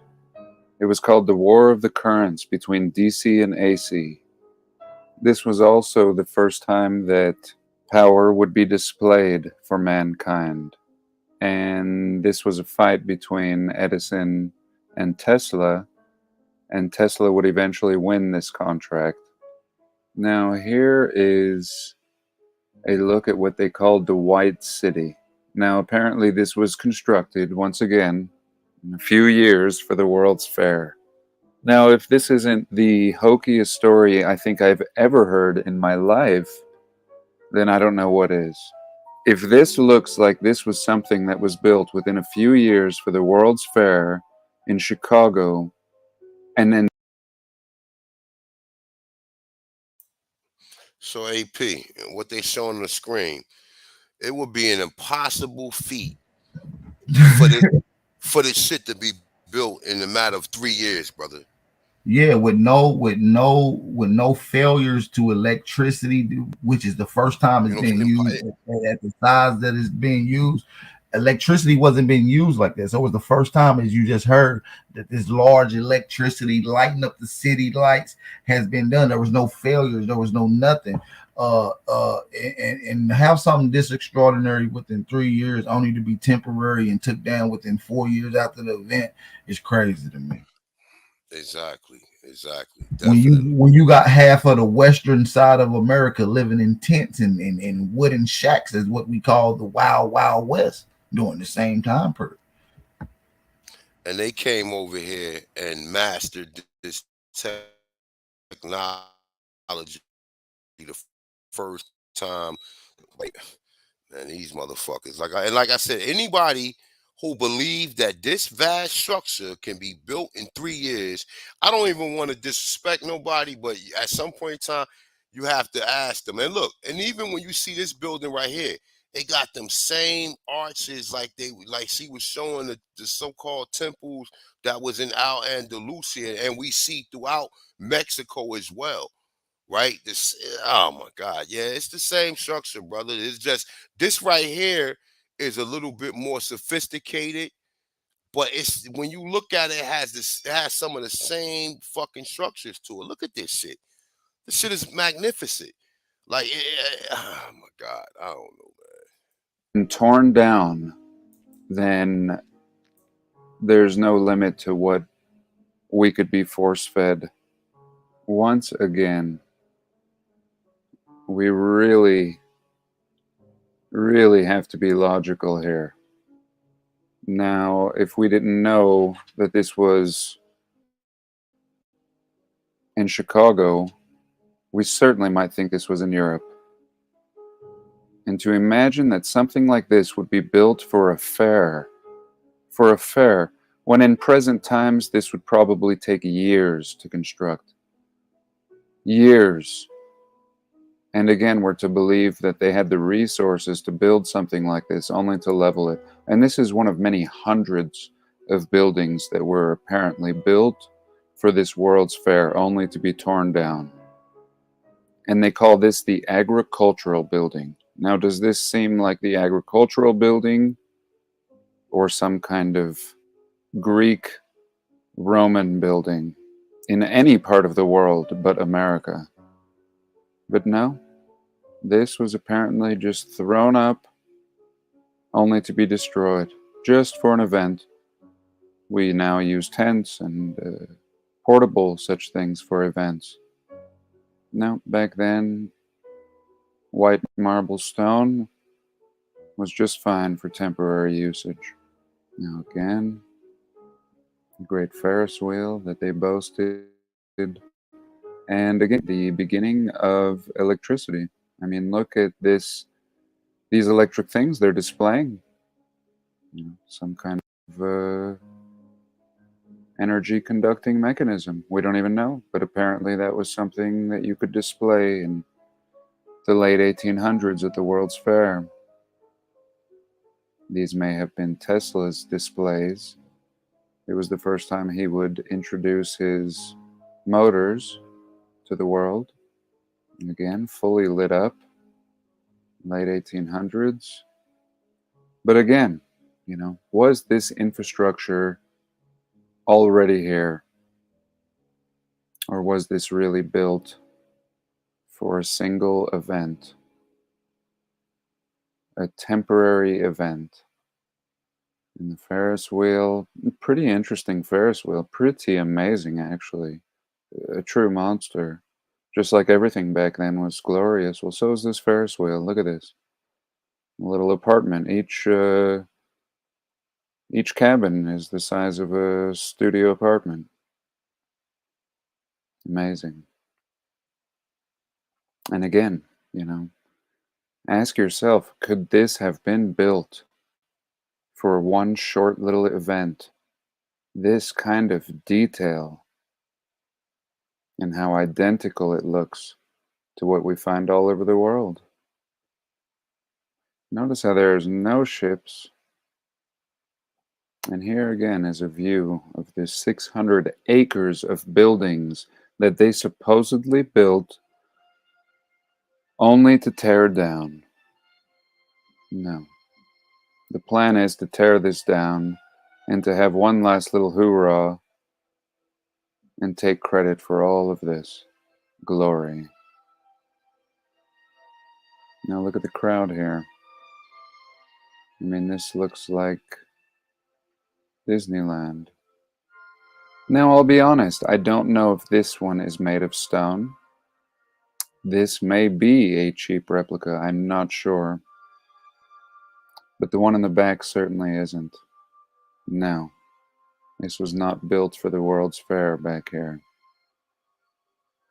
And again, looking north between mines and electricity buildings. So that's really interesting. Who is this source? Friedman Fine Arts. So very interesting, actually, that Friedman Fine Arts should call these electricity buildings. And that's exactly what we're coming to realize that they are now. And again, look at this.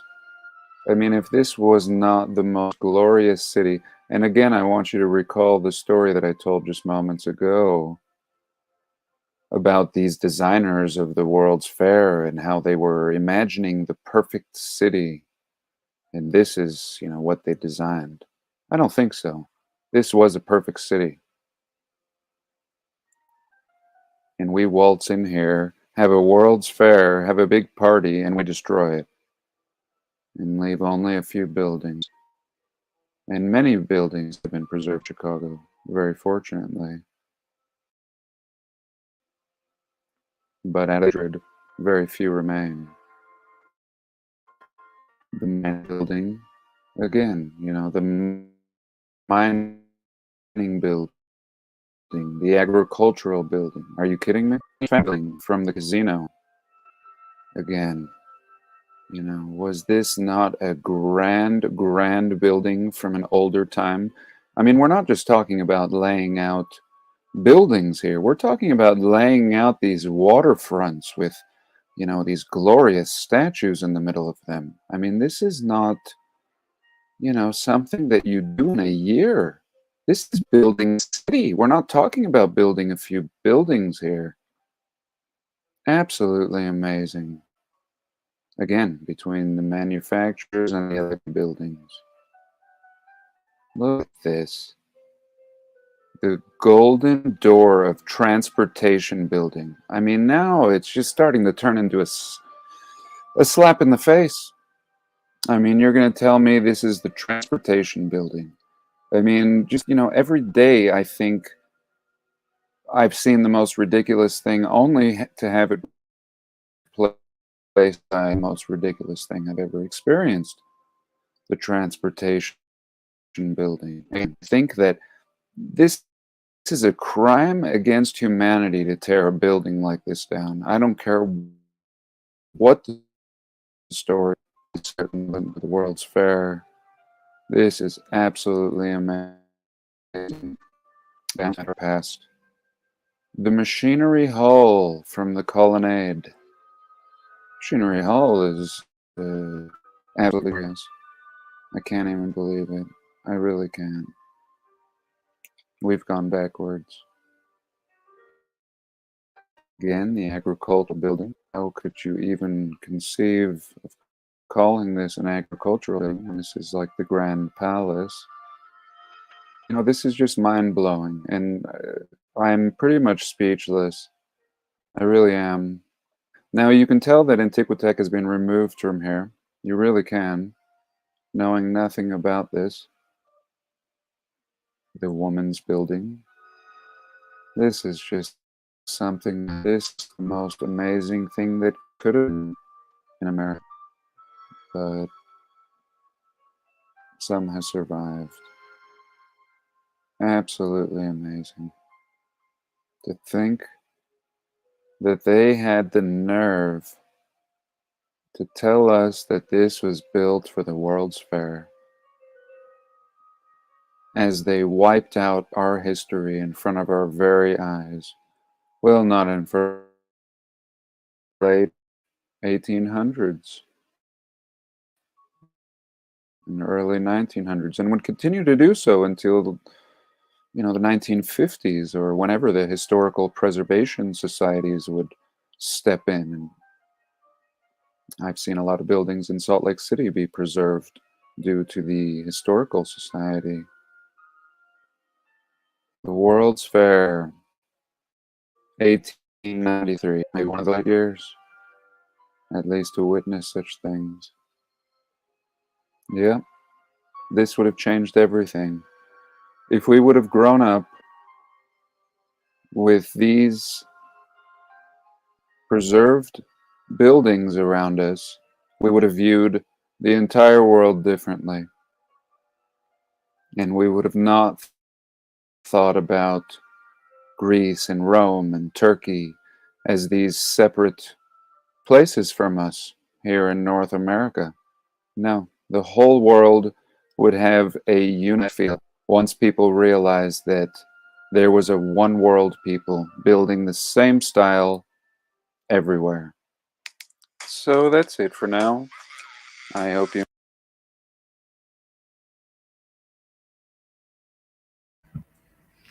Yeah, you see it, man. We haven't moved forward when it comes to advanced technology, and just structurally wise, we haven't moved forward. We have took a step down from advancements in technology. Brother, you Shout see to the that dog. shit? You see that shit, man? Man, like he said, I'm at a loss for words for a motherfucker to tell me they built that in 1 year.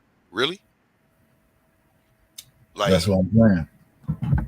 all of them vast buildings. All of them buildings look like it'd take probably about 5 years to build. Like not less the whole complex with a canal running through. Like, come on. Oh my God, man. Like I said, it's individuals.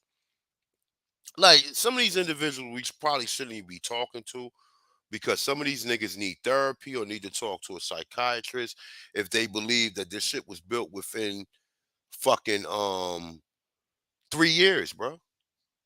And to have some Impossible. type impossible. It's impossible. Come on, bro. It's impossible, man. And if them structures was already here, like we already know that they was already here, then that has to you have to look at our individual or the people who our ancestors came from. And you have to kind of you have to recalculate everything, man, because everything that they telling you, like we've been saying, besides just the fact that we've been here, the stuff that was found here, they don't want you to have they don't want you to claim none of this stuff. They want you to sit back and, oh yeah, Europeans built this in 3 years. What? What? 3 years? Oh hell no. And that means they would have had the same architecture just going from place to place. It would have took them motherfuckers 100 years to be able to build all them world fairs, bro. Longer. Shit. Longer. All of the world fairs that you find in America, all of them, and it's been world fairs and Colombian expeditions going back to the late 1600s, bro. So it's a lot, man. But I'm about and to guess get what? out. Even in the 1600s, you see them same buildings. That's what's crazy. That's for another note. Yeah, no doubt. I gotta get up out of there, go pick my truck up, man. But Well, I let me come start in. my live then. Let me change my time around then. Let me get this. No doubt. So everybody, go and make your way over to the BAP, to BAP channel. Definitely, definitely like the channel. Definitely share the video out. Definitely support the brothers, man. So with that, I'm out of here, man. I see y'all on the other side, man. I see you on the other side, AP, man. Peace. All right, for sure. See y'all in a second, man. Y'all come over there to About News, man. Moderators, drop that link in the chat so they can run over there for those that ain't subscribed. You know what I mean? I'm gonna wait for you. I'm gonna wait for you to drop the link. Drop. Okay, let's say that then. Hold on. Let me get to it. Hold on. Give me 2 seconds. Give me 2 goddamn seconds. Goddamn. Hold on. Boom. Back over here. A1 just dropped that in the chat for you guys. Shout out to the Tonsinist one. No doubt. Peace. Peace. It's the Tonsinist one. You already know, man. Peace to Aborigines, the gods and the goddesses. I see y'all on BAP channel. Peace. I'm out of here.